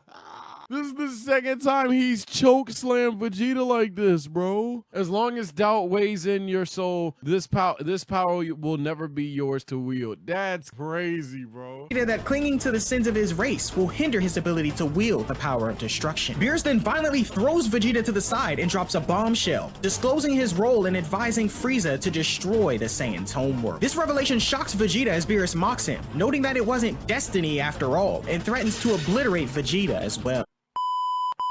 Oh shit. So for people that like kind of forgot, one thing that was like for certain in my opinion that was going to happen in the Super anime is Whis somewhat spilling the beans that, hey, Beerus told Frieza to do it. And like I think we forget that that was like a thing this whole time. And I've always said, oh, no matter what happens, because what the fuck is this granola bar kid? Who's this moral guy? I think when the anime comes back, they may not copy the manga, because I know for a fact they're gonna have to address this plot point at some point. I never would have thought just a random training scenario. This nigga Beerus. It was me, Barry. I never, like, what? Growing angry, this provokes Vegeta to power up to his Super Saiyan Blue evolved state and attack Beerus, who effortlessly catches his punch. Despite Vegeta's efforts with melee attacks and ki blasts, Beerus effortlessly effortlessly lands on top of him, questioning the Saiyan on what the mistakes of his race have to do with him now. The deity goes on to say that as long as Vegeta's trapped in the past, he'll never manage to grow past this point. But eager to get his hands on Beerus, he don't Vegeta give a fuck about that continues right his assault, bringing Vegeta to a halt. Beerus grabs him and declares a destruction technique, blowing the Saiyan away as he flies across the planet. Watching Vegeta from the sidelines, Goku notes that must have been Lord Beerus' signature move and thinks back on his failed attempt at using it against merged Zamasu. Whis then states that the power It still has that much power, even though he tweaked it so that only Vegeta's armor was destroyed. within the technique is still amazing, despite Beerus' obvious tweak to destroy only Vegeta's armor. Defeated, Beerus lands in front of Vegeta, explaining that his true strength stems from focusing on destruction, and urges the Saiyan to destroy any stray thoughts he has and rebuild himself from scratch. He leaves him with one last piece of advice, noting that before creation comes destruction. At the Heater's base, Elec informs the others to utilize 7-3's intel to explore memories of the galactic band. And that's actually kind of crazy too. Especially if you're like one of those headcanon people that say, yeah, bullshit, there was no Super Saiyan until Goku. It's actually kind of crazy that before creation comes destruction, in the sense of like, when you really think about it, even in Saiyan history, before all these Super Saiyan, Super Saiyan, Super Saiyan this, Super Saiyan that, God tier shit, yeah. All them other niggas had to die. Actually kind of crazy. What was the very first Super Saiyan name? Yamoshi, yeah.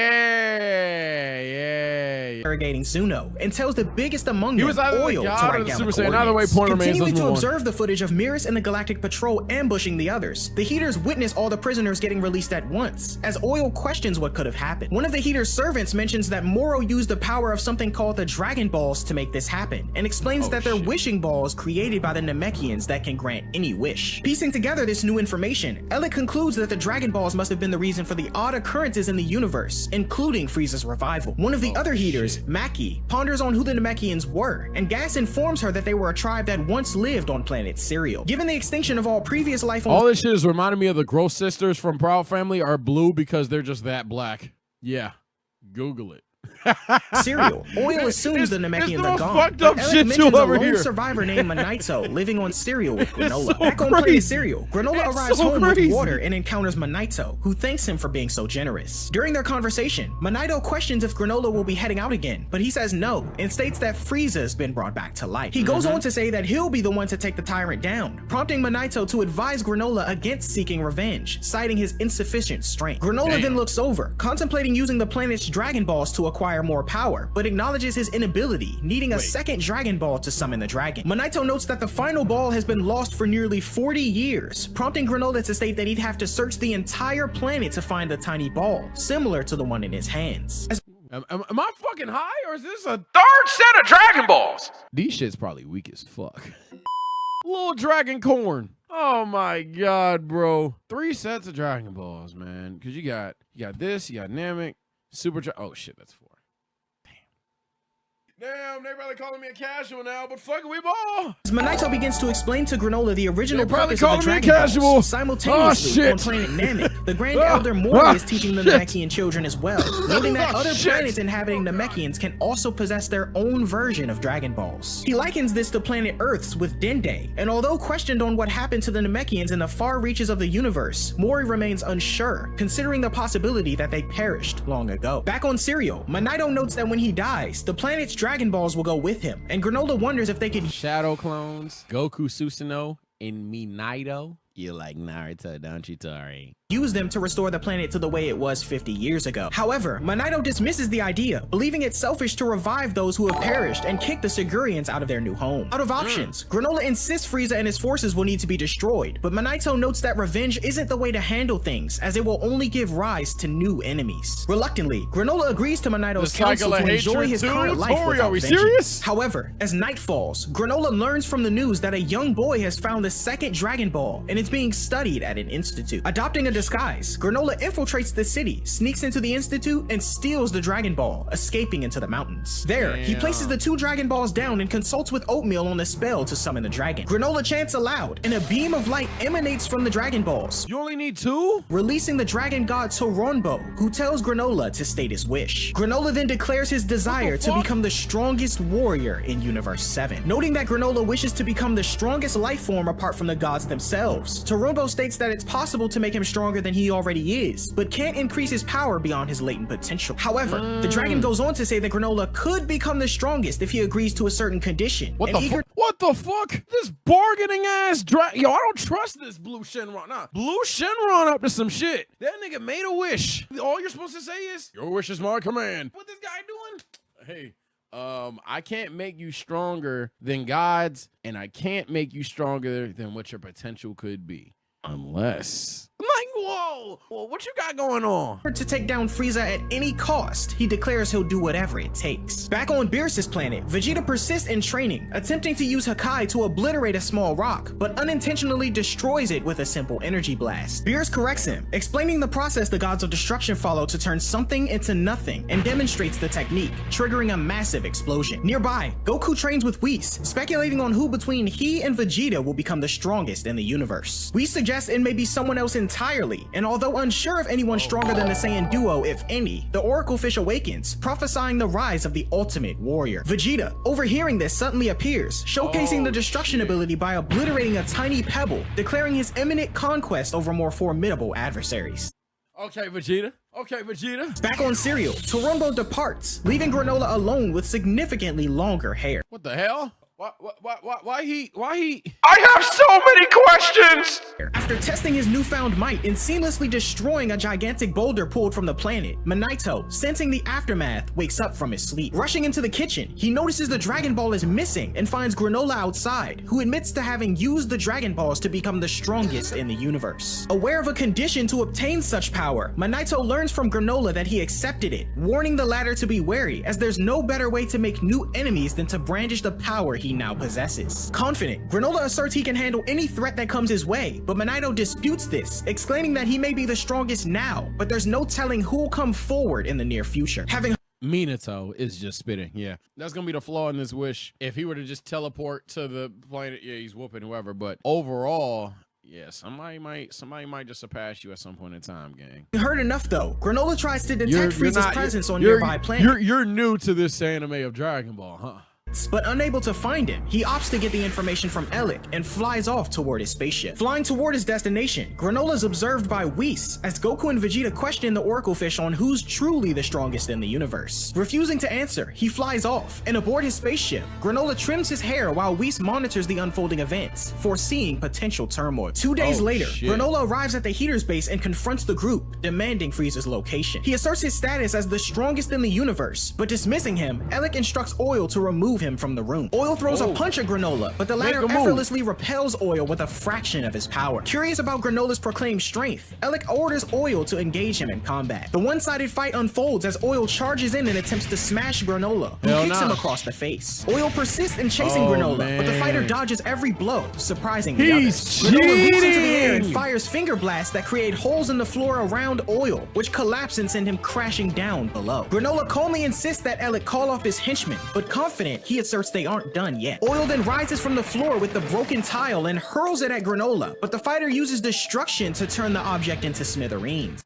What? Yo, what the fuck is going on with this guy? So this nigga just wishes for power in it? What the hell? Oh no! Yo, my brain cannot handle this. This nigga's on crack. His first move as a fighter was to fight Granola, who was on crack!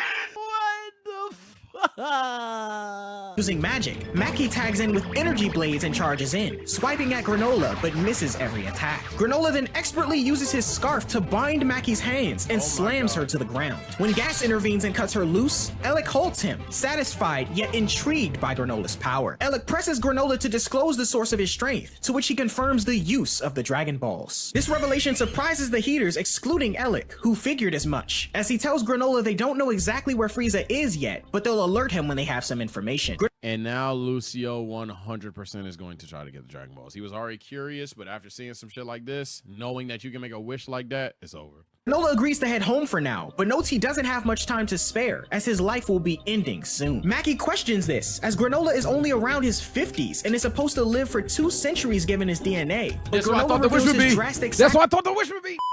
Hey, I didn't say it. When he said your potential, I'm like, okay, so like what would he have to do? He would have to like maybe get older, be in the future. What's the workaround? So I was thinking in my head mentally, either one, the dragon just fuses with this nigga. I ain't gonna lie. It was 5% Kira. But the other one was gonna be something like, yo, he's just gonna like get older so his potential goes up or some shit like that. If I'm overthinking this and the dragon basically hit this nigga with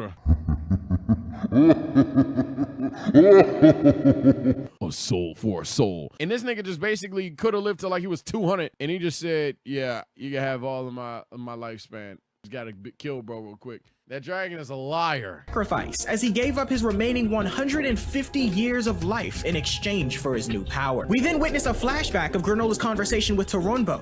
Of course, it's on the next page. Okay. All right, well, here we go. Parlay, final answer. What do I think happened? I'm gonna say that the dragon was a dick. So the dragon was a dickhead. I think that's the easy. I think that's the easy one. I think that's Taco. Dragon's a dickhead. I'm gonna say that Granola found a way to increase his potential that uses time. I'm gonna go with the less obvious one. And I'm gonna say that this does coherently make the dragon stronger. The dragon did not just straight up lie, but it's still a dick move. In exchange Here we for go, his here new we go. power. We then witness a flashback of Granola's conversation. I'm able to multiply your current strength by condensing any and all power you could have accumulated in your lifetime. Oh. With Toronbo, as the dragon states that the Cerulean will by shortening your lifespan, you can become the greatest in the universe. only have 3 years left to live. I ain't gonna lie, the dragon wasn't an asshole. He just told the truth.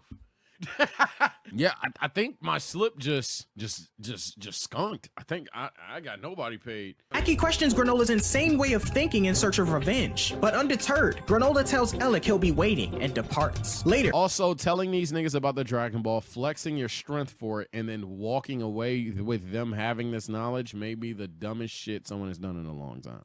as the Heaters discuss the situation, Alec deems it unwise for Granola to eliminate Frieza, as he might seize the Tyrant's position, which they believe belongs to them. Unwilling to let Granola destroy the Frieza Force either, as it serves as a profitable business opportunity for them, Alec proposes Granola will have to die. He devises a plan to pit the Saiyans against Granola, more specifically Goku and Vegeta, the ones who took Moro down. Alec plans to capitalize on Granola's hatred for the Saiyans who devastated his homeworld, and asserts that with Goku and Vegeta battling him together, there's no way he can win. At the same time, oh shit. So Goku's the bad guy. We got evil Goku. We got evil John Cena. Holy shit. Granola, aboard his spaceship, prepares for his presumed encounter with Frieza, while Goku and Vegeta continue their individual training. On Beerus's planet, Whis queries Goku about the fundamental difference between him and the Angels. Demonstrating with a swift whack on Goku's head using his staff, Whis clarifies that Angels are always in the Ultra Instinct state, while Goku transforms to access it. Whis explains that when Goku's heart is calm, his body should move on its own no matter what form he's in, and the latter realizes the need to master Ultra Instinct in his base form, as Whis states that doing so will eliminate the stamina drain, reserving the transformation for critical moments in battle. Goku notes— Huh? Wait, no. This nigga Goku just walks around always chilling, so he'll never get hit by that rock in the Krillin. Yo, Cell Saga Goku is pissed.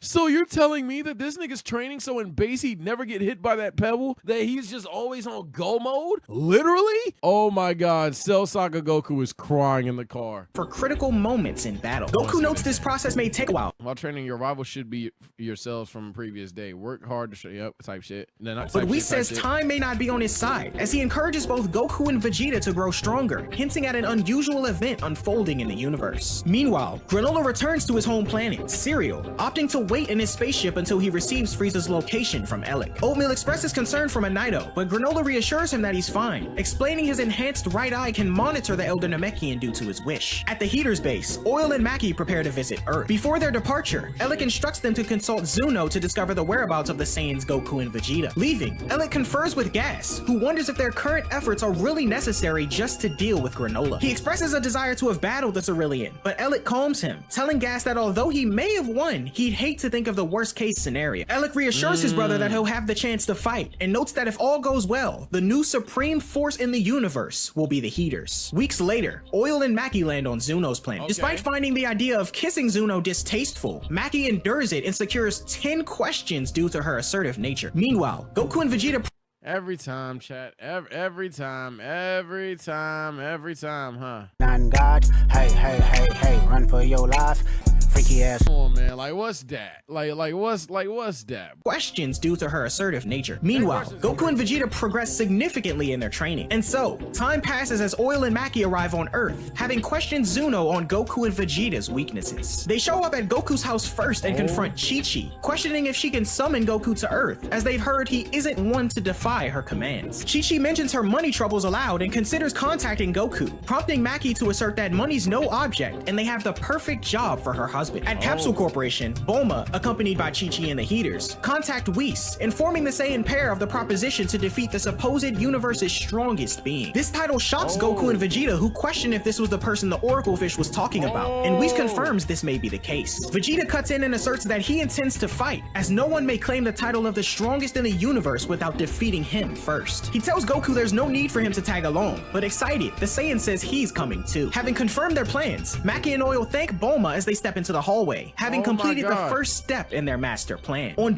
Bulma, Chi-Chi, I'm not trusting anybody that looks like this, let alone this. Now, something's wrong here. I'm mad that they didn't deduce that something's wrong here, but that's crazy. They really like asked some good ass questions. Also, this isn't Proud Family. They're blue. They're not so black, they're blue. Well, what if I didn't trust niggas? You know what anime you watching, boy? You wanna know what my favorite character is?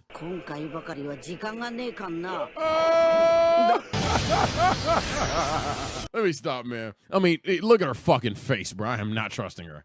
The first step in their master plan. On Beerus' planet, Whis prepares to take Goku and Vegeta to Earth, as Goku, growing more excited, relishes the chance to demonstrate the results of his training. In response, Beerus gifts Vegeta an earring symbolizing those with the ability to use destruction, and tells the Saiyan to prove to everyone that the Gods of Destruction's signature move is stronger than the technique of the angels. Subsequently, Goku receives Whis' signature symbol on his gi, prompting a back and forth between the Destroyer and Angel, who have taken the Saiyan under their wing. Expressing no intention to fall short of Kakarot, Beerus expresses pride with Vegeta's progress, as Goku knows he'll come out on top, but Whis warns both he and Vegeta that excess confidence could be their downfall. The trio then head off to Earth, as Beerus goes to take a nap. Inside Capsule Corporation, Maki steals the Dragon Radar, but it fails to detect Earth's Dragon Balls, adhering to Zuno's information that Cerulean Dragon Balls don't turn to stone. 30 minutes pass, and Goku and Vegeta return to Earth, encountering the Heaters. Maki offers to transport them to the supposed villain on their spaceship, and the two agree. Before they depart, Chi-Chi tells Goku to run away if things get dangerous, and Bulma tells Vegeta to be careful as they head off to confront Granola on planet Cereal. Marveling at the ship's luxurious facilities, up to this nigga. Yo, they really making Goku and Vegeta the ops. Vegeta questions how long the trip will take, to which Oil replies 18 days. Goku is informed that he can eat to his heart's desire, and Vegeta grows curious about such a nice ship for a tribe who's being ravaged by a villain. However, Maki convinces him to drop it, and as Goku stuffs his face, Vegeta continues his training underwater. Later, Maki contacts Granola as he inquires about Frieza's location. Maki lies and explains that they found him, but says he was aware of Granola's plans to kill him and sent 2 assassins out to planet Cereal. Initially surprised, Granola states he can beat Frieza's location out of them directly, but soon discovers that the 2 assassins are members of the Saiyan race, which throws Granola for a loop. Now aware that the Saiyans who forced his people into extinction aren't completely wiped out, Granola leaves his ship and glances at the remains of his hometown,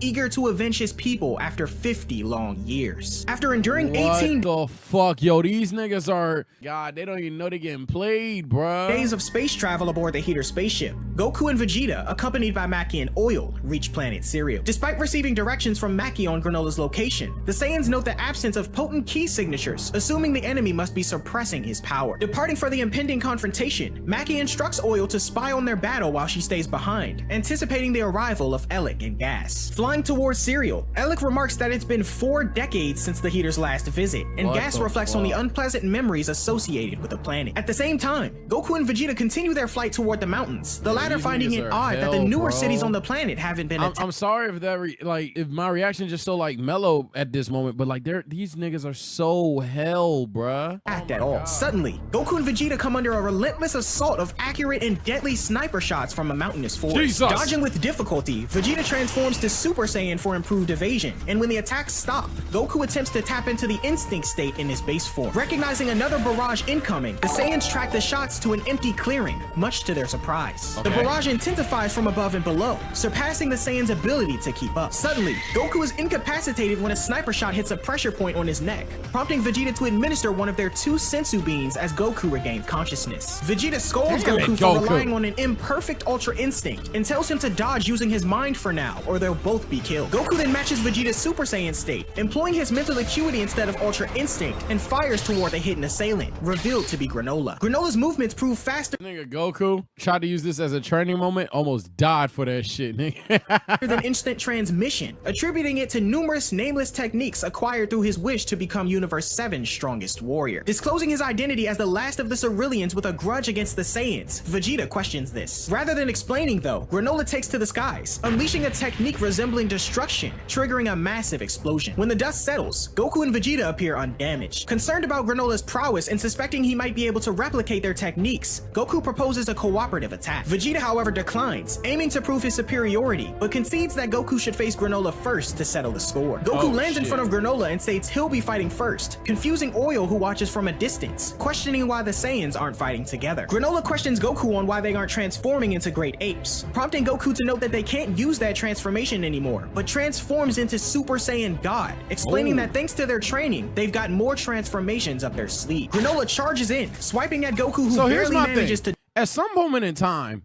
Goku tells them that, do they not vibe check each other at some point? Wait, you don't transform into a great ape. You over here talking to me like I'm a student. You actually don't even seem like an evil You know Frieza? Hate that guy. I hate him too. Wait, I thought you were sent to kill me. Kill you? I don't even know. I was sent to kill you. Like at that point, bro. Man.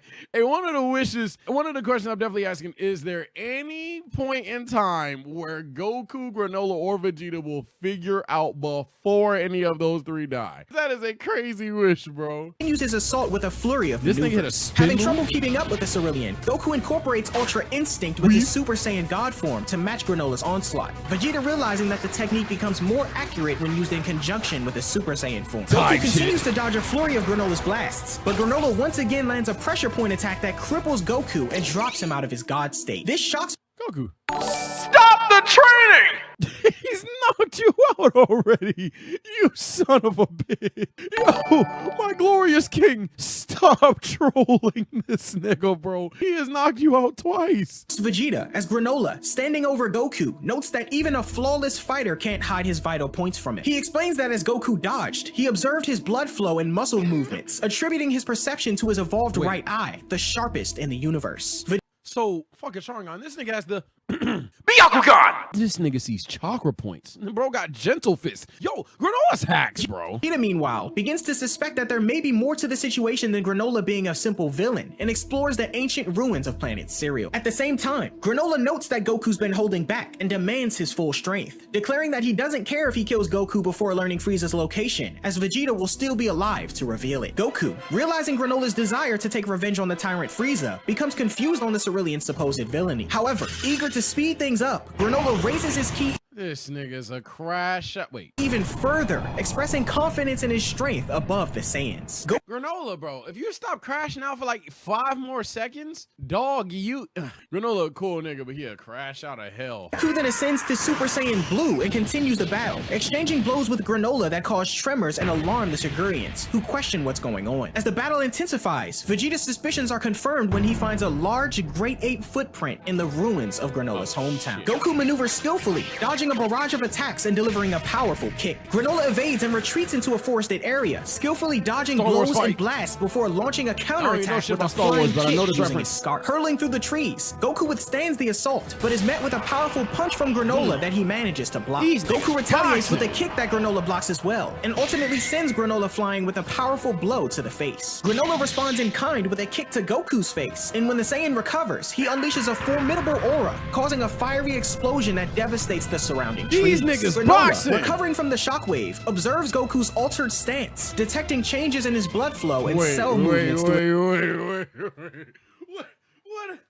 is these? his evolved right eye. Goku's merged Ultra Instinct with perfected Super Saiyan Blue is revealed, as the Saiyan notes it won't be so easy to counter. Goku, utilizing incredible speed, outmaneuvers Granola's Sniper Blast, charging head-on with an instant Kamehameha. As the attack detonates, a massive explosion ensues, so impactful that oil is sent flying backward by the shockwave alone, and smoke fills the battlefield. Vegeta watches the events unfold nearby, and when the smoke dissipates, Granola suffers minor injuries, but Goku is once again felled by the Cerulean's pressure point attack, as he notes his right eye will always prove superior. Goku, now in base form, is met with the realization that he's lacking in utilizing Ultra Instinct in his Super Saiyan forms, to which Granola confidently asserts that he'll never get the chance to master it, as he'll be slaughtered here, just as his people were. Granola then manipulates the ground beneath Goku to unleash a powerful burst of energy. Goku struggles against the onslaught, propelled into a massive mushroom cloud. The Shigurians, alarmed by the explosion, initiate evacuation. Goku narrowly escapes using instant transmission and lands beside Vegeta, noting the similarity between Granola's technique and Moro's ability to wield a planet's life energy. Vegeta taunts Goku for his struggle against Granola, and Goku notes he may actually have to use his full power in this fight. Seizing a lull in the battle, Vegeta imparts his findings in the city ruins to Goku. The Ceruleans, annihilated by the Saiyans under Frieza's command, were known for long— I've heard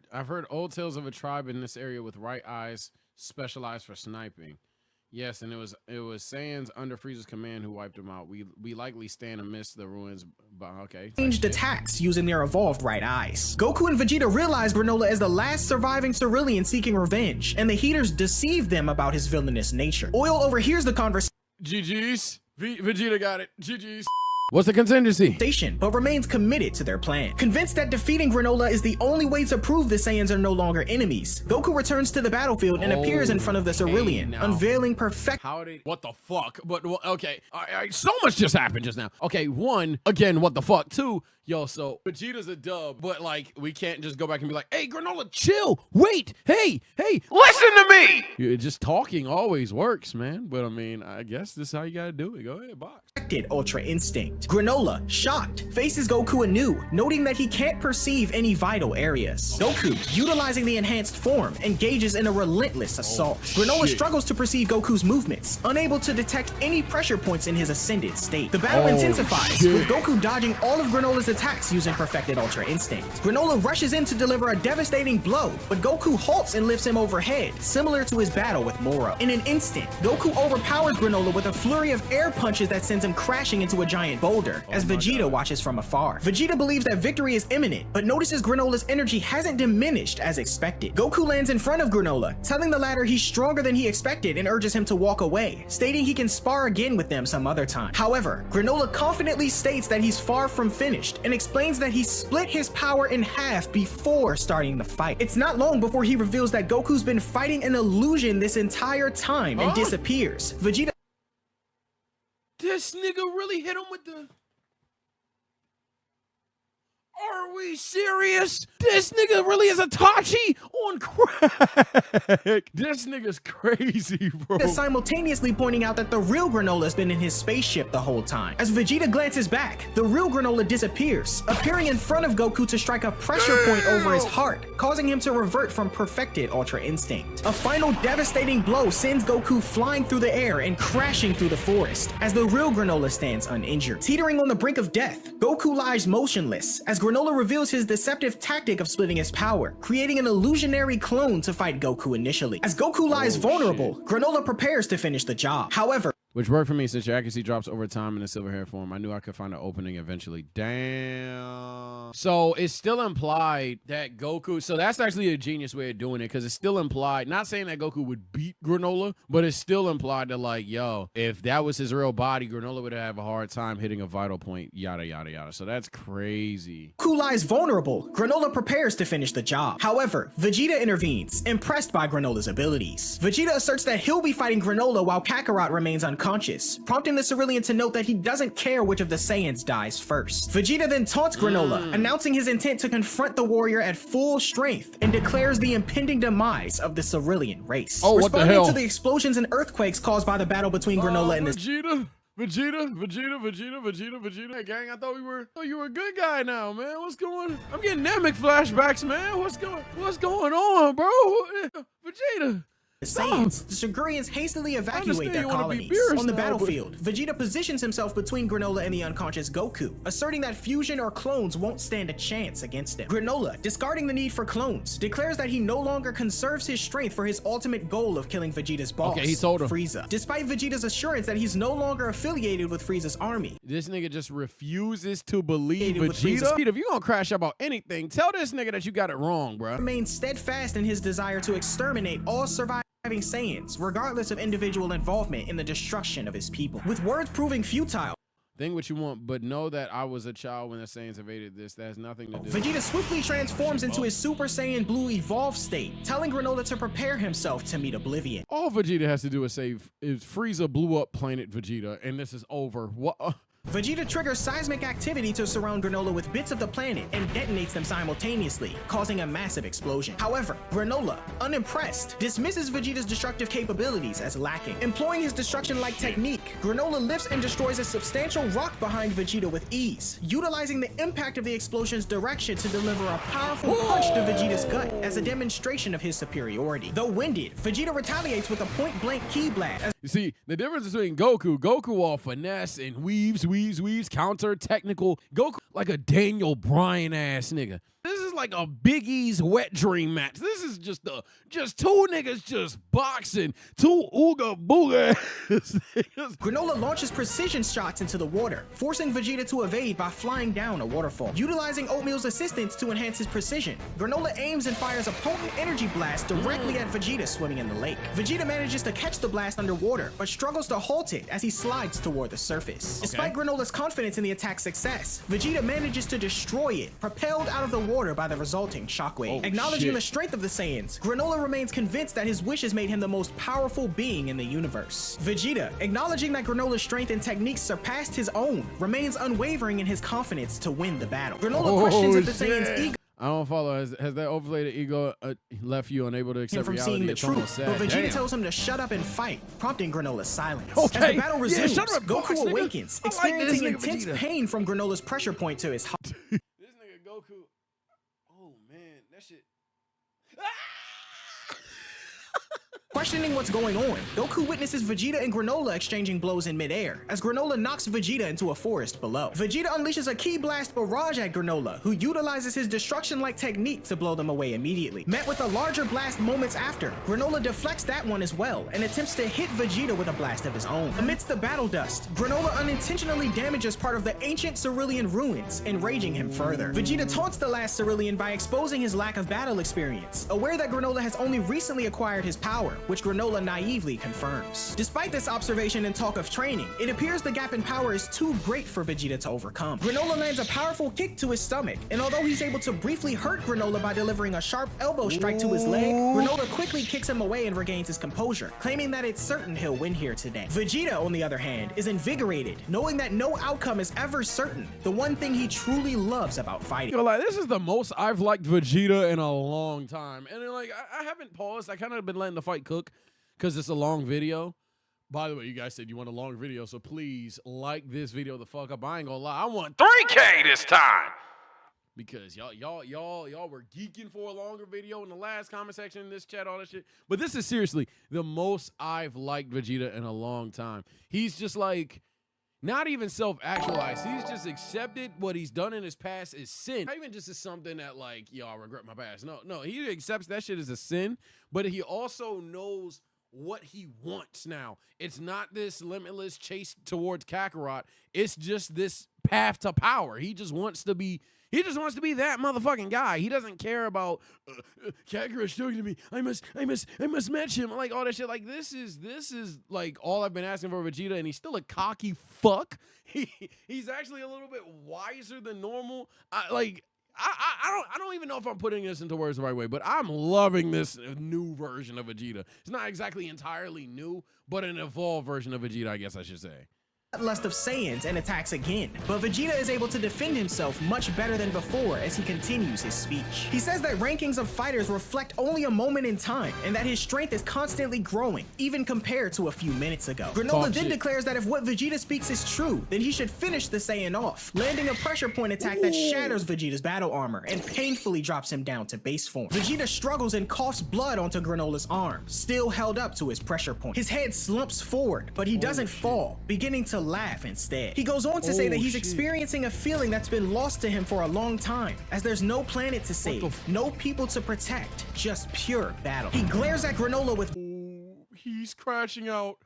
Oh shit. Oh my god, he's crashing out. This looks like a Planet Namek picture of Vegeta. Vegeta's aura swells and ignites into that of an enormous flame that shoots high above the forest. This alerts both Oil and Goku, the latter of whom notes that Vegeta's key signature feels like that of a god, but not the regular kind. As the aura continues to swell, Granola fires Precision Blast at Vegeta, who's concealed within the inferno of his new aura, only for them to be destroyed on contact. As his aura clears away, we see that Vegeta has transformed, his training with Beerus allowing him to ascend to a... It's this arc! I should have called on when Granola said ego earlier. I knew ego was a thing, no shit. Can't avoid Twitter spoilers at some point. What the fuck? Yo, that's kind of a gangster way to transform, bro. New form possessing the traits of the gods of destruction themselves. Vegeta once again prepares to battle Granola in his new form, boasting that a god of destruction taught him that power derived solely from instinct is unbounded. Vegeta unleashes a surge of his newfound energy at Granola. As the Cerulean dissipates it, Vegeta appears before him, gripping him by his scarf. Vegeta asserts that Granola's become arrogant with his new power, promising to humble him before launching a sequence of heavy strikes. Granola counters with a punch to Vegeta's gut, but it seems to have minimal impact, with the Saiyan even boasting that he's gaining strength before hurling his adversary headlong into the ancient city below. Granola attempts to regain his... This nigga just has the perfect form for himself. It's just all the Vegeta taking L memes. It works in this nigga's favor. composure, but Vegeta gives him little time to prepare, kicking him further into the ruins. Granola is taken aback by the new heights of... It's like an entirely different person. There's a thing called beings. There's these beings called God of Destructions. Our universe has one. He's the one that told me about this. Opponent reached and inquires what a god of destruction is. Appearing behind him, Vegeta explains that there are certain entities known as such, with one in Universe 7 who instructed him about his present capability. Granola inquires if the god of destruction bestowed this new power upon him, but Vegeta clarifies that the power is his alone. Nigga said, did I say that? No. And it was awakened for the first time during their clash. Unwilling to accept that Vegeta could have potentially close the gap in their power, their fight continues, with Granola launching an energy blast at Vegeta, who boldly withstands it, much to Granola's shock. Granola continues launching a barrage of blasts, but Vegeta continues to take them head-on before advancing. In a state of panic, Granola conjures an energy shield which protects him from Vegeta's assault. Granola questions why he doesn't dodge attacks like Goku, but Vegeta dismisses the comment, considering perfected Ultra Instinct inferior to his technique. He asserts that Goku's body might have a mind of its own, but he's all ego, and instructs Granola to refer to his new state as Ultra Ego. Vegeta then advances with a powerful double kick that reaches Granola's shield and this nigga kick him through his shield. Makes contact with his face, sending him crashing through the city once more. From afar, Minato observes the battle unfolding in the old city, pondering if One thing I say, Vegeta fans, I give you this. When there is a character winning a fight, who is the most enjoyable character to see win a fight? It's hard to not say Vegeta's name. When Vegeta is the character talking shit, winning a fight, it's a special feeling. I ain't gonna lie. Like Goku winning a fight is on some like humbling shit, and I actually do appreciate that. I think Goku's in that list as well. Frieza is certainly in that list. But when Vegeta's winning a fight, it is the most fun shit talky stuff. Man, hey, he might be number one, dead ass. Comment below who is the most enjoyable character to win a fight, because I think it has to be Vegeta the more I'm thinking about it. I think it's Vegeta, Goku very close, and then like 1C even is fucking Frieza. Granola is currently confronting Frieza. Growing increasingly frustrated at being on the losing side of the battle, Granola swears he'll never be defeated by one of Frieza's minions. Vegeta, however, reveals the truth, noting that a meteor wasn't the cause of the eradication of planet Vegeta, but Frieza, marking the Saiyan race another tribe pushed to the brink of extinction by the tyrant. Granola, that contradicts what you were told. That doesn't matter. Even if you are telling the truth, there's no reason to call off my revenge. Yeah, see. Yeah, I knew this was going to happen. Chat, at some point in time, it's this thing called being Locked in. or being 10 toes down. I knew once the fight got this bad, they weren't just gonna power down and go away. At this point, he's like, damn, that nigga's not lying.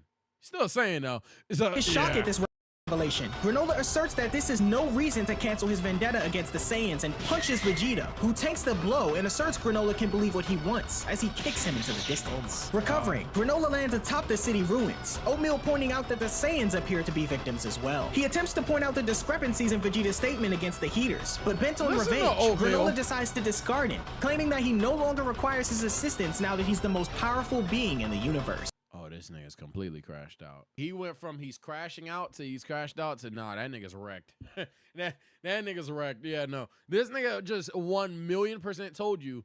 Wait, now I think about it. Not only does this contradict what you say, but this means that they were probably lied to too. Yeah, this is not your enemy anymore. It's probably those guys. Yeah, I don't even want to like, nah, it's over, bro. You know what the truth is. He officially knows the entire truth, even perhaps more than Vegeta, but Vegeta put it together kind of quick. So to be fair, I probably take that back. But still, you entirely know what the truth is. He just does not care. Honestly, he doesn't. I don't even think it's about the revenge thing. I think he just wants to fuck him up because Vegeta is stronger than him right now and he's mad, or Vegeta's holding on, keeping up with him and he's mad. Landing next to Vegeta, Granola notes that he'll have to make up for his lack of battle experience and swears to grow stronger, using telekinesis to lift a large chunk of the city ruins from the ground and hurls it at Vegeta. Vegeta, however, easily catches it and tosses it aside. Immediately, Granola launches more of the city's ruins down at Vegeta, utilizing his destruction-like technique to completely obliterate them, along with a large portion of the once bustling hometown. As the smoke dissipates, Vegeta, recognizing Granola's intent to finish this battle by any means necessary, discards his damaged battle jacket, urging his opponent to continue his assault. As the battle ensues, Oatmeal remotely operates Granola's spaceship to collect him and flies off. Vegeta lands a devastating... Wait, what? Oatmeal remotely operates Granola's spaceship to collect him and flies off. Vegeta lands a devastating blow to Granola, who responds by kicking Vegeta in his gut. Showing obvious signs of growing fatigue, Vegeta pushes through, smashing Granola down to the forest below. Taking a moment there has to be a con, eventually, if you, the easy write-off for this transformation, not just being literally an unbeatable Vegeta just wins Lowell's thing. Yeah, he can't take too much punishment, otherwise he just, dies.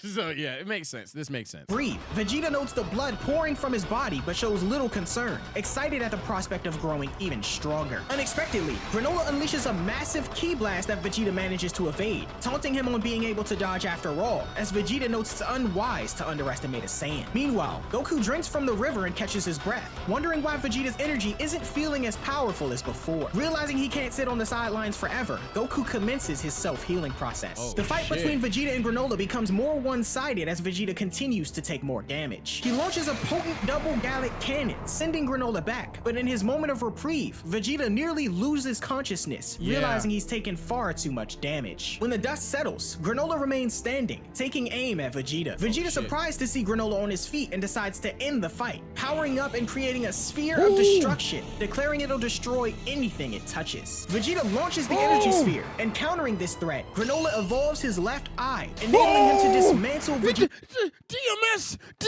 Granola! His attack, triggering a colossal explosion unlike any the planet's seen thus far. The resulting impact shakes the entire planet, much to everyone's surprise. As the dust settles, an extremely injured Vegeta lies on the ground, astounded at how effortlessly Granola was able to repel his assault. Landing gracefully, Granola mockingly thanks Vegeta for helping him unlock his true potential, and boasts that with both of his eyes now evolved, he can counteract anything Vegeta throws at him now. Nearby, Elliot comments on the battle. Just so we playing and then wipe each other out. All goods with this device too. Oh shit. shifting in Granola's favor, pleased that everything is going as planned. The Heaters then start making their way toward the first Dragon Ball. Vegeta and Granola continue their battle, with Granola demonstrating a clear upper hand due to his evolved left eye. Vegeta is blasted to the ground by a barrage of ki blasts, Granola sarcastically commenting on the Saiyan's growing strength from taking damage. Granola continues his ki blast assault, sending Vegeta rolling into the heel of his boot as he teleports to meet him, reverting to base form. Damn. Vegeta can't win anytime, huh? Damn. Damn. Damn. We fall down and don't get up. We fall down and don't get up. For a Saiyan prince is just a leader of none. Yo, this guy can't win shit, bro. Granola continues taunting Vegeta, who adamantly refuses to back down. Granola, growing frustrated by his persistence, delivers multiple devastating attacks and readies a fatal blow. Goku, however, intercepts Granola in his perfected Super Saiyan Blue form, striking him with intense force, much to everyone's surprise. Shocked that Goku's managed to get back on his feet, the Saiyan resolves to continue the fight, but Vegeta, rising to his feet, unexpected. Oh, shit. I actually saw this coming. When I see Vegeta make this face, striking him with intense force. This one, you saved me. He's a bitch. What the fuck are you doing here? Much to everyone's surprise. Shocked that Goku's managed to get back on his feet, the Saiyan resolves to continue the fight, but Vegeta, rising to his feet, unexpectedly kicks Goku, sending him into a nearby water tank. Furious about the prospect of being proven inferior to Goku, Vegeta grabs him by the shirt and strikes him again, explaining that he's only ever agreed to fight side by side when they had something to protect. There's no one I'd rather beat the hell and back than you, Kakarot. You seem confused, but Goku points out that his you sure picked a moment for this old attitude. You seem confused, but know that I've only ever agreed to fight side by side when he has something to protect. Life is in danger, but Vegeta dismisses this, stating he'd rather die than team up. Unbeknownst to them, Granola rushes in and attempts to strike a pressure point to Vegeta. Fortunately, Goku manages to push Vegeta out of harm's way with a shockwave, and his resulting injuries leave him temporarily unconscious. This nigga is completely crashed. Vegeta has literally crashed all the way out. Oh my god. Granola and Vegeta fighting was like the worst thing to happen. Cause these two niggas just crashed all the way out. Granola questions how Goku could react so quickly, and Goku explains that he now understands Granola's strategy of targeting vital weak points, asserting it won't work anymore. Believing Goku to be bluffing, Granola quickly appears behind him and strikes him in the back of his neck, seemingly ending their rematch quickly as Goku collapses in base form. However, Goku strikes back at Granola, asserting that the same move won't work on him twice. Growing angry, Granola attacks Goku again. It did work on you twice though. Like literally. Knocked you out twice. But the result remains the same, prompting Goku to deliver a blow to Granola in response. Regaining his composure, Granola realizes Goku's ability to shift his vitals out of harm's way, to which Goku confirms, and notes that although he can't dodge the Cerulean's attacks completely, he can shift enough to make sure he doesn't hit anything important. Granola why would you say that? Commends Goku's defensive ability, but argues that the Saiyan's offensive force. Yo, this is what I be saying. Goku and Vegeta talk too much shit for their own good, bro. Whis was right.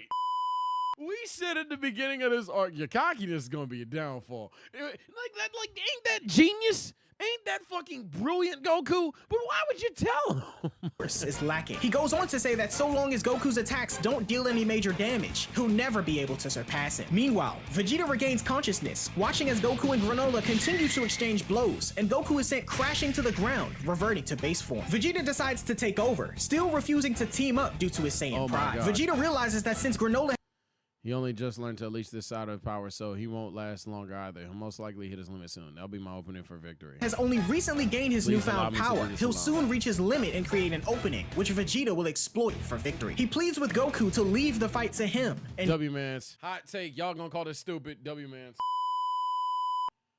W-Mans Goku. Now, if Vegeta's stupid, go for it. If Goku's stupid, go for it. But that's W-Man shit. That nigga Vegeta is like, he crashed out, got knocked out, woke back up, and said, bro, I gotta do it, bro. If you don't let me do this, I swear to fuck, I'll never forget you. Because Goku could just knock this nigga out right now.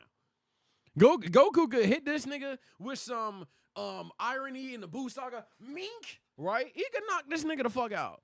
But this nigga, nah, bro. All right. But if you die, fool, it's tough. W man's Goku, bro.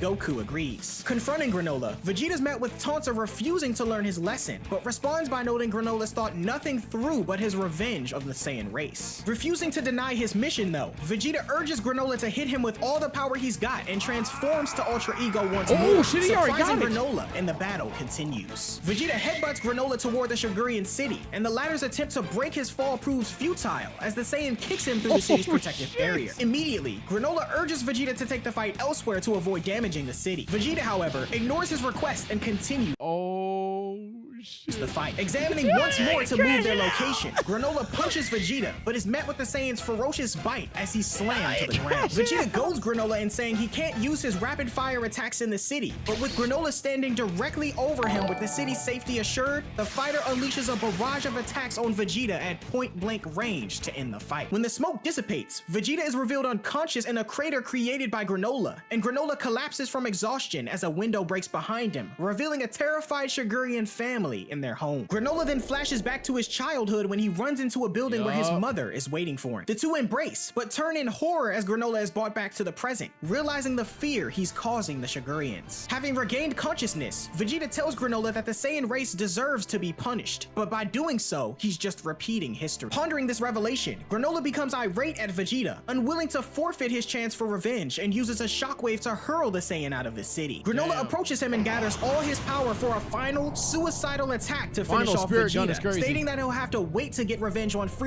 Oh my revenge against Frieza himself will have to wait until we're both in hell. Oh my god. Until they're both in hell. Accepting his fate, Vegeta apologizes to Beerus, acknowledging that he couldn't revert to the man he once was, and that the power of the god of destruction was beyond his reach. Goku, watching the act from afar, rushes in as well as Minato, who's carried forward on a spaceship piloted by Oatmeal. Goku tries to intervene, but the power of the attack prevents him from getting closer. Minato calls out to Granola to stop, and the sudden distraction gives Goku the chance to knock Granola to the ground, calling both he and Vegeta foolish for needlessly sacrificing their lives. Minato lands the ship assisted by Oatmeal, and upon revealing himself, Goku and Vegeta question what a Namekian is doing on planet Cereal. Oh, they're about to catch on. Granola pleads with Minato to stand aside and let him finish the Saiyans, but the old man explains that he lied to Granola in the past, as there was one Saiyan who didn't deserve his vengeance. 40 years ago, the man who saved both Granola and himself was none other than a Saiyan named Bardock.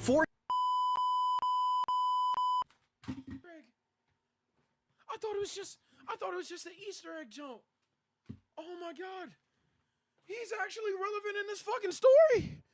4 decades prior, on planet Cereal, the Namekians would often interact with their neighboring Cerealians to provide mutual assistance. However, this peaceful coexistence was disrupted when the Saiyans and Frieza Force launched an attack, devastating the city and its inhabitants. There weren't many Namekians or Cerealians on the planet to begin with, so the invasion went off without much issue. Children and elders were massacred, and it wasn't long before Minato became the last surviving Namekian on the planet. As the Saiyans continue their rampage, Bardock, in his great ape form, notices a young Cerealian boy running toward a building in the distance and decides to follow him. Making his way toward the structure, we see Granola and his mother, terrified at the sight of the great ape, and Granola passes out in fear. Rather than immediately killing the two though, Bardock hesitates. In a desperate move, a brave Cerealian named Flake takes aim to destroy the moon as one of the Saiyans rush toward him. However, Flake miraculously releases his energy blast moments before being hit, making impact with the moon and destroying it. The Saiyan warriors revert to their base forms, and initially assuming victory, Flake is confronted by one of them as he asserts Saiyans are powerful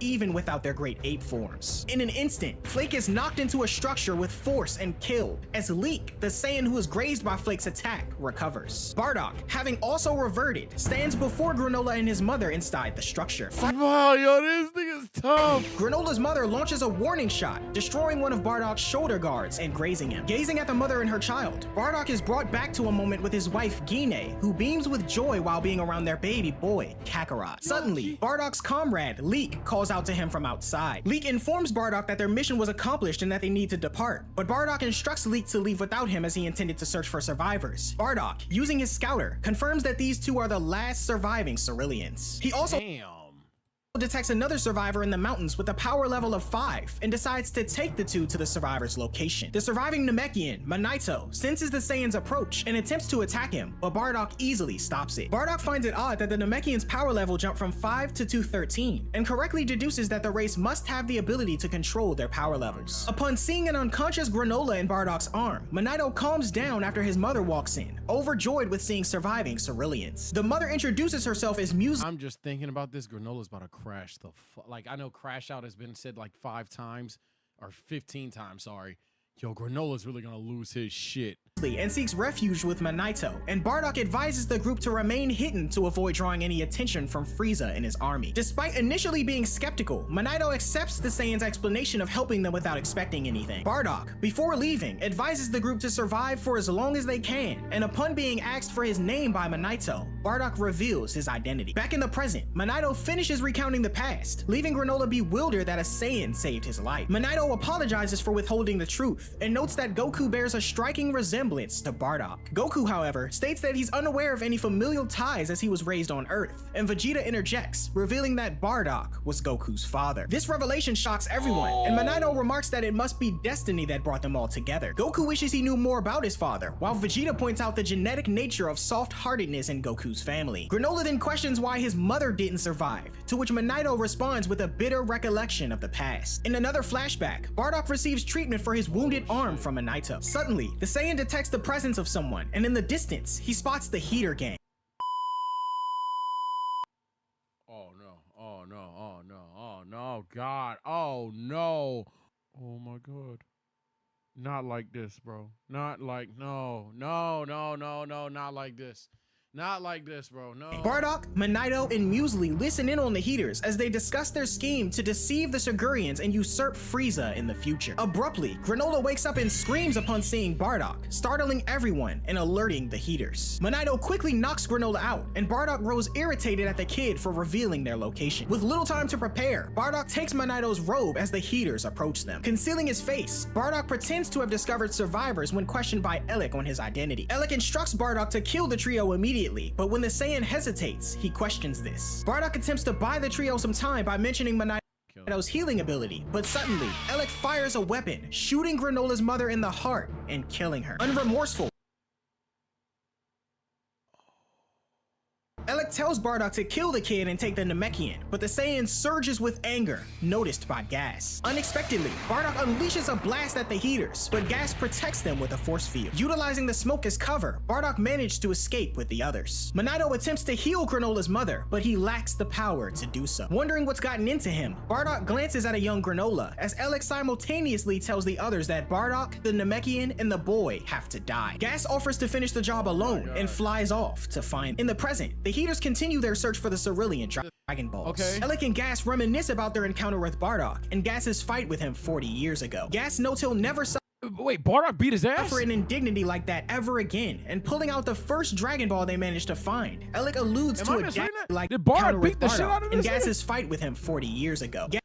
The one you fought back then was the same, right? Yes, I get it in your own way. In a way, your own revenge is tied up in all of this. I will not such an Gas notes he'll never suffer an indignity like that ever again, and pulling out the first Dragon Ball they managed to find, Elec alludes to a dastardly wish. At the same time, the Heaters draw closer to the second and final Dragon Ball. On their way, Maki checks on Oil, who informs her of the current situation. Maki runs to alert the others, who discover that Goku, Vegeta, and Granola have stopped fighting. Elec questions this turn of events, only to find out that Manito intervened. This annoys Elec, who is hoping Manito would stay out of their affairs. Gas suggests they simply eliminate all of them, and his siblings concur, giving that both parties are fatigued from their earlier conflict. Elec decides to take advantage of the situation and summon the dragon after locating the remaining Dragon Ball, as Maki hands him the radar and spell to summon Toronbo. Before she and Gas depart for Goku and the others, Elec tells Gas he'll be making a wish for him, prompting Gas to state his current strength is more than sufficient to handle everyone. However, Elec insists that their plans hinge on Gas's power, and Gas pledges to complete their mission as he and Maki depart. Back at the battlefield, Granola is infuriated to learn that Elec, who he served for years, is the one who murdered his mother. He confronts Manito for withholding this information, but Manito explains that he was trying to protect him. Goku intervenes to prevent Granola from harming Manito, while Vegeta questions if Bardock was victorious in his fight against Gas.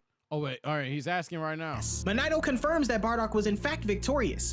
So Bardock did beat this nigga. mentioning that Gas was a formidable opponent. However, before he can finish his sentence, the sky darkens. The Saiyans liken this darkness to their dragon. However, before he can finish his sentence, the sky darkens. The Saiyans liken this darkness to their Dragon Balls on Earth as Granola and Monito grow anxious. As the two likely predicted, Elec successfully summons the dragon and stands in awe of the sight. The dragon, Torunbo, inquires for Elec's wish, which is granted off screen. The sky goes back to normal, and the arrival of an overwhelming power sends shockwaves through Goku, Vegeta, and Granola. Oil and Maki then arrive, taunting the trio of fighters, and notes they'll be disposed Our plans in motion. All that's left is take out the trash. And hey, thanks for being a team player in all these years. soon. Maki sarcastically thanks Granola for his services, but declares him an obstacle now that he become the strongest in the universe. However, she notes that he's not the only one capable of making a wish. She and Oil then introduce Gas, now the most powerful being in the universe. Monito, that nigga grew up? Deduces that the Heaters used the Dragon Balls to make this possible, surprising Goku and Vegeta, who knew nothing of Dragon Balls on planet Cereal. All right, now that one, y'all gotta take that L. Y'all didn't guess with a Namek on right. Hey, are there Dragon Balls here? Like, I know that's kind of racist, but I have to ask. Granola admits that he used the Dragon Balls to gain his power as well, which now makes sense to Goku. Effortlessly, Gas initiates a destructive energy beam that splits the land, forcing everyone to evade it. The beam destroys Granola's ship and leaves everyone in awe. Without hesitation, Gas conjures a pitchfork and tosses it at Granola, impaling the Cerulean and attaching him to half of his ship's remains. Landing in front of the group, Gas expresses his disdain for Granola and the satisfaction he feels in finally having the chance to kill him. Goku attempts to intervene, but Gas snaps his fingers and binds him with energy constructs. Goku is unable to move, and Gas recognizes the Saiyan as Bardock's son, a fact that's corroborated by Oil. Gas inquires about Bardock's current status, but Vegeta explains that their race, including Bardock, was nearly wiped out by Frieza, leaving only a handful of survivors. The Heaters are unfazed by this and decide to kill Goku and the remaining Saiyans, prompting Goku to question why they have to die in the first place. Providing a rather vague response, Gas conjures an axe and declares Goku dead, but just as he goes in for the kill, he's blasted in the back. The axe nearly hits Goku as it lands, and when Gas turns around, Granola is discovered to have fired the blast, claiming that the title of the strongest in the universe belongs to him. With no words exchanged, Gas rushes in and attacks Granola. The Heater continues to pummel him, demonstrating an obvious dominance over the once strongest warrior. So how does the Dragon Ball community feel about this? Comment section, let me know. Do y'all feel like y'all got cocky yet? No, that's not the same thing at fucking all. I'm trolling. It's not the same thing at all, because at least these people were, I don't know, heavily involved the entire time. Meanwhile, Monito frees Goku from his bonds and begins to heal him, requesting if he can do one thing for him and save Granola's life. Goku agrees, and at the same time, Granola continues his struggle against Gas. Attempting to land hits, he questions why the Heaters let him live, and Gas explains that they didn't know he survived until several years after the fall of planet Cereal. He goes on to say that by that time, Granola had already made a name for himself as a bounty hunter, and wanting to utilize him as a resource instead, Elec agreed to keep him alive. Granola then flashes back to his youth post-Cereal's destruction, as a conversation ensues between Monito and Elec, Monito stating that Granola doesn't know the truth of his mother's death, as if he did, he'd run off to confront her killer, ending his own life in the process. Confident that the boy would never learn the truth, Elec tells Monito to keep his mouth shut, otherwise he and Granola will both be killed. Elec then introduces himself to the boy, offering to pay him for his services. Back in the present, Monito regrets the decisions he's made, but Goku says he did it for the sake of Granola, so he can't blame himself. However, Monito continues to downplay his credibility as an Namekian, stating that he can't even restore Goku's energy completely. Suddenly, Goku remembers that he and Vegeta brought another Sensu beam, but Vegeta says he stored it in his armor that he tossed away. An explosion then occurs moments after, and Granola emerges from the smoke unconscious. Tagging in, Goku thanks Monito for healing some of his injuries and tells Vegeta to go back, find his armor, and eat the Sensu bean as soon as he finds it. Vegeta seems to be surprised by this, but Goku notes that it's only fair given he ate the first one. Vegeta tells Goku's a man's, bruh. Yo, if Goku gonna die, he gonna die a real nigga. If one thing Goku gonna do, Goku gonna die a real nigga, bro. Yo, y'all need a nigga like Goku in your life, bro. That's some W man shit. He said, "Oh, I slide." Why? You like? I knew Vegeta was about to hit him with the "you probably got the best chance yet again." Da, da, da. He's like, "Yeah, that's fine and all." Nigga, I already had a sensu. This is your turn, gang. Yeah, this thing is so dumb. Goku not to die, and Goku tells his ally to use his freaky face mode to defeat Gas as he flies off. Vegeta noting the form is called Ultra Ego. Goku lands in front of Gas, who, without hesitation, summons a blade and attempts to stab the Saiyan. However, Goku transforms into his perfected Super Saiyan Blue form, halts the blade, and breaks it in half. Goku attempts to buy some time by launching a series of attacks at Gas, but appearing from an explosion, the heater smashes Goku in the head with the hammer he conjured up. Maki naively asserts that Gas didn't need the wish as Goku's being pushed back, and at the same time, Oil points out that Vegeta is missing. Vegeta locates his armor in the Sensu Bean and returns to the battlefield where Goku is anxiously waiting for him. He stands over an unconscious Granola and wakes him up, instructing him to eat the Sensu Bean instead. Vegeta explains that it'll restore shit. His strength, and confused as to why Vegeta, who had it all along, didn't use it himself. Vegeta responds that he would rather lose than resort to such a cowardly tactic. He encourages Granola to seek his revenge against those who ruined his life by eating the bean and using But if there's one thing Vegeta gonna do is die real nigga. His own strength to settle the score. On board the Heater spaceship, Alex sits back and witnesses the explosions from afar, confident that Gas has secured his place as the universe's strongest. A suggestion is made to Alex to reposition their ship closer to the battlefield, but the Heater insists on staying put until the conclusion of the fight, mentioning that he has other tasks to carry out. Meanwhile, Monito is being threatened by Oil and Maki, who demand to know Vegeta's whereabouts. At the scene of the fight, Granola consumes the Sensu Bean offered by Vegeta, leading to an immediate recovery from his injuries. Using instant transmission, he promptly steps in to thwart Oil and Maki's intimidation of Monito, employing a shockwave that hurls the duo into a nearby cliff. Gas halts his assault on Goku and notices this, questioning how Granola managed to heal himself. Monito hands Oatmeal over to Granola, who offers an apology for his past mistreatment and expresses gratitude for Oatmeal's support. Unlocking his left eye once more and charging up for the confrontation. This is a W character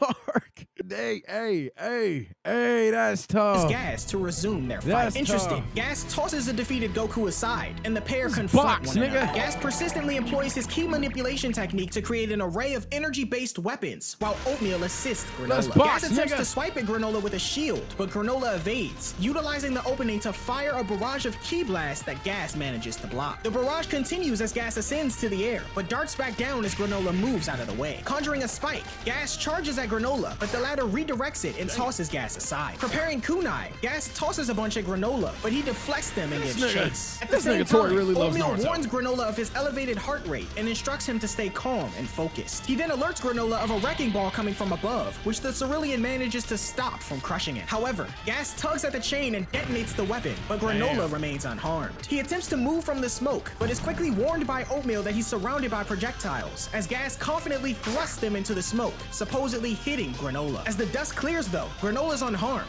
clutching the remainder of the projectiles in his hands, and asserts ki manipulation won't work on him anymore. Goku queries Vegeta about Granola's performance, to which Vegeta responds that the fighter is holding his own, and may even be outdoing Gas. Granola continues his assault, exchanging blows with Gas and eventually landing a solid punch that sends him crashing into a tree. Oil questions how Gas could be getting pushed back, and upon further observation, Vegeta states that the Heater has only recently attained the title of the strongest, and has yet to fully harness his power. During their ongoing battle, Granola questions why Gas is relying solely on his inherent abilities rather than the powers granted to him by the Wish. At the same time, Maki, on the sidelines, says to herself that it's not that Gas can't utilize his power, but he just doesn't want to. Unaware of this theory though, Granola attempts to strike a powerful blow, only to be met with a barrier from Gas's growing aura. Effortlessly, What? Wait, what? Gas extends his hand and unleashes a colossal blast on Granola at point-blank range, leaving the fighter with minor damages as he grows annoyed. Granola points out that he knew Gas was holding back, and Gas concedes that he must draw on his newfound strength. He, however, points out his reluctance in doing so, as he intended to defeat Granola using his own techniques. Granola then unleashes another barrage of ki blasts, but using instant transmission, Gas appears in front of him, pointing out that any abilities Granola gained are now his to wield as well. Gas delivers a devastating punch to Granola, and and uses destruction to blow him away. Granola rises quickly though and discards his jacket, stating he never thought taking gas down would be easy, and goads the heater to show him what he's really made of. Granola uses instant transmission and appears behind Gas, who manages to block his attack. The high-speed, teleportation-filled aerial combat continues, with Goku pointing out that the two are using instant transmission like it's nothing, and he worked hard to learn that technique. Granola, however, demonstrates a more obvious dominance in using it, corroborated by Vegeta, who states that Gas's attempts at using it are sloppy. As the two Saiyans continue to spectate, Vegeta notes that despite Gas having a speed and power advantage over Granola, he isn't perfect, leaving room for Granola to potentially turn the tide. The confrontation between Granola and Gas rages on, with Granola maintaining the upper hand, much to the increasing annoyance of Gas. As the battle unfolds, Oil expresses concern that their wish may have been in vain. However, Maki counters that Gas would never allow himself to be defeated so easily. As Gas begins to anticipate and counterattack Granola's tactics, Vegeta observes that Granola wasted too much time and allowed Gas to grow accustomed to his new power. Despite his increasing familiarity with Granola's moves though, Gas is still overpowered. Granola introduces clones into the battle, but Gas quickly dispatches each one, dismissing the tactic as ineffective. More Granola clones charge in as Gas assumes victory, preparing himself and launching a series of simultaneous blasts to pierce the clones, much to everyone's surprise. Gas assumes that Granola lost himself in his newfound skills, but the real Granola appears in front of him, asserting that he was waiting for the perfect opening to unleash his devastating attack. Granola then lets out a resounding cry and blasts Gas in the stomach at point-blank range, sending him crashing through the rubble across planet Cereal and eventually landing in a river. Sinking to the bottom, Maki and Oil grow concerned and rush to their brother, Goku marveling at Granola's power. However, the Cerulean collapses from exhaustion, and Vegeta notes that the creation and destruction of his clones have taken a significant toll on his body. Monito attempts to assist Granola, but Granola urges him to stay back, asserting that the fight is far from over. Soon after, Elec arrives, questioning Gas about his lackluster performance, much to the anger of Granola. Maki questions how Gas could be struggling when he should be the strongest due to the wish that they made, and Elec confirms that they did indeed make a wish, but reveals that there's another power that Gas needs to master. He then removes a necklace from Gas's head, surprising Oil and Maki, who recall that things didn't end well the last time this was done. Gas begins to act erratically, and despite Maki's protest that Gas will lose all reason in his liberated state, Elec insists that he endure and unleash his innate power. Gas soon releases a mighty roar and is enveloped in a surge of power, causing him to grow significantly larger. Vegeta and Goku are puzzled by Gas's sudden transformation, and Monito, clearly terrified, reveals that he's seen this could be peak for all I fucking. I can't unsee Black Garlic Jr. It's over. I'm sorry. this form before. He explains that when Gas first battled Bardock, he was losing and resorted to this form, losing his sense of self in the process. Now, in this larger and more powerful form, Gas charges toward Granola, easily overpowering him. Granola finds he's unable to defend himself, as Gas mercilessly pummels him around planet Cereal. Vegeta questions Monito on how Bardock managed to defeat Gas in this state, but Monito admits he doesn't know, as he was unconscious at the time. Maki notes that she knew Gas would lose himself in this state, and she and Oil attempt to reach out to him. However, so nobody knows how Bardock beat this nigga, but Bardock beat this nigga, and he died the freezer. Oh, sorry. Gas can no longer recognize them as allies, and I didn't mean to click play. Oh, something. I need How? somebody gonna have to explain that one day. Oh, hell no. charges toward them, delivering a blow to both. Despite Maki and Oil's complaints about Gas's loss of control, Elec remains confident, asserting that as the strongest warrior in the universe, Gas will eventually gain control. Suddenly, Gas takes off and turns his attention to Vegeta, kicking him with intense force and slamming him into a nearby rock. He can He's crashed out so hard. This nigga just stood up. Man, fuck Vegeta. Yo. continues to overpower the wounded Saiyan with a flurry of punches, prompting Goku to rush in to help with the blocked attack. However, the sight of Goku reminds Gas of his battle with Bardock, causing him to recoil at the memory. Gas begins to shake and convulse in pain, but Elec's reminder of his vow to never lose again resonates with him. This awakening allows Gas to momentarily regain control to recoil at the memory. Gas begins to shake and convulse in pain, but Elec's reminder of his vow to never Hold on, I'm muting him. I just need to see what that screenshot was. blocked attack. However, the sight of Goku reminds Gas of his battle with Bardock actually. Bardock actually beat this nigga? causing him to recoil at the memory and resonates with him. This awakening How did Bardock beat this guy? allows Gas to momentarily regain control, and his body undergoes another transformation. Everyone watches in anticipation as Gas regains his senses and takes control of his new form. Alec is delighted to see his younger brother officially become the strongest in the universe, a sentiment echoed by Goku, who notes that Gas has indeed awakened. Alec instructs Gas to eliminate all who stand in their way, and Gas complies with a nod. Harnessing his newfound power, Gas immobilizes Goku and Vegeta with a paralyzing spell, leaving them motionless. Alec commands Gas to end the Saiyans, but suddenly, Granola appears beside him, attempting a strike. Gas quickly moves his brother out of harm's way to Granola's surprise, and Alec taunts Granola as the latter declares he murdered his mother. He goes on to say that had it not been for the heaters, nobody on planet Cereal would have died, and prepares to kill Alec. However, Alec confidently asserts that the heaters could have killed Granola whenever they chose, and this time is no different. Gas then quickly snaps Granola's arms with a swift kick, causing the Cerulean to scream out in pain. Without hesitation, Gas then incapacitates Granola by gouging out his eyes, and he falls into Alec's lap. Alec sarcastically thanks Granola for all the jobs he's done for them and grants him the courtesy of dying the same way his mother Here, if nothing else, you get to die the same way your mommy did. using the same weapon to blast Granola through the stomach, much to the surprise of everyone present. Granola plummets into the water below as Alec says that was a long time coming. Gas then noting he lost interest in fighting Granola, so his pathetic death is of no concern. Goku grows angry at the sight of losing Granola, and suddenly, Vegeta grants Goku his last bit of energy, breaking him free from Gas's spell. Vegeta tells Goku to use his energy wisely and to defeat About that better than us dying here. You can still fight. So. Gas once and for all, prompting Goku to silently agree. Gas begins to thank his brother for bestowing the honor of the strongest in the universe to him, and to thank him, Alec proposes Gas eliminate the remaining threats on the battlefield. When in doubt, hey, it was nice. We gave everybody a chance, all right? We gave what's his name? We gave Vegeta a chance. We gave Granola a chance. We gave Vegeta another chance. Hey. Clear out. It's time. clear out.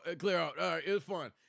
We tried, gang. We tried. Clear out. It's Goku time. Let's get it. As turns to kill Goku and Vegeta though, he notices Goku in his perfected Super Saiyan Blue form, free from his spell. Goku immediately takes off and delivers a kick to Gas, who lands on the ground impressed by the Saiyan's prowess. Angered, Goku attempts to gather himself and eventually calms down, telling Gas he's got no real reason to fight him and questions if he can leave planet Cereal. Gas inquires if Goku is upset about the death of Granola, to which Goku responds he is, but anger is an emotion that messes with his special move, so he'll have to control it. Alec then cuts in, stating that because the Saiyans know their plan, they can't allow them to escape, prompting Gas to unleash a spiked platform that comes down on Goku. Goku manages to avoid it, but Gas conjures 2 additional platforms like a wall to crush him, causing the Saiyan to struggle. Goku eventually breaks free, but is forced on the defensive by a barrage of more energy-based weaponry. Gas then uses telekinesis to hurl the debris of the nearby ruined city at Goku, culminated with a moving train as well. Goku lands on top of the train and Gas joins him, Hit with Shibuya.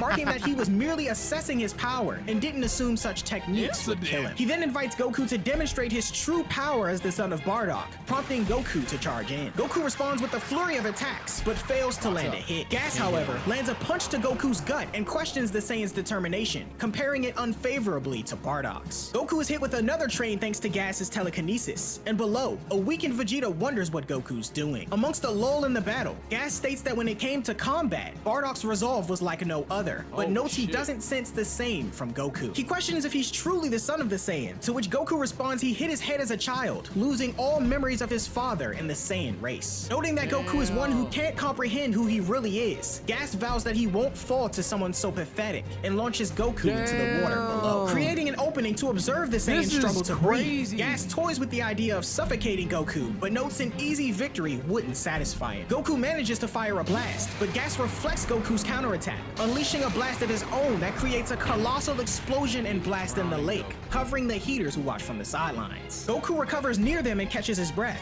wondering how he'll be able to defeat Gas. He notices that Gas has his eyes fixated elsewhere though, coming to the realization that this is the reason everyone's been revived after a period of time. Goku then glances over and sees the unconscious Granola being healed by Manito, overjoyed that the Cerulean is still alive. This revelation surprises Vegeta and the others, as Gas asserts that Manito will have to die first. Gas launches in and prepares to kill the Namekian, but Goku catches him just in time and uses instant transmission, warping them away to everyone's confusion. On an unknown planet, Jocko is seen shopping as the duo come flying in, alerting the Goku a real nigga. patrolman. Goku greets Jocko, glad that he was on a nearby planet, and Gas questions where they are, though Goku is unsure himself. Goku, however, asserts that his instant transmission ability is superior to Gas's, honed over many years and isn't easy to master. In response, Gas attempts to attack Goku utilizing said technique, but Goku proves his point, moving out of the way until he's forced to block a kick from his enemy, the sheer magnitude of the impact blowing away Jocko as well as the planet's inhabitants. Sorry, guys. Goku challenges Gas to Boxing follow him here. wherever he goes and uses instant transmission to flee, prompting Gas to do the same, leaving behind a tattered area. Jocko sits in amazement, remarking on Goku's knack for finding formidable foes. Teleporting to an outpost of more Galactic Patrol members, Goku and Gas continue their fight. Despite blocking Gas's kick, Goku this sustains a nigga Goku playing bruise. the game of Gas cat and launches a mouse. barrage of kicks while Goku manages to This block actually each be one, fun. and utilizing instant transmission, he teleports both himself and Gas to a different location. Goku continues to actually showcase seems his fun as superior hell. control of the technique, leading I Gas like from one this. I like this, y'all. This is planet to funny. another, and eventually behind a truck filled with waste that dumps on him. Goku mocks Gas, Monica, the strongest. Oh, it's over. It's over. It's over.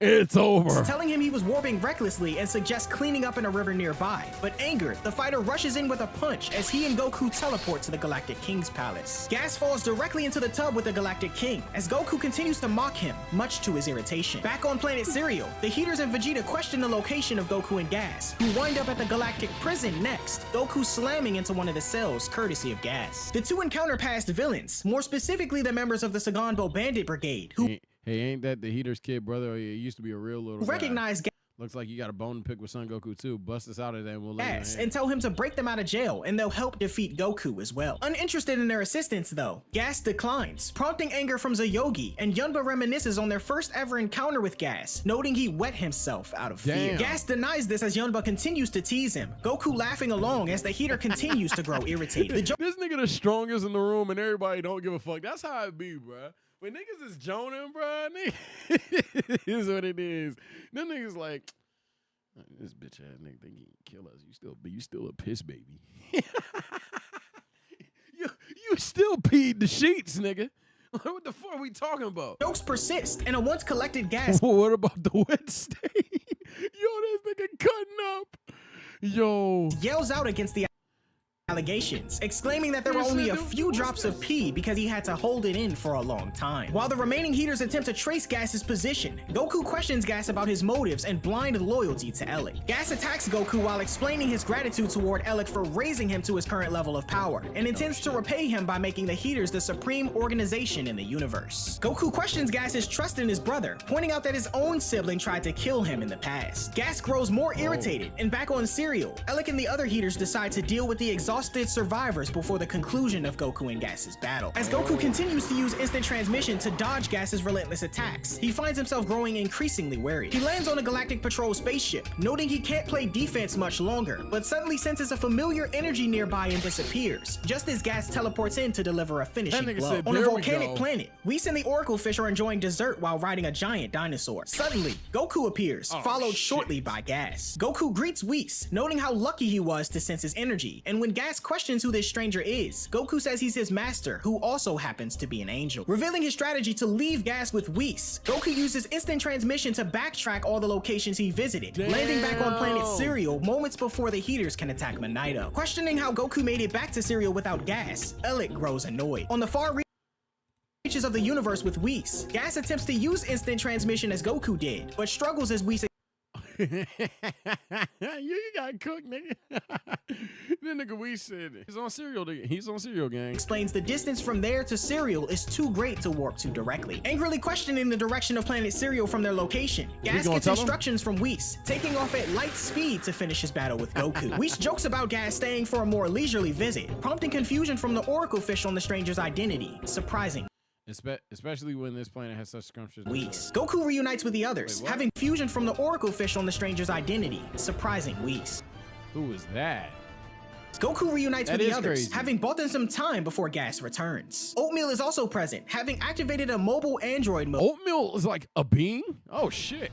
To assist. Spotting the group fleeing, Mackie questions Elec if they should thought unleash he their was just inner like some natures like kid Gas in- did earlier. like, But I thought it Elec was just comments some that kid they'd that be was in no the match cut. for Goku and should retreat until Gas returns. In a hover car on the way to Monaido's house, Goku Like, I was fully prepared for them to be like, yeah, there's one other survivor. Like, spots a small communication device that Whis planted on him earlier. Whis warns Goku that Gas is approaching and will arrive in 20 minutes Earth time. This revelation shocking the group as Monaido informs them that this isn't enough time to fully heal Granola. Whis questions Goku's progress with Ultra Instinct, and Goku notes he isn't satisfied with it yet, being unable to fully calm his heart as Whis does. Whis tells him that as a fundamentally different life form, this is understandable, but repeats to Goku that it's up to him to discover his own unique version of the technique. Whis leaves Goku own unique version of Ultra Instinct. Wait. with one last piece of advice to listen to the voice within himself as he and the others arrive at Monaido's house. Inside, Wait. Monaido reveals something to Goku, Bardock's scouter. Goku solemnly realizes that this object belonged to his real father, and attempting to bring life to the device, Vegeta notes that it's broken, but there's evidence of saved audio. Monaido suggests that if they play it, they might get an answer to how Bardock defeated Gas, prompting Oatmeal to take the scouter, stating he can access its circuitry directly and play the audio via his speakers. As Gas continues to furiously fly This nigga Goku's going back to the Saiyan Saga. Goku and Vegeta going back to the Saiyan Saga days. toward the group through space, Mackie, tracking him, notices his speed with astonishment. Oatmeal powers up the scouter and begins to play the device's stored audio, Monaido recognizing Bardock's voice, warning him to escape with Granola from the battle with Gas 40 years ago. He says he'll slow Gas down and tells them to stay alive, which awakens a deep, repressed memory within Goku of Bardock and his mother Gine telling him the same thing as they send him What the f? Whoa! away from planet Vegeta before its destruction. The shock of this awakened memory ripples through Goku, and a sharp electric aura fires up around him. The scene then transitions to Bardock's battle with Gas 40 years ago. Oh, that's so tough. Launches in and strikes Gas directly, sending him crashing into the forest below. However, unharmed, Gas thinks to himself that Bardock must be a Saiyan, noting his exponential strength, unlike the other Saiyans he'd heard were coming to planet Syria. Bardock continues his assault, but Gas evades, launching a powerful key attack at the Saiyan, who manages to deflect it. To Gas's surprise, Bardock delivers a blow to his gut and kicks him down to the forest once more, attempting to catch his breath, and notes that likely didn't finish him off. Landing near Monaido, Bardock's message to stay alive is repeated, and getting a sudden reading on his scouter, Gas leaps from the forest, telling Bardock that he won't escape. Noticing the minimal damage done to Gas, Bardock ponders his next move, while Gas, considering Alec's instructions to end things quickly, remarks that playtime is over. Pondering a mace for battle, Gas prepares himself for round 2. Monaido, however, interjects before they get started, insisting Bardock has already done ample for them and he should seek safety. Gas, catching bits of the conversation, darkly predicts I should mention you could flee right now, but the Saiyans aren't fated to last much longer anyway. Oh yeah, what's that supposed to mean? Oh, nothing much. Just something I heard from Alec. to Bardock that the Saiyan race's survival is tenuous, regardless of his actions. Having heard enough, And that explains why, even though Bardock probably pieced it together regardless, he had even a hint at, oh my vague lord. premonitions though, Bardock dismisses the idea of escape and engages Gas in battle. Gas leaps over a blast from Bardock and slams him overhead with his weapon. Bardock grabs the weapon though and tosses Gas into the air. Landing in the distance, Bardock tells Monaido to leave while he can, as this is his fight now, and takes off to confront Gas. Exchanging blows, Gas exclaims that Bardock's attacks are nothing to him, unleashing a vicious beam of energy that overwhelms Oh the my Saiyan. god, we As he got a collapses to the Bardock ground, fight in Gas 2024, dog. reveals that he can't afford to waste any more time and opts to unleash a bit of his inner nature, surprising Bardock. Simultaneously, Monaido hastens to his home to collect the Dragon Balls of cereal, intending to use them to aid Bardock, who persists in the fight despite his deteriorating state. Bardock realizes that Gas is capable of adjusting his power level, and the fighter boasts of the full extent of his power, questioning if Bardock has lost the will to fight. However, the Saiyan notes that nothing gets him more excited than battling a powerful foe,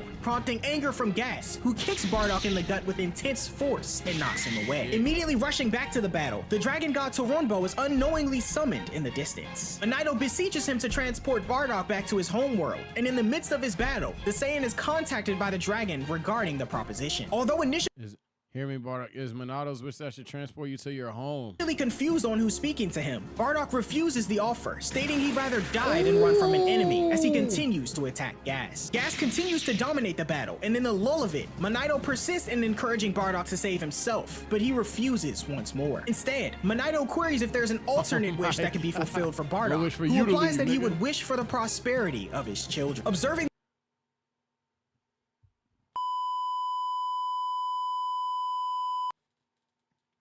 W fucking dead!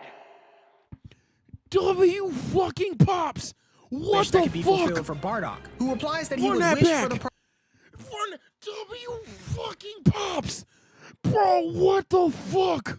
prosperity of his children. Observing the battle and Dragon's radiance from afar, the other heaters grow curious. When the Dragon Balls scatter, Elec opts to investigate, instructing Oil and Maki to proceed to greet Frieza's incoming spaceship. Back at the battlefield, Gas continues to dominate Bardock, unleashing a lethal barrage of energy blasts at the Saiyan, all connecting as the surrounding area is destroyed. When the attack settles, Gas appears fatigued. He approaches the fallen Bardock, lifts him by the tail, and violently throws him to the ground, repeating the process until Bardock loses his tail. Gas tries to execute Bardock, generating an energy spear which he propels at the wounded Saiyan, but Monato intercepts it, getting hit in the shoulder. Infuriated by the ceaseless interruptions, Gas lets his innate power fully take over. He forcefully strikes Bardock and Monato, sending the Namekian crashing into a rock as the Saiyan watches from the ground. Gas then seizes Bardock by the throat, declaring that he'll die here without having saved anyone. Yet again, Bardock refutes the notion of surrender and manages to counterattack, unleashing a blast that creates an enormous explosion. Amidst the smoke, Bardock gains the upper hand, delivering a flurry of devastating attacks to Gas and kicking him into the distance. So I have to say this now because I know somebody's going to be irritated. This is like 40, 50 years back. So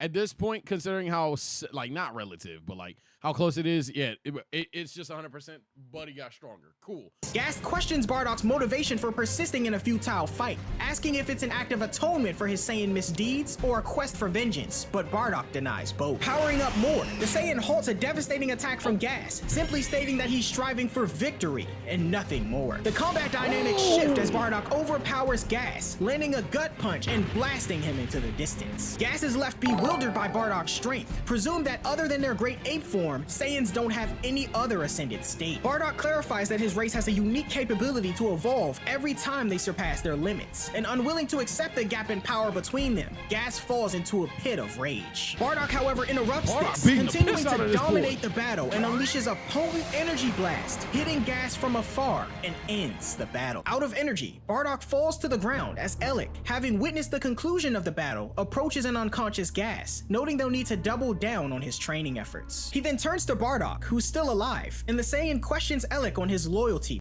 Thought you were loyal, Frieza. When it comes to business, there's the hand you show and the hand you don't. To Frieza, though he provides a vague response. Elec changes the Speaking of, your kind doesn't even know what. Oh my subject, God. mocking Bardock and the Saiyan race for unknowingly following Frieza, considering what he has planned for themselves.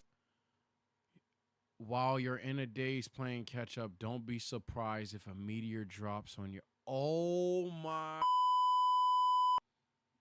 Soon. Elec then removes his weapon and shoots Bardock in the arm. The wounded Saiyan falls backward, tumbling off the cliff and into the forest below. Maki informs Elec that Frieza has arrived, and before departing, he blindly shoots into the forest, confident that Bardock won't survive given the damage he's received. After some time, Monato regains consciousness and reaches Bardock, both surprised that they're still alive. Bardock questions the safety of Granola, and upon confirming that he's okay, Monato compliments the Saiyan on his victorious battle. In the present, Goku, Vegeta, and Monato are left in a state of shock as the recording from Bardock's scouter ends, while Granola lies unconscious, recovering. That explains everything! Pun intended. The only thing I'm confused about is he said sons. He said sons. Yo, Reddit.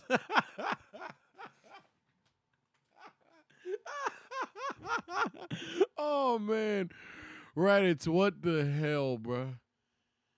Goku, remembering more about his parents, realizes that Bardock's return to planet Vegeta after battling Gas was one of the main reasons he and Gine decided to send him away as a baby. Goku finally understands the true meaning of Saiyan pride and admits that he's been feeling a loss of confidence in his own power. Vegeta shares a similar sentiment, understanding that he's lost sight of his own Saiyan pride, which he's burdened himself with for so long due to his fixation on making amends for his past wrongdoing. Somewhat irritated, Vegeta acknowledges that his realization was led by Goku's father. He also recognizes, much to his annoyance, that Goku and Raditz' survival and growth into adulthood were partly due to the wish made by Bardock. I like that panel. I like that panel. As Goku and Vegeta engage in a trivial argument over Vegeta's gentle treatment over his daughter, Minato ponders over Bardock's legacy, understanding that the pride of any race or tribe comes from accepting their true. It's about accepting your nature and sticking to your convictions. And that's true of any tribe out there. Let me patch you up before Gas get back. Nature and standing firm in their beliefs. Minato offers to further heal Goku and Vegeta and provides them with battle armor similar to Bardock's. However, this is tough. Two decide to fight in their regular clothes. Meanwhile, Gas, who'd been flying through space after being left behind by Goku, finally manages to teleport outside Minato's house as he comes within range of instant transmission. Wait, I thought they were wearing other clothes. Manages to teleport outside Minato's house as he comes within range of instant transmission. Noticing their brother's return to the planet, Elec instructs the other Heaters to move their ship to a safer distance and watch the battle. Goku and Vegeta, rejuvenated. Hey, what the hell? What the hell? By their newfound determination, stands before Gas, who assumed they would have run off by now. Gas vows to slaughter the two and prepare to defeat this enemy even if it kills him. Vegeta and Goku decide to fight together as their energy builds, though their rivalry still compels them to compete in landing the finishing blow to Gas. They both transform into their perfected Ultra Instinct and Ultra Ego forms respectively. What the fuck you do with that, bruh? Just what the hell? What the hell you do when these niggas is on the same motherfucking page, bruh? Or swirling into a raging inferno of destruction and the power of the angels. Gas questions if the two intend to face him together, stating that the Saiyans are as mindless as ever, as they still can't comprehend the gulf in their power. Goku, however, tells Gas he's the one who doesn't understand, prompting Vegeta to state that their final battle has nothing to do with their odds of victory, but the sheer desire to win. The two then charge at Gas, delivering simultaneous blows to both sides. And it's gonna be hard for Gas because these are two like completely contradictory styles. Gas is unimpressed by their power, noting that this is about what he expected from the duo. Goku and Vegeta put their combo moves to use as they try to attack Gas, but initially their attacks fail to land. Goku, however, ascends to the air and exchanges blows, prompting Vegeta to join in and do the same, triggering a hint of struggle from Gas. Catching Vegeta's fist, Gas redirects it and sends him to the ground, followed by Goku shortly after. The Saiyans' resolve keeps them trained on Gas though, as they continue to combine attacks and pursue him. Landing, Gas unleashes a powerful energy wave that the duo dodges, responding in kind with their own Kamehameha and Gallic gun, but Gas teleports before impact. The Heater smashes Vegeta to the ground with a key-manipulated mace and tries the same with Goku, but the Saiyan's Ultra Instinct prevents this, triggering Gas, who kicks Goku to the ground, crushing his stomach. Warning them not to get cocky, Gas is interrupted when Vegeta whips up a destruction sphere capable of erasing mortals, launching it at Gas as Goku uses instant transmission to move out of the way. Confident that he can deflect the attack, Gas conjures a shield and blocks the sphere, but Goku, appearing next to Vegeta, assists him in pushing the Heater back as his weapon fades in the power of destruction. Watching close by, Maki and Oil worry about their brother's safety, but Elec, confident, asserts that Gas will be fine given the wish to become the strongest came after Goku and Vegeta's ascended states, making him unbeatable. Gas musters more of his power to push the destruction sphere back at the Saiyan duo, who note that a continued struggle is no use. In response, Vegeta takes the opportunity to leave Goku to fend off the attack and charges toward Gas, probably receiving a devastating gut kick and punches that follow, being knocked into a boulder. Mocking the Saiyan Prince, Gas questions if he thinks he can win as he prepares a finishing blow, and Goku, meanwhile, still struggles with the sphere of destruction. Determined to protect the city he nearly comes in contact with, Goku manages to fling the sphere into space and uses instant transmission to assist Vegeta. Vegeta, however, is in mid-battle with Gas and lands a clean hit to his face, surprising Goku as the Heater questions how the Saiyan is still moving. Wiping blood from his face, Vegeta asserts that damage is nothing to him but fuel, alluding that he's only becoming stronger. This is like the much perfect perfect form Gas's for anger. Vegeta, bro. questions what Gas will do faced with this dilemma, and in response, the heater initiates a relentless assault ending in a blow to Vegeta's gut, asserting that he'll kill him in one blow and be done with this. Goku readies himself to intervene. Yeah, that's the counter. That'll do it, yeah. But Vegeta rises once more, landing a punch to Gas's gut that leaves him winded, Vegeta thanking him for the prime fuel. Gas continues to pummel Vegeta, utilizing the instant transmission technique to teleport him to the surrounding areas on Serial and deliver blows when he reappears. Damn. The Saiyan continues to take a beating as Goku rushes in to help, but Vegeta commands him to stay back, much to his confusion. Catching his breath, Vegeta asserts that his Ultra Ego is continuing to evolve, but questions Goku of his Ultra Instinct and tells him to figure it out fast. In the meantime, Vegeta rushes in and unleashes a barrage of attacks on Gas, while Goku, aiming to discover his own version of Ultra Instinct, reverts to base form and summons a meditative barrier. Vegeta Hey, this nigga about to come up with something devious. Yo, chill. Yo, gang, chill, bro. continues his attacks, but annoyed, Gas swats him away, asserting he sees his pointless struggle. Vegeta, though, severely wounded with his left eye swelled, declares he isn't done yet, much to the surprise of Maki and the others. Gas lands powerful punches to Vegeta's ribs, aiming to topple him, and follows up with a severe uppercut to the chin, landing Vegeta head first on the ground. A silence falls on the battlefield as Gas asserts he won't be standing again, but determined, Vegeta glares at his enemy with fire in his eyes, much to the shock of Gas. Vegeta rises to his feet once more, asserting he's no longer bound by limits and charges in. However, when a scared Gas blocks and opens his eyes, the Saiyan Prince stands before him, unconscious, as he falls to the ground, defeated. Regaining confidence, Gas mocks Vegeta for resorting to a technique that requires him to receive damage and prepares to finish him off, conjuring a sword to finally end his life. However, as Gas moves to land the killing blow, his sword breaks along the edge of a force field now surrounding Vegeta. Much to his surprise, Goku, completing his meditation, has saved Vegeta, moving him to his location as Gas unleashes a barrage.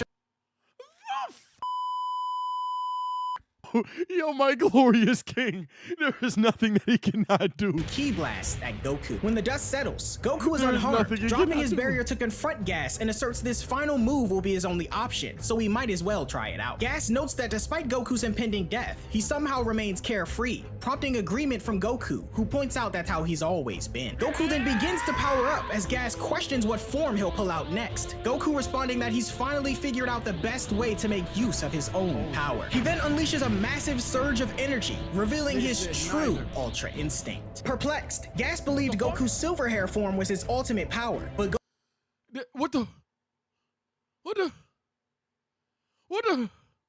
Goku explains that his perfected Ultra Instinct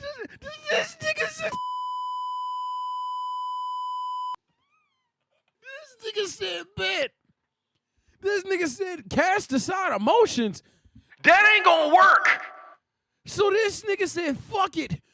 We going back to me, nigga. Instinct form requires tranquility and calmness, but in this sign form, he can utilize his current emotions more effectively. He admits that his heart is no longer calm, and reminded of Bardock, Gas charges at Goku in a fit of rage. However, Goku holds the upper hand in the ensuing clash, landing a serious punch to Gas's face unlike any previous attempt, causing an explosion that blows the heater's ship out of the sky. Goku relentlessly pursues Gas in his advantageous state, utilizing instant transmission to kick him into the air and unleashing a Kamehameha that explodes on impact. Fearful, Gas wonders what's going on as Goku states he's just barely stronger than him now, opting to finish the battle quickly as he charges in once more. The fighters exchange blows with Gas on the defensive, Goku snapping the horns on his face as Gas attempts to retaliate. However, Goku unleashes an erratic beam of energy from his mouth, surprising Vegeta on the sidelines, who jokes about this version of Ultra Instinct. Growing increasingly frustrated at the thought of sacrificing his pride just to lose, Gas summons a flurry of ki-induced weapons to launch at Goku, but the latter effortlessly moves around him to be met with a wrecking ball flying toward him. Goku, however, grabs the chain of said ball and hurls it back at Gas, taking advantage of his opening to deliver a devastating kick to his chest, sending him flying across planet Serial. As Gas struggles to recover, EARLLY approaches him, expressing his disappointment and reminding Gas that the Saiyans are merely a stepping stone toward their ultimate goal, which is defeating Frieza. Goku tells EARLLY that he doesn't need to.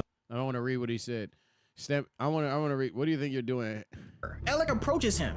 Why did I make you into the strongest warrior? Answer me. To elevate the heaters to the greatest Expressing his organization. disappointment and reminding Correct. And what is needed to achieve that? I must kill the Saiyans. Wrong. You have to kill Frieza. Stamping out the Saiyans was only a stepping Gas stone. that the Saiyans are merely a stepping stone toward their ultimate goal, which is defeat. So find the resolve. So I'm the resolve to die in battle if you have to. The power I give you has to be worth more than this pathetic showing. Oh my god. Frieza. Goku tells Elec that he doesn't need to force Gas to continue the battle, as he's ready for a fight anytime. However, Elec insists that there won't be a next time for Gas. Suddenly, a massive surge of energy emanates from Gas, who rises to his feet, now significantly aged. As Goku marvels at the heater's exponential energy growth, Gas uses telekinetic abilities to strangle him. However, Goku escapes by using instant transmission and tries to counterattack, only to be swatted away nonchalantly by Gas. Gas then appears behind Goku, reveling in his newfound power, describing a sensation as if every cell in his body is set ablaze, fueling him even further. He grabs Goku by the head and hurls him into the cerulean forest, ensnaring him in a whirlwind and landing multiple ki blasts before letting him drop to the ground. Gas lifts Goku Fucking talk no jutsu, this nigga. Up and relentlessly pummels him with colossal spectral fists and boots made of ki. On the sideline. Wait, was the wish that he can't lose a fight? I'm putting him out parlay. Is the wish that he can't lose a fight?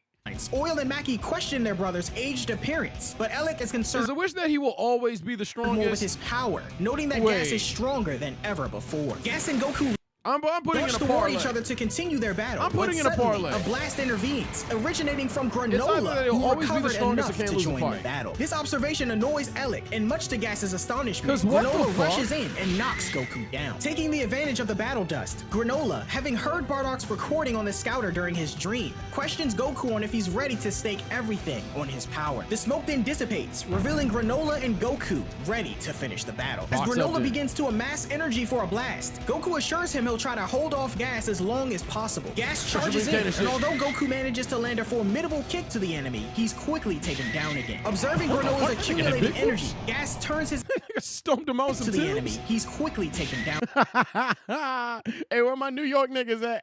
Observing Granola's accumulating energy, Gas turns his attention toward him. Goku, however, shields him with the ki barrier as a blast comes hurtling in, the Saiyan noting that nobody's giving up and taking Gas down. Gas, growing increasingly irate, bombards Goku with a barrage of energy blasts, effectively knocking him out as the barrier diminishes. Things take a turn for the worst until Vegeta, despite his injuries, intervenes and urges Granola to hurry. As Maki and Oil attempt to assist their brother, Manito steps in and uses hypnosis to put the two to sleep, ridiculing them for underestimating him. Once Granola's gathered enough energy for his attack, Gas tries to charge at him once more. However, Goku awakens, manifesting his giant spectral form from his battle with What the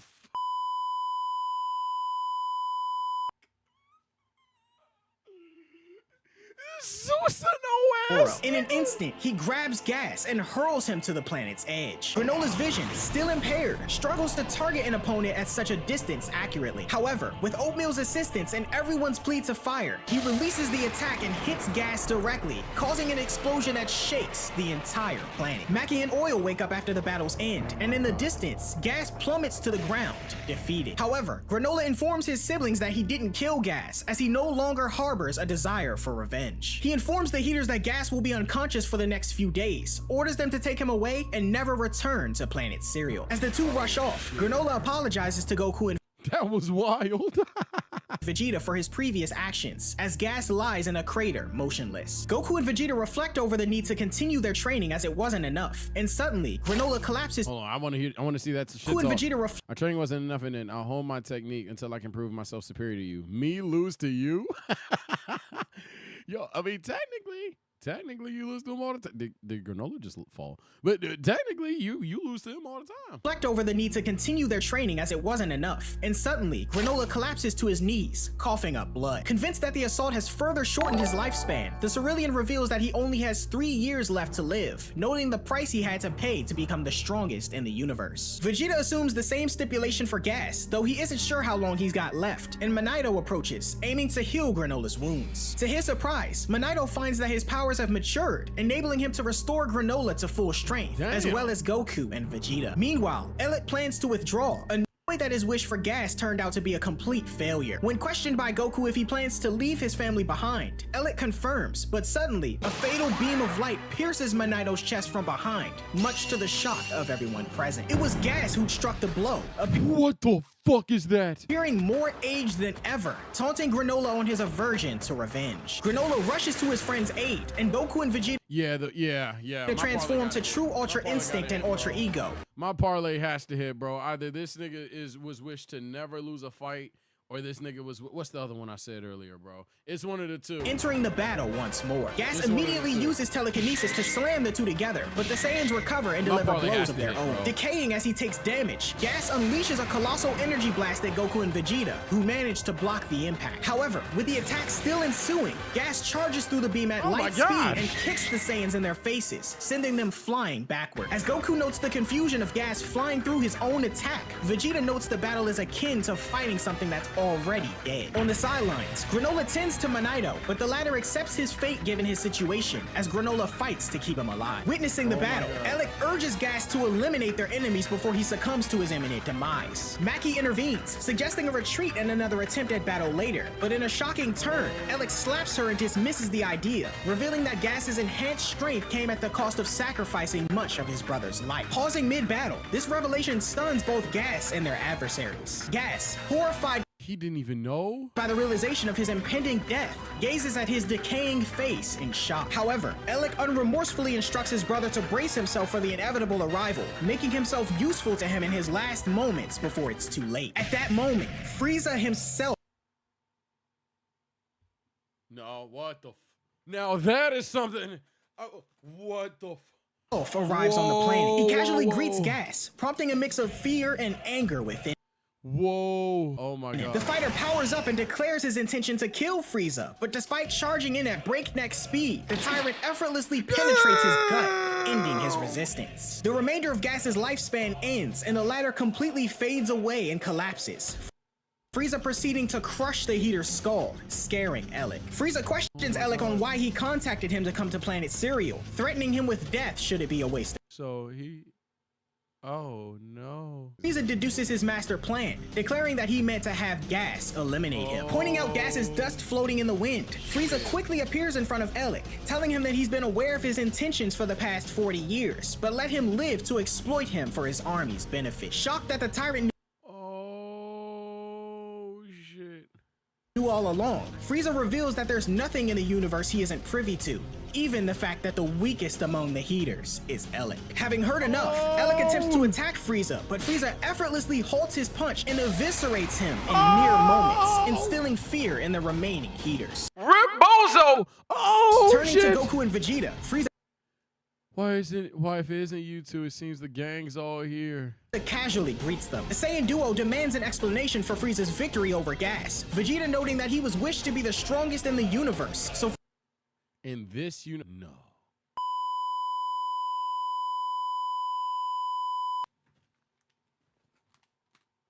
The strongest warrior of this universe is going to over. Oh my god, it's Frieza. Oh my god. Frieza shouldn't have stood a chance. Frieza, however, reveals a shocking truth, asserting that he's been spending time in another dimension. One of my many cropping worlds I happened to come across a chamber where time flows different. Where time flows differently than the outside world, similar to the hyperbolic time chamber. There, he was able to squeeze in 10 years worth of training. No.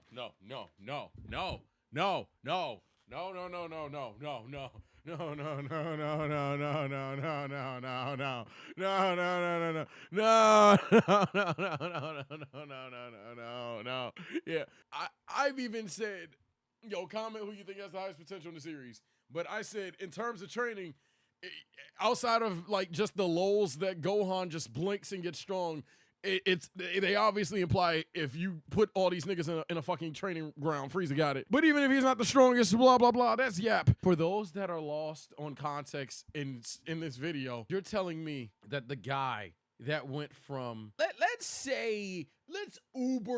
Uber gas Frieza's resurrection. Let's say, fuck it. He was like android level. Really wasn't. Well, he like android level. He went from android, maybe beyond Gok Suck Cell level,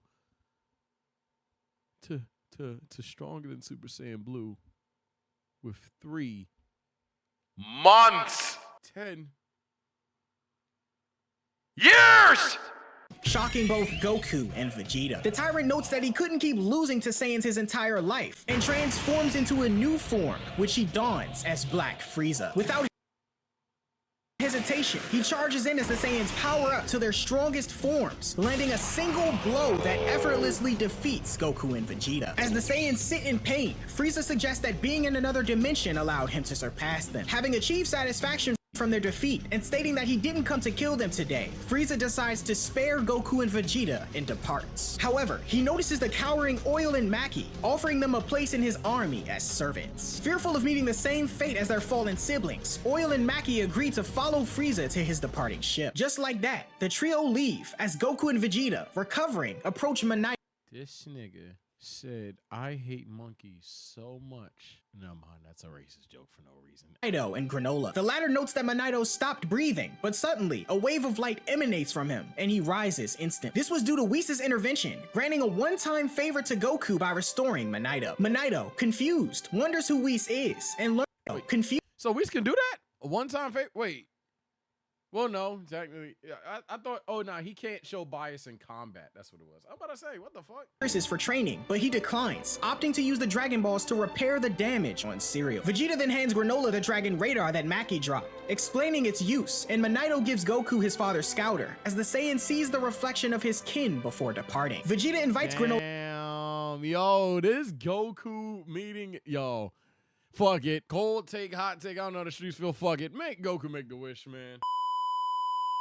I wish to speak to my dad. I wish to see my dad. I wish to bring my dad back to life. Why not let it fly? Let Goku make the wish, man. To visit Earth if he ever wants to do battle with a Saiyan again, and confident he'll win any time. Goku, Vegeta, and Whis bid farewell. On their way back, Goku questions Whis on if the strongest being in the universe mentioned by the Oracle Fish is Frieza, to which Whis responds that it could be Frieza, or perhaps another emerging force in the universe. And so, Goku and Vegeta's battle to the death with gas ended in an abrupt loss to Frieza, with Goku now aware of the massive gap in power between him and his foe. However, Vegeta is also aware of this, and the two continue their training on Beerus' planet in hopes of defeating Frieza. The Granola arc gets mixed reviews. Wow.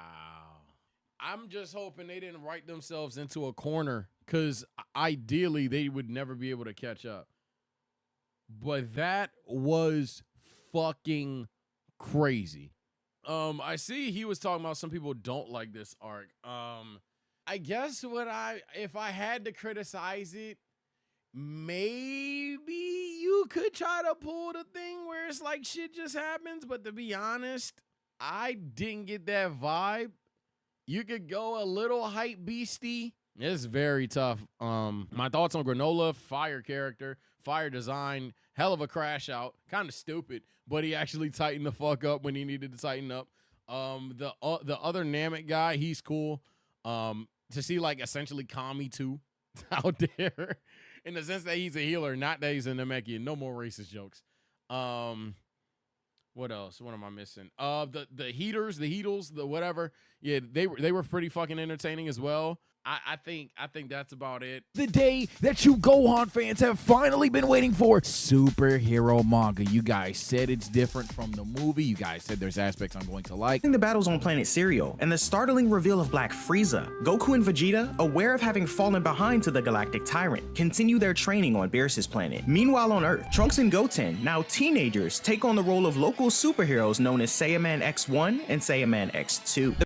Wait, what? These motherfuckers Grow up! About fucking time. I don't care how dorky they look right now. I don't care how Thing 1 and Thing 2 Lorax looking. Thank God, bro. A pair encounter a couple of criminals who try and take them out, but naturally, our heroes make short work of them. Trunks tells Goten how well their heroics went, to which Goten agrees, then stating how awesome their poses were, just like Clean God himself. A video Clean God?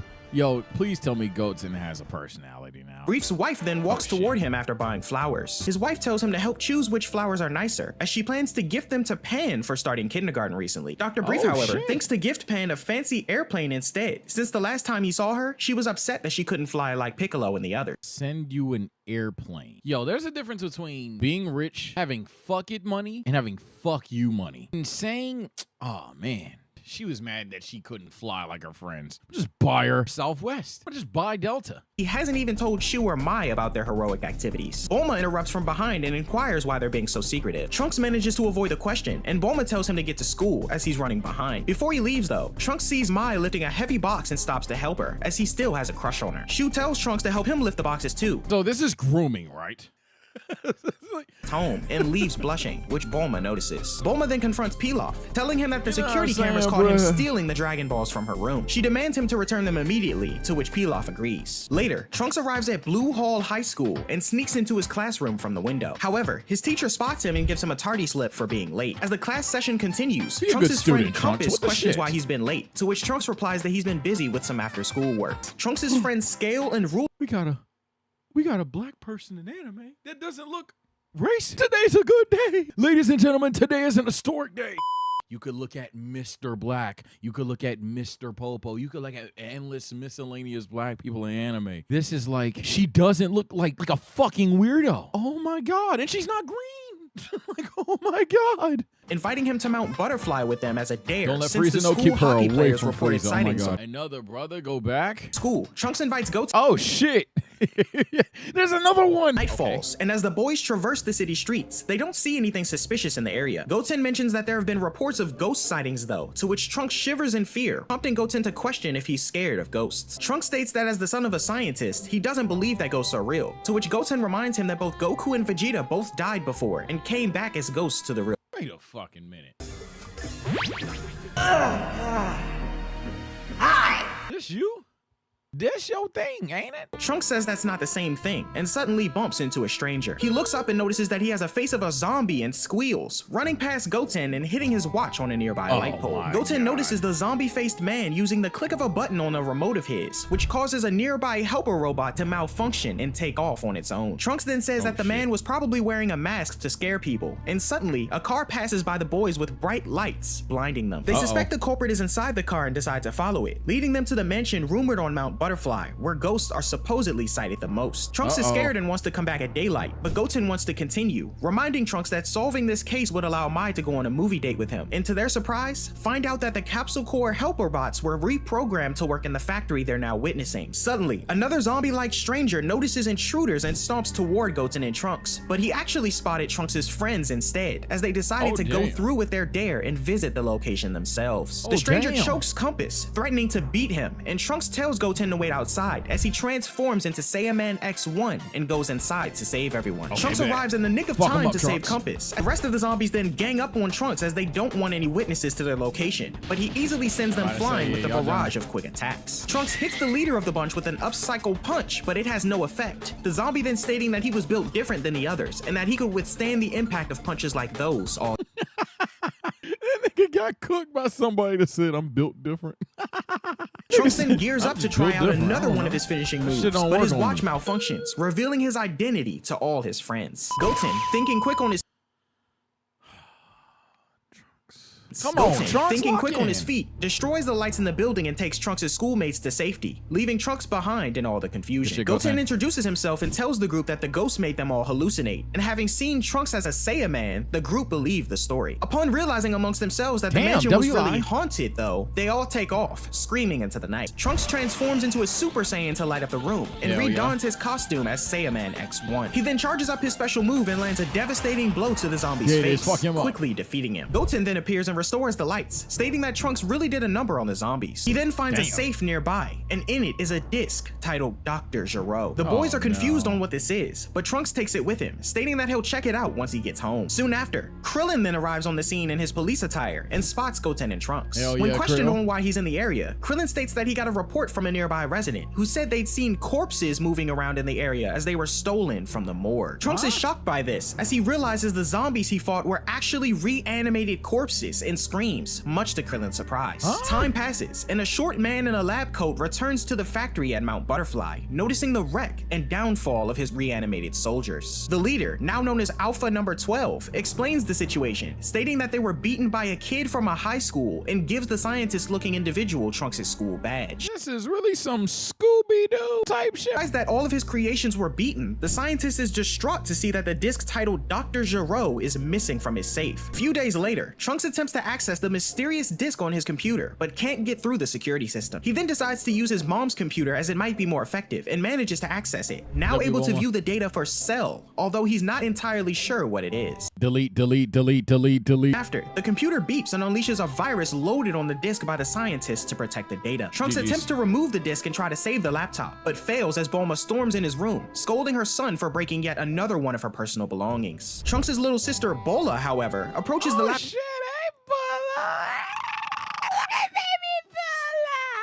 and manages to fix it instantaneously, shocking Trunks. Bulma then tells Trunks that she's got a special— Fuck, this little tot smarter than me? And we see Mai in a uniform, now enrolled in school. To avoid suspicion given her childish appearance, the two head off and arrive at school, where Mai is introduced to the class, some students in agreement that she seemed very mature and beautiful. She sits next to Trunks, where a few students question her about her living situation at Capsule Corps, to which she responds she lives there as an employee while attending school. Trunks' friend Scale then questions whether Mai has a boyfriend or not, to which Trunks cuts in, abruptly telling him that she doesn't. Just then, another student is introduced to the class, announcing his name is Beta, and Trunks is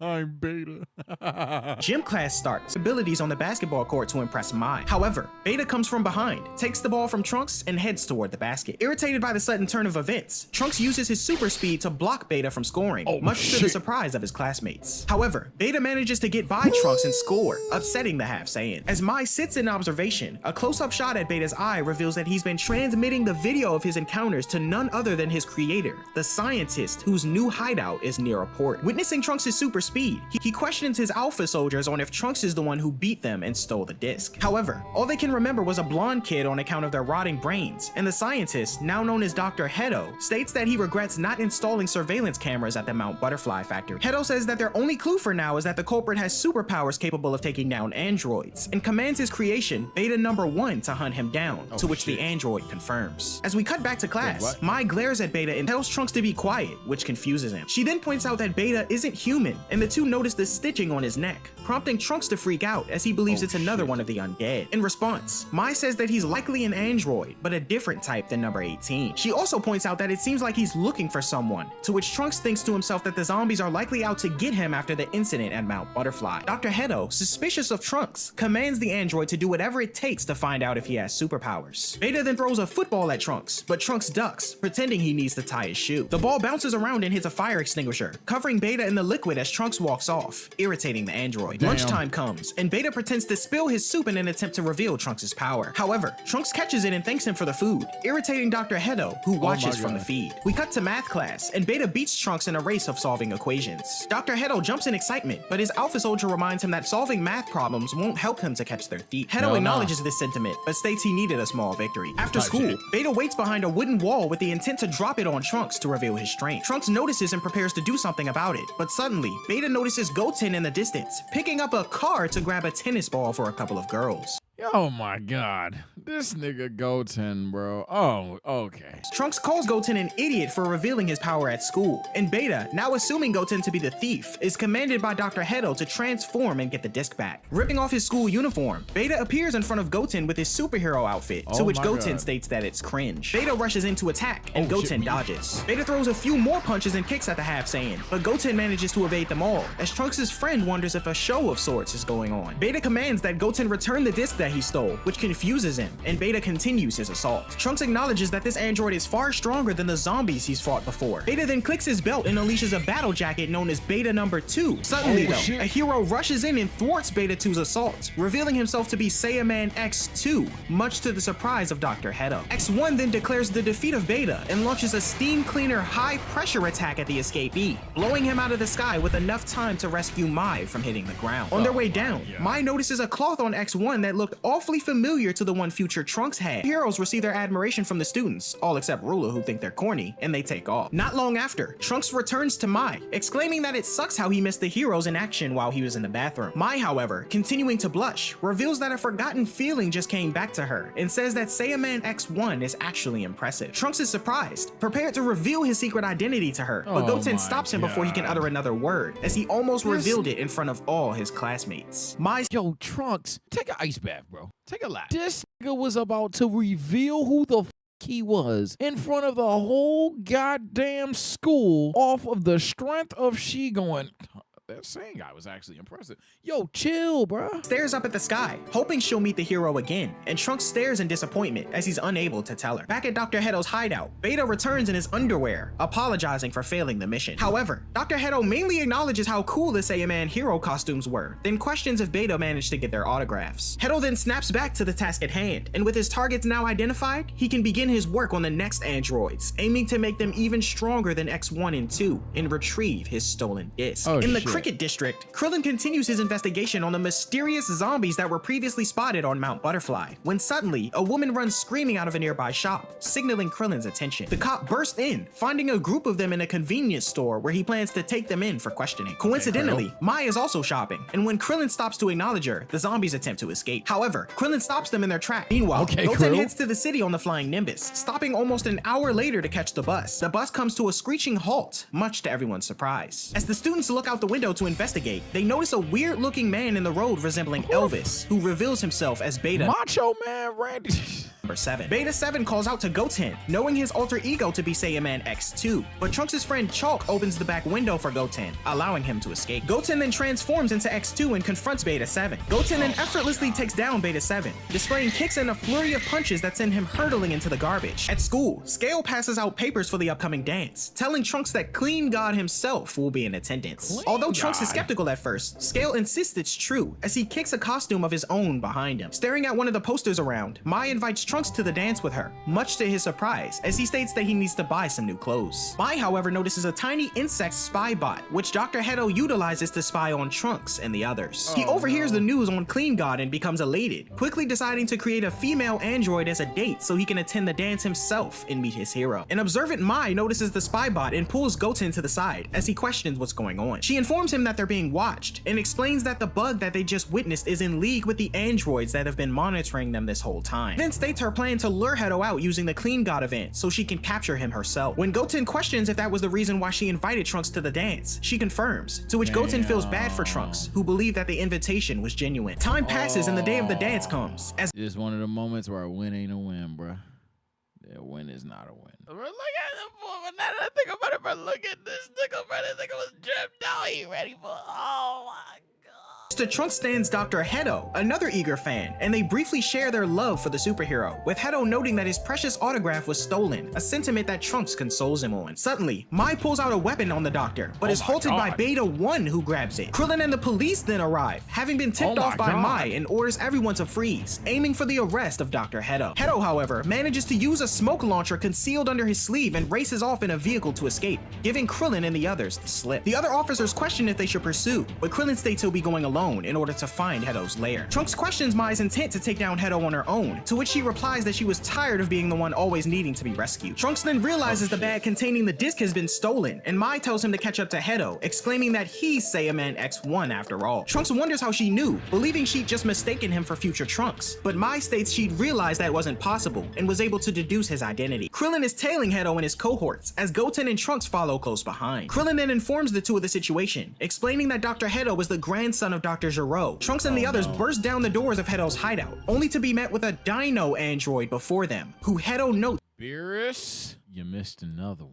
Is optimized for power and stronger than any android they've faced before. Heto then unleashes his creation, Dino Droid number 1. Trunks releases an energy blast at the Dino Droid, but it's revealed to be ineffective. Krillin then notes that some mechanical piece of the android must be its weakness, and leaps to the top of the Dino Droid, readying a Destructo Disc. Krillin releases the disc and it collides with the technology on the android's neck, prompting the beast to stop in its tracks. Trunks and Goten power up to Super Saiyans and launch themselves at the android, pummeling. I'm not gonna lie, I think this would have just did it regardless, but that's just me. Krillin's police force then arrive, arresting Dr. Heto and his creations, as Krillin reaches for the disc on the scientist. However, upon inspection, the case is empty, all except a signed photo from Clean God himself to Dr. Heto. Heto demands the return of his photo, but Krillin questions the location of the disc. Heto, however, states that he's long since memorized the data on the disc and discarded it, in order to make room for his prized possession. Dr. Heto is imprisoned, but his sentence is reduced to 3 months due to the revival of zombies, who return to their families. Nevertheless, the doctor remains optimistic, releasing a new surveillance droid named Hachimaru, and vows to create the ultimate android. Time passes, and Piccolo stands outside of a kindergarten, greeting Pan, who's just gotten out of school. She questions where her parents are, but apparently they're preoccupied. And Piccolo states that Pan's father, Gohan, was around her age when he started training, so she might as well begin now, much to her joy. Meanwhile, at Sunset Yeah, but he was like in a war. City Police Department, Sergeant Nuts and Krillin deliver a presentation. Damn it. He's pushing it. But they even made him look a bit more normal now, but like, you see what I mean? On the notorious Red Ribbon Army. They focus on Magenta, the son of the previous Red Ribbon leader, Commander Red, and the head of Red Pharmaceuticals, a front for the revived Red Ribbon Army. Dr. Hedo was also discussed, more specifically as their target for recruitment to create more powerful androids. Krillin explains Hedo's educational and family background. Is that?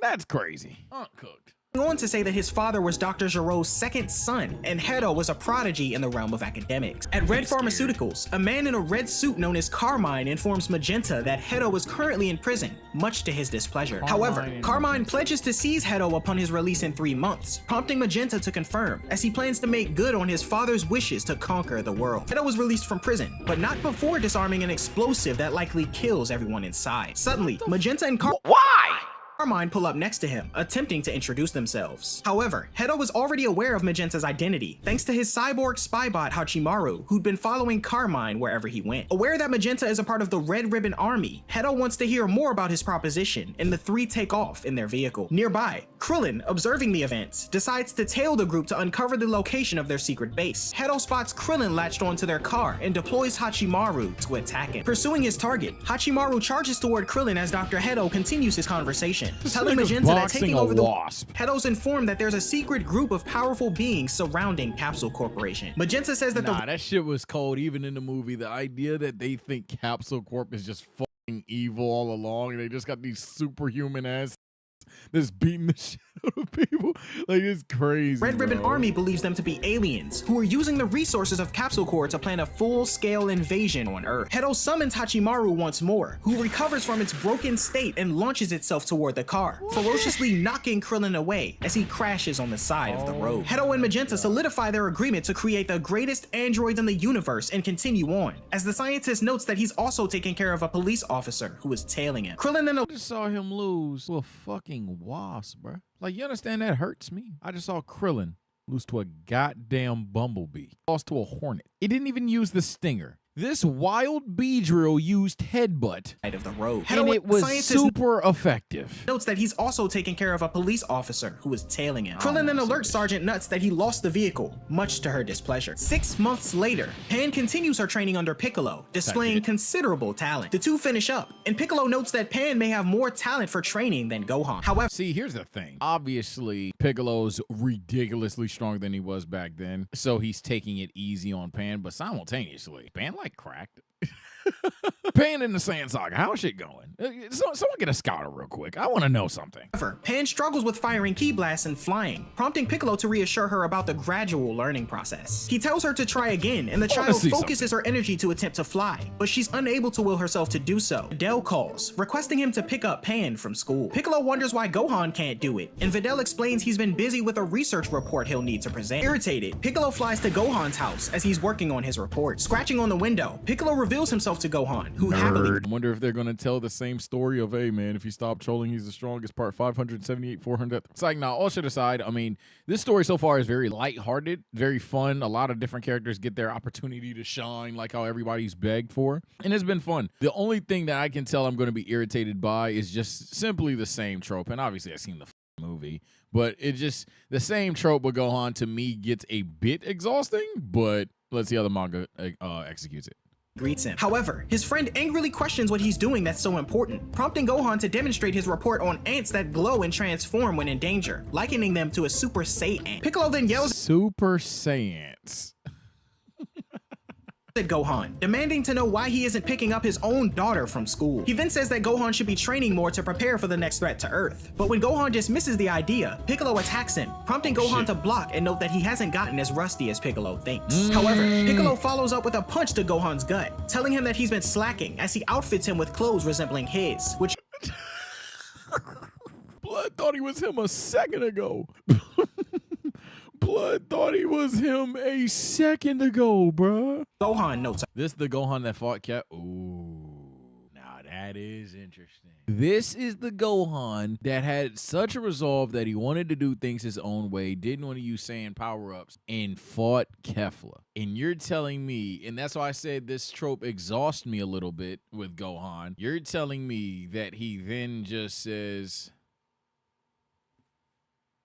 You feel me? Like, is that not kind of like a spit to the face? Later that same day, Piccolo continues his training, only to be met with a burst of energy hurtling from the sky that delivers an enormous explosion upon impact. When the smoke dissipates, Piccolo is unscathed, and before him stands a strange-looking man with a yellow suit and blue cape, with the number 2 stamped across his chest. The stranger skillfully holsters his weapon that's assumed to have caused the explosion, and addresses the... I can't even front. This guy's good. Gamma 2 is one of them ones, ladies and gentlemen. I can't even lie. Namekian as King fuck with Piccolo. Gamma Piccolo, 2. however, states that's not who he is anymore, I fuck with confusing the Gamma stranger, 2. who's told it's a long story and is questioned fuck for with his Gamma name. 2 However, heavy. the stranger characteristically notes that his true identity is a secret, and Piccolo notices the appearance of the red ribbon logo on his shoulder. Piccolo points this out, recalling the symbol back when he was God, piquing the curiosity of the stranger, who wants to know more. Piccolo, however, dismisses this, telling him to do his homework next time, and points out the stranger's lack of ki, deducing he must be an android. Surprised that the Namekian managed to figure this out, the stranger confirms his intent to battle Piccolo, noting that today was supposed to be a trial run for him, but now he's gonna kill him. Piccolo reluctantly tells the adversary to hurry up, and the stranger rushes in with a punch, but narrowly misses Piccolo, who counters with his own punch to the gut. Piccolo launches a barrage of ki blasts at him, but his adversary easily dodges them all. He then takes to the sky, equipping his ray gun again, and launches a devastating blast that Piccolo seems prepared for, creating a massive explosion that engulfs the surrounding area. The aftermath displays a large cloud of dust, and using his scanners, the stranger deduces that Piccolo's been killed and takes off. However, the Namekian, watching from above, notes that he can't allow this enemy to roam free. Piccolo then tails the stranger, unbeknownst to him, and they arrive at a giant lake surrounded by a mountainous region. The stranger lands in a base of sorts and greets his They had bossing colleagues who all don red ribbon attire. Following close behind, Piccolo sneaks up on one of the soldiers and robs him of his uniform. I just want to say, side note, so far this is like scarily like the movie. Like so far, not too many differences outside of the beginning with Goten and Trunks, obviously. The fold. One of the soldiers alert him that this isn't his post, but another, Not that assuming even that's a 94 bad to be an thing. eager It's member what I hoping noticed. to learn a thing or two, gives him permission to stand on the front lines of the inner chamber. Dr. Hedo then commends the stranger now known as Gamma 2 on his efforts against Piccolo. Gamma 2 thanks Hedo for his kind words, but another stranger, identical to Gamma 2, now known as Gamma 1, tells his counterpart that he went overboard for what was supposed to be a trial run. The discovery of another android surprises Piccolo, but he holds his astonishment as to maintain his cover. Carmine displays the villains in question. Goku and Vegeta appear first, Carmine stating they aren't to be trifled with. He then switches to Majin Buu and Hercule alike, noting that Hercule's true power currently eludes them. Unimpressed, Dr. Hedo states that the Gammas are already powerful enough to overcome any Imagine these two niggas pull up on Hercule. Hercule's just like, yo, chill. Magenta changes topics and questions Hedo on when his creation Cell Max will be ready, but Hedo points out it's a needless concern, as the Gammas make Cell Max non-essential for their plan. Magenta persists in his questioning though, and Hedo pulls up the feed of his creation, resembling Cell's second form from the days of the android threat. He agrees to Back pocket phones is crazy, gang. contact the two, and having no time to lose, Piccolo takes off to grab some sensu beans. At Capsule Corps, Bulma frantically searches for her device to contact Whis, and Piccolo arrives at Korin Tower, explaining the situation to Korin and Yajirobe. On Beerus' planet, Whis' staff receives the communication from Bulma, but the angel seems preoccupied with an ongoing battle. An explosion suddenly occurs, sending Whis' staff flying into the distance, continuing its reign. The battle seems to involve Goku, who's leaping away from an incoming blast unleashed from someone. Goku blocks the blast in base form, and appearing from the resulting smoke is Broly.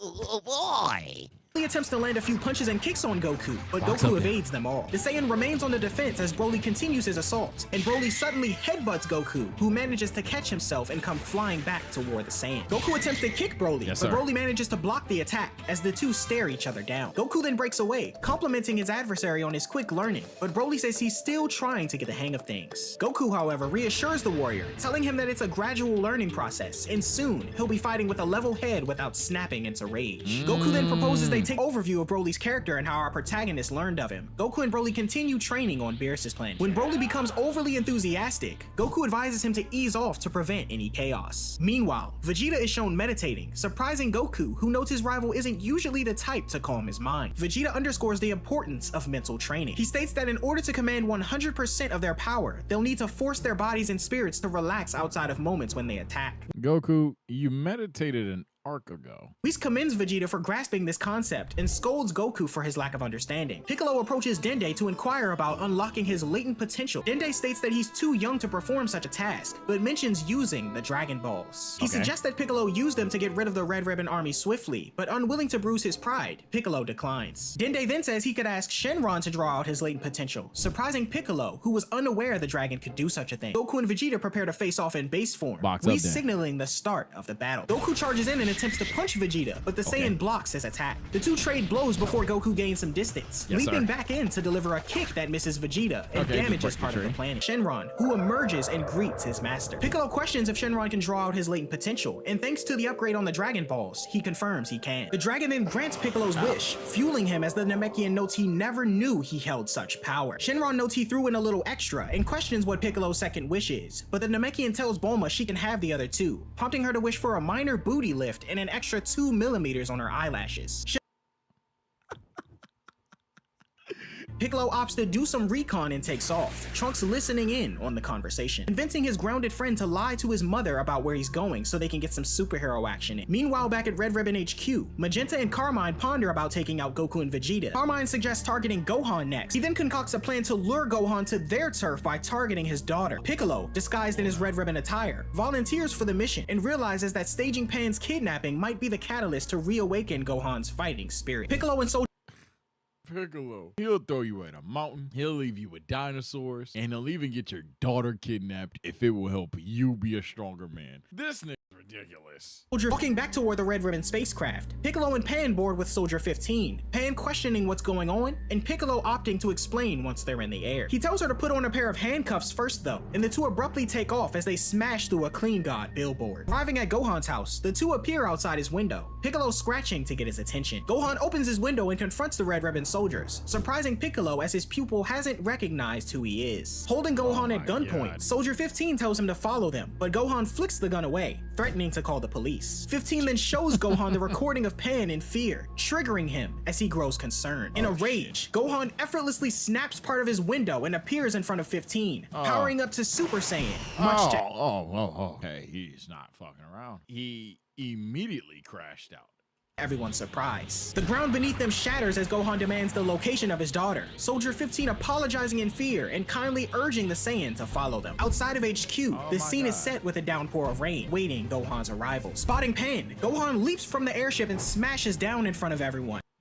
Yo, how you gonna set a nigga up and then nigga frame one, like, breach the front line? How you gonna try to set a nigga up and he just pulls up? Pan appears excited at witnessing her father's arrival, while simultaneously, Gamma 1 opts to fight Gohan first. Gohan, however, flies past the android to get his daughter to safety, but Gamma 2 swiftly appears and kicks him away. Landing, Gohan removes his turban as Gamma 1 insists on fighting first, the android charging in as Gohan manages to block his first attack. Gamma 1 continues his assault on the Half Saiyan, but Gohan lands a kick to his face, sending him to the ground. The android rises like a zombie though, headbutting Gohan and charging at him with a devastating kick. Beneath Red Ribbon HQ, Gohan questions Gamma 1's identity, prompting him to state he's a superhero and land a few blows on the fighter. Gohan correctly but you're doing villainous things. Deduces Gamma 1 to be an android, and questioning his tactics, the Half Saiyan is unable to keep up with the android's speed, as he explains that he's only following orders. Going on to say that he and the Red Ribbon Army seek to eliminate Gohan and his wicked cabal. The fighter grows confused as the Gamma outmaneuvers him and lands another blow. They initially continue their battle underground, but Gohan emerges from below, transformed to Super Saiyan. This surprises Magenta and Dr. Hedo, the latter stating he witnessed this transformation before, and assumes Gohan and his gang must be aliens after all. Gohan kicks Gamma 1 in the face, their skirmish continuing in the distance as Pan and Piccolo observe. Piccolo is concerned though, likening the battle so far to his first encounter with Gamma 2, as these androids can methodically learn their opponent's moves and capabilities as they fight. Gohan rushes in with various strikes, but Gamma 1 evades them all. He chokeslams Gohan into the ground and this is like androids, they get stronger as they fight. tosses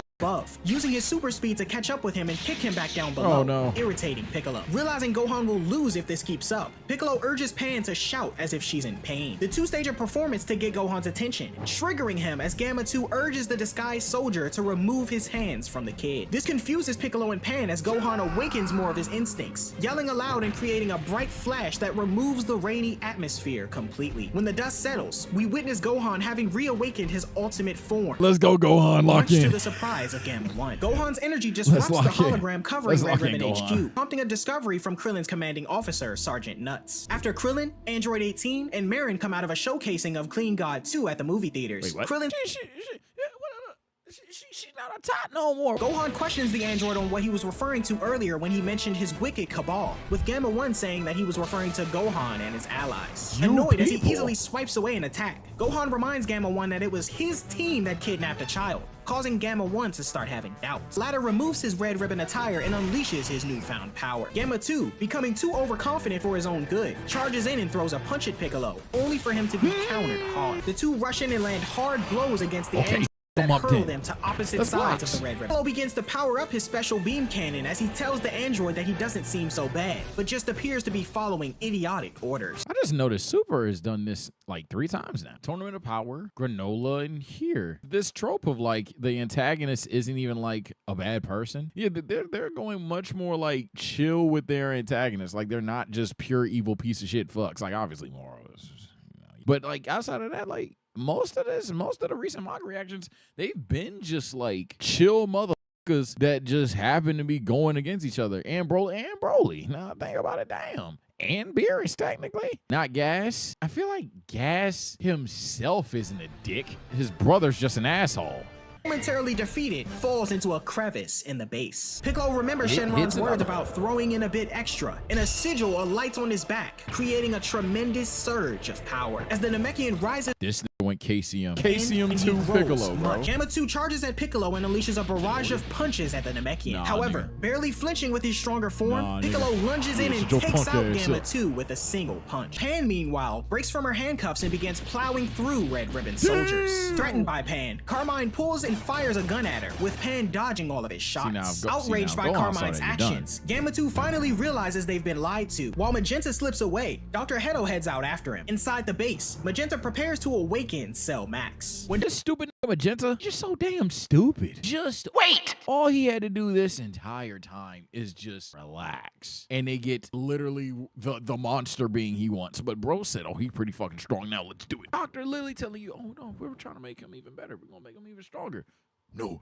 Do it now. Do the Cell Max. Do the Cell Max. Bro, just chill, bro. Magenta uses his final moments to undo the remaining locks on Cell Max. Suddenly, the sky darkens as a massive explosion occurs behind everyone. Cell Max beginning to emerge from his chamber KCM2. below. The monster lets out a furious scream. With concern for their creator, the Gammas rush in to aid him, but are attacked by Cell Max. He tosses a Senzu bean to Gohan, but he fails to catch it without his glasses, and it falls into a crevice. Some things never change, huh? This y'all man's right here. Piccolo berates him for wasting the bean, but Trunks and Goten step forward to fight first, transforming into their superhero alter egos Saiyaman X1 and Saiyaman X2 as they charge into battle. Trunks and Goten rush towards Cell Max, though they're effortlessly swatted aside. Piccolo questions if the boys have been keeping up with their training at all, and Bulma notes they haven't as they've been grounded for over half a year. Assuming they have no choice They don't.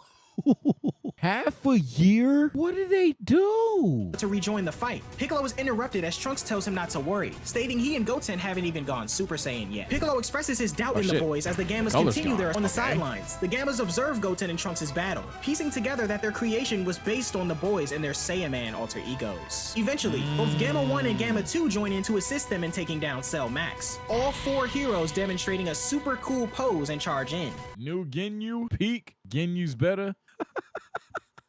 Performing a cyclone-style tornado super hurricane God. attack, pile driving straight into Cell let's Max's box. stomach. The attack sends the monster hurtling toward the edge of Red Ribbon HQ, much to everyone's surprise. Gohan notes that as Cell Max's power continues to grow, he also appears to be getting used to fighting. As a last resort, Goten and Trunks decide to utilize fusion, but having not performed the technique in years, they're unsuccessful and produce the fat version of the form instead. Piccolo lands a powerful kick to Cell Max's neck, followed by Android 18's Key Blast assault and Gohan's shit. powerful Kamehameha. good shit. Cell, however, deflects the attack, landing down below and slamming into the earth, pushing everyone back. When the Gammas rejoin the group, Gamma 1 tells everyone to aim for the top of Cell's head due to it being his weak point. He goes on to explain that Dr. Hedo had it installed in case the android were to go on a rampage, though Gamma 2 warns that once the weak point has been penetrated, it'll cause a devastating explosion, killing Cell and whoever lands the finishing blow. In space, Gamma 2 powers up to max and darts down toward Earth. As Gamma 2 falls in reach of Cell Max's weak point, he's spotted and blocked at the last second, only managing to take off Cell Max's arm. Enraged, Cell Max tries to stomp Gamma 2's lifeless body, but Piccolo intervenes, returning to his orange Piccolo form to halt and hold up Cell Max's foot. Struggling with the weight, the Namekian is aided by Gohan and Krillin, who blast Cell in the face. Piccolo then grows to an equivalent size of his opponent, throwing Cell Max backwards and using a mouth blast of his own to knock him into the ruins of Red Ribbon HQ. He hands Gohan the last sensu and reveals that he's thought of a strategy, telling his pupil that he could be the strongest in the world if he were to only put his mind to it. He decides to bet everything on Gohan's power and tells him to show everyone what he's really made of and save the world. However, before Gohan can take the beam, Cell Max blasts Piccolo's arm and the beam is sent flying. Injured Gohan sees the beam as it's about to fall into a cavern below and gets up to go after it, but Pan suddenly appears and leaps off the edge after it first. Gohan fears the worst for his daughter, but at that moment, Pan hovers above, having finally learned how to fly. Announcing she caught the sensu, Pan throws it to her father who eats it, replenishing his health as he transforms back to his ultimate state. Urging his daughter to get to safety, the android powers up a devastating attack and launches it toward Piccolo while he's still in midair. Gamma 1 racing to catch up just as the two appear to be caught in the powerful explosion. From below, Gohan witnesses the blast, presumed to be the last man standing, as Cell lets out a mighty roar. Suddenly, something snaps within Gohan, and similar to many years ago, the warrior's power explodes into a raging inferno that covers the majority of Red Ribbon HQ. When the smoke clears, Krillin and 18 regain consciousness to witness the awakening, their ally now in a new state with red eyes and long spiky hair. Cell Max should have killed the Saiyan when you had the chance. You done fucked up. Max rushes in and strikes Gohan in the stomach, failing to do so much as even budge him as the attack's power explodes behind them. In return, a darker sounding Gohan questions if this is all his enemy can do, responding with a powerful kick on Cell Max's abdomen that sends him hurtling back into the mountainside in the distance. Just then, Piccolo lands on the ground, Gamma 1 lying on his chest, having saved the Namekian from a possibly fatal attack by using his barrier to shield him. The sight of his unconscious friend makes Gohan angry, and when Cell Max emerges again, the latter powers up a deadly final attack as he takes to the skies. This move, containing enough energy to destroy the Earth, is halted by Piccolo, who regains consciousness and uses his extendable arm to ensnare Cell Max. At the same time, Gohan, seeing Piccolo okay, readies himself and charges up a powerful special beam cannon. Cell Max falls as Piccolo wraps his entire body around him, the latter calling out to Gohan to fire his attack immediately. Gohan unleashes his special beam cannon at Cell Max, who in response hurls his own devastating blast, causing the two energy attacks to collide. As they each struggle to overpower the other, Goten and Trunks, having now defused, rush in to kick away Cell Max's hand. This allows Gohan the opportunity to push his attack through Cell Max's, where it proceeds to connect with the outside of his head, thanks to Piccolo's continued intervention. With enough force, the special beam cannon finally drives through Cell's core completely, obliterating it as the beam continues through the vacuum of space. KO. Gohan wins. Cell Max, now defeated, is let go by Piccolo as he falls to the ground, both Gohan and his teacher signaling the battle's end. Krillin cheers as the Red Ribbon threat is finally over, but the group is met with Gamma 1's warning that Cell's remains are about to explode. Everyone races to safety as Cell Max's body detonates, causing an explosion that levels the entire Red Ribbon base. When the smoke clears, no one is harmed though, and with the battle finally over, Pen races to hug her father through the resulting smoke and debris, though is initially skeptical of he and Piccolo's new appearance. Reverting to base form, Gohan is met with affection as Piccolo glances at Gamma 1, spotting him and Dr. Hedo holding the hand of a lifeless Gamma 2. Piccolo notes that they never would have defeated Cell Max without the help of the Gammas, to which Gohan questions whether his father or Vegeta would have been able to defeat him either. Piccolo reminds him that this is why he can't allow himself to stay rusty, and questions what that technique was that he used to defeat Cell Max. When Gohan tells him it was the special beam cannon, Piccolo tells him that it was brilliant. Gamma 2 fades away before the eyes of Gamma 1 and Dr. Hedo. The Damn. R.I.P. the legend, man. Android explaining to Piccolo that his twin used up all his energy in a final sacrificial move. Piccolo praises the efforts of Gamma 2, prompting thanks from Gamma 1 and Dr. Hedo, who note that the group have saved the world. Remorseful, Dr. Hedo admits that he overlooked what was right due to the allure of the Red Ribbon research funds, supported by Android 18, who states he gives androids a bad name. Hedo then questions Bulma on if he and Gamma 1 could be hired to work at Capsule Corporation, and upon inquiring if Hedo knows anything about beauty treatment, an injured Carmine along with a handful of Red Ribbon Army members escape the destroyed Red Ribbon base. After being questioned by Soldier 15 on what he plans to do, Carmine voices his intention to return to Red Pharmaceuticals. Meanwhile, on Beerus's planet, after hours of fighting and finally running on fumes, both Goku and Vegeta deal more blows to one another, attempting to finish things with one last clash. Vegeta manages to get a tap in on Goku's chest first, knocking him down as the Saiyan declares his defeat. Vegeta revels in his victory, boasting that he's finally defeated Goku before collapsing from exhaustion. With the match finally over, Chi-Lai witnesses Lemmo and Broly crying, having observed such an amazing battle. On Earth, Gohan and the others head home, the Half Saiyan noting that he hadn't realized how much Pan has grown. He goes on to say that he shouldn't be spending so much time with his nose in the books. Carmine and Soldier 15 discuss the future of the Red Ribbon Army. Carmine determines that while they still have their funds in research, there's no point in continuing operations while Gohan and Piccolo, the two they believe responsible for destroying Cell Max and causing the downfall of the army, remain alive. Getting caught up in traffic, they find Saiyaman X1 and Saiyaman X2 making easy work of several bank robbers. At the local pizza parlor, Carmine tells the two that he'd like them to beat up a bad guy and offers them payment in return, before taking off to do away with the presumed evildoers. Meanwhile, on Beerus's planet, Vegeta and Broly are engaged in a sparring session. Vegeta leaps into the air and kicks Broly in the back of the head,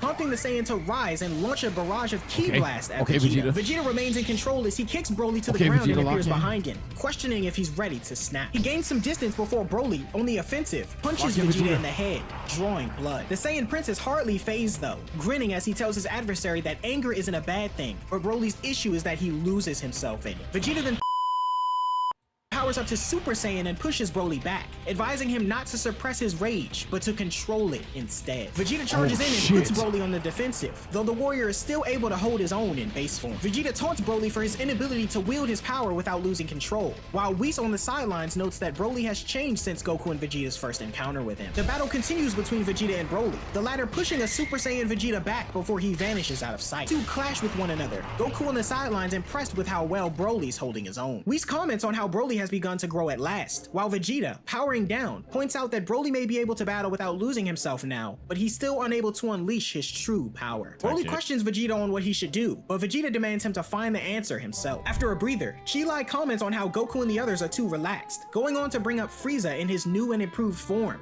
questioning what they'll do if he shows up unexpectedly. After a moment of silence, Goku states his astonishment at Frieza training as hard as he did to surpass them, and Beerus scoffs at the remark, noting that there will always be someone stronger than Goku. Damn, Grandpa Gohan has tried to do that. Every mentor has tried to tell bro, yeah, there's someone gonna be stronger than you at all times. You better keep trying, nigga. Beerus advises the Saiyan to keep pushing with his training, and states that when he's become stronger than him, he'll nominate Goku for the next god of destruction. The Destroyer then inquires with Whis about the latest world-ending threat that occurred on Earth, with the Angel telling him that just fuck Vegeta, huh? My man Vegeta should smack the shit out of you, Beerus. He know who the alpha is. Beerus is so toxic, bro. Beerus basically implied, yeah, so when y'all transform, I'm just saying, someone's a god of destruction and someone's not ready. Son Gohan and Piccolo defeated a beast known as Cell Max. Beerus had entirely forgotten about Goku having a son, likely due to the unfavorable impression he left in the past. Following that, Vegeta interjects, citing Bulma's information that Gohan might have surpassed both Goku and himself in his most recent battle. Goku expresses regret, wishing he could have witnessed it firsthand, but acknowledges being preoccupied with his fight against Vegeta at the time, a fight in which Vegeta boasts again that Goku lost. Back on Earth, Carmine takes the Saiyaman to Gohan's house, making him out to be the evildoer that needs defeating. Soldier 15 is scared to draw Gohan out, so Carmine does the honors and fires his gun into the Saiyan's house, catching his attention. Once you shoot a window 6 times and then tell the superhero, yeah, they're the bad guy, you kind of lose me. Recognizing both Carmine and Soldier 15, Gohan angrily transforms back into his new form. Goten and Trunks grow nervous, the boys donning this state for the first time as Gohan's beast form. On Beerus's planet, Goku and Vegeta sense Gohan's power-up, and the Saiyan angrily makes his way toward Carmine. Carmine urges the Saiyan— Yo, Gohan, chill. Look, I get it, man. You know what? My bad, bro. You're not Spider-Man, bro. You big Han, big go easy. Never the little chill, gang. Saiyaman to eliminate Gohan, but when the latter sees the two, he powers down and demands them to explain what's going on. Suddenly, Goku appears on top of Carmine's car, greeting both of his children in Trunks, saying that it's been too long. Said, what was the... Felt power for 2 seconds. Oh, hold on. Hey, it's me, Goku! Exclaiming Gohan's ki just now was incredible. Goku suggests that they head to Beerus' planet so he can show him his new form. Gohan heads back to the house to put on suitable clothing, while Goku wonders what Goten and Trunks are doing at Gohan's house. Keeping their heroism and initial plan with Carmine a secret, the two note they came to Gohan's to play, and Goku suggests they tag along with them. Still present on the scene, Carmine and Soldier 15 attempt to leave in the car they arrived in. Before they have the chance though, Goten, Trunks, and soon afterwards Gohan enter inside, where Goku uses his instant transmission technique to transport the group to Beerus' planet. Arriving in the middle of a yoga session, everyone turns to see Gohan. You brought these red ribbon ass nigga Goku. What the shit? And the others arrive with Goku. Goten and Trunks are surprised to see Beerus' planet for the first time, while Carmine and Soldier 15 wonder what's going on. Stating that he heard Gohan was amazing on Earth, Goku suggests that he and his son should spar together. Gohan agrees, and when Beerus berates Goku for bringing more uninvited guests, Whis notes that it's okay, as they might actually witness something interesting. Readying themselves, Goku questions if Gohan's new form is similar to Super Saiyan, but his son notes that it's called Beast. So what's it? Super Saiyan 2? Oh, you fucking... So you just remember how to go to 2? You unlock 3? That nigga said, nah, bro. A form named by Piccolo. Questioning if Gohan can utilize his beast form at will, Goku is met with confirmation. Vegeta suggests that Goten and Trunks battle Gohan first, and Goku agrees. On the sidelines, Broly questions who the newcomers are, and Whis reveals that they're the children of Goku and Vegeta. As the fight begins, Gohan transforms into a Super Saiyan as he fends off attacks from both his brother and Trunks. Initiating their Cyclone-style Tornado Hurricane attack, they charge at Gohan, who effortlessly leaps over them. This prompts the boys to go crashing into the ground, embarrassing Vegeta as Goku notes they make too many unnecessary movements. Gohan advises that they remove the— Damn, these niggas are like novices for real, bro. They even got Gohan trying to teach the damn Saiyaman headgear so they can actually see where they're going. Saying, and after doing so, they each transform to Super Saiyan themselves. Goten and Trunks attack together, this time much more intensely, and causes Gohan to defend himself more seriously. Gohan praises the two, noticing they've been training, and Goten says that heroes have to be strong. Trunks then charges in, locking arms with Gohan, and exclaims that there are people he wants to protect. Tossing the two boys away, Gohan includes himself in that category as well, and transforms into his awakened state. Goten refers to the form as Ultimate and says it's cheating, and though Gohan doesn't find the name very catchy, Goten fused to try and keep up. Yes, they decide to give it a shot as Goten charges at Gohan, but he's promptly kicked away. With the winner having been decided, Goku decides to tag in next and transforms into his perfected Ultra Instinct state. Whis confirms with Beerus that this is Goku's strongest technique, and in response to his father's power-up, Gohan transforms into his beast form at last. These niggas about to crash. Surprises both Goku and Vegeta, with Whis noting that this is indeed an interesting development. The two begin their skirmish with a powerful impact, the resulting collision blowing the car holding Carmine and Soldier 15 away. I know these niggas about to box. Though Gotenks catches it before they can receive any harm. Gohan and Goku glare at each other with pride, the two vanishing before continuing their battle. On Beerus' command, Whis erects a barrier around the spectators so they can watch without issue. Goku and Gohan begin to kick off their battle and level Beerus' planet with warm-up strikes, the two splitting apart and landing in a cavern they created, as Beerus complains about the resulting damage the two are causing. Goku continues his intense sparring session with Gohan, each using their strongest form available to them. Gohan manages to kick Goku through a hill and forest before he brings himself to a halt, the same complimenting Gohan's latent potential and applauds him for taking the time to train his new form. However, Goku reveals he'd been holding back a degree with his Ultra Instinct and shows off the results of his own training, appearing behind Gohan and kicking him into the distance. Pursuing his son,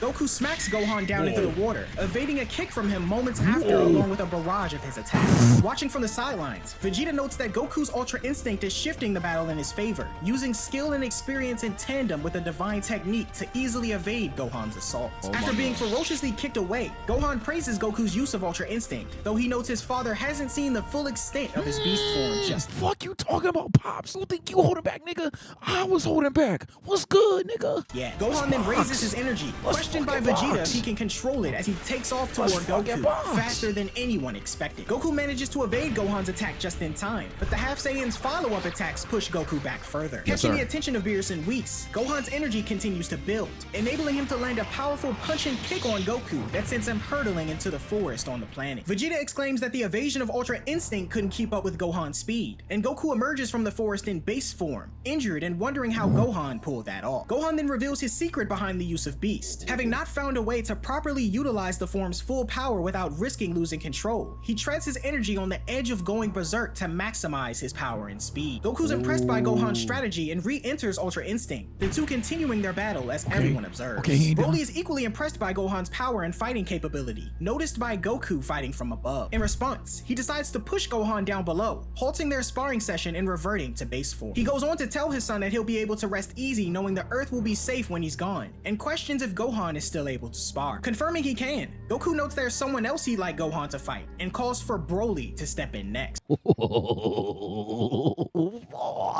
Broly has earned his high expectations as well, and he and Gohan have something in common. Gohan begins in ultimate form to casually match Broly's base form, before powering up and overpowered before he's kicked and falls to the ground. Observing Broly and questioning what he'll do now, the latter gears up and unleashes a transformation, surprising everyone with his newly controlled Super Saiyan form. Additionally, Whis also notes Broly's growth thanks to Gohan, though Beerus knows he still doesn't have a handle on his full power as well as Gohan seems to. Whis questions if Gohan is a suitable candidate for the next God of Destruction, but Beerus immediately says no, noting that destruction isn't suited for someone as uptight as Gohan. Gohan's superior form control and power maintains an advantage over Broly, up until Vegeta decides to tag in for Broly as Gohan's next opponent. Gohan wonders why everyone wants to fight him, and Goten and Trunks, having defused, voice their desire to face Broly, while as Goku, who doesn't want to be left out, join in the group as they initiate their mini battle royale. The entire ordeal turns into an all-out slugfest, completely wrecking Beerus' planet in the process. These things just box. Following the session, everyone lies winded as Goku notes it feels great to go all out, Gohan chiming in as he hasn't pushed himself that hard in a while. The group enjoy a feast cooked by Lemo as Goku and Vegeta question the identity of the Red Ribbon soldiers. If there's one thing I've requested animated the most, I need the Saiyan Battle Royale. It seems like such a comedic, fun fight. Like, it's serious because it determines who's strong, but simultaneously, it's just so fucking stupid.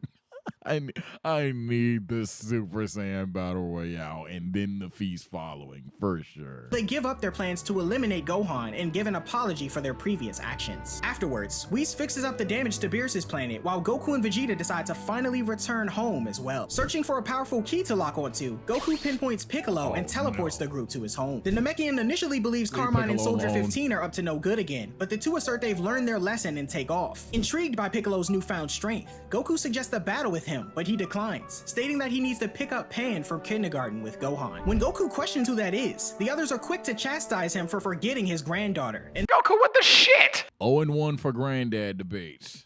You got me. I think he's an underrated father. Grandfather? 0-1. How do you not know her name? He knows how to raise his kids. Now, his kids, I gotta admit, 0-1. Piccolo makes Goku come along to make up for his mistake. Meanwhile, Carmine decides to abandon his plans for resurrecting the Red Ribbon Army once again, realizing that there's no money to be made in taking over the world, and decides to dedicate his efforts to pharmaceutical development. At the kindergarten, Pan finishes up for the day and warmly greets her father before wondering who the man is behind him. After being told that he's she's never met Goku? her grandfather, Pan tests him by trying to land a kick against him, though it's easily blocked. The two share a smile before flying off home with Gohan, Piccolo waving goodbye to Pan's teacher. That's tough. Okay, 1-1. That's a nice moment. 1-1. I was told that this is the last thing Toriyama does. RP a legend, man. RP the GOAT, man. Just put it on the screen, bro. I know some of you guys feel a lot of things the same, but there were some slight changes. Pan with the Senzu Bean, that was kind of gas. Piccolo was, I think no, Krillin fighting the Hornet, that was hilarious. But for the most part, I was very interested in the prior to the arc and after the arc. Prior to the arc with the Goten stuff, we got a lot of Trunks. It still feels like Goten is just Trunks' friend, but that's besides the point. The latter half was fantastic.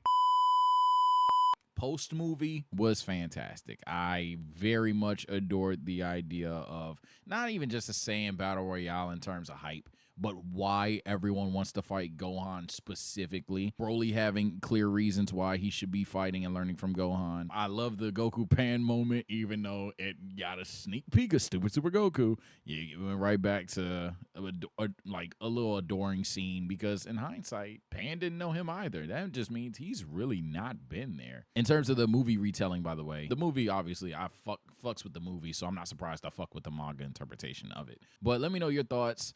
Let me know if you think that the Gohan story is finally over. I don't want to see Gohan out of shape and then, oh, he's back in shape anymore. I think that's done. You can have a situation where Gohan is training Goten and Trunks. You can have a situation where Gohan isn't necessarily getting stronger, but he's not out of shape. I'm tired of hearing Gohan be out of shape. Subscribe to the channel and become a member, man. That's where all the uncut stuff is. Follow up the Twitch as well. 3K likes and we'll decide what the next manga interpretation is. Is it going to be Boruto? Is it going to be OG Dragon Ball? I'm going to say now I don't want to do JJK. I know some of you guys want to do JJK, but I'm an anime first guy any fucking way. And I feel like once you start the JJK rabbit hole, it doesn't stop. But my light's dead, and so is this video. Take care and stay blessed.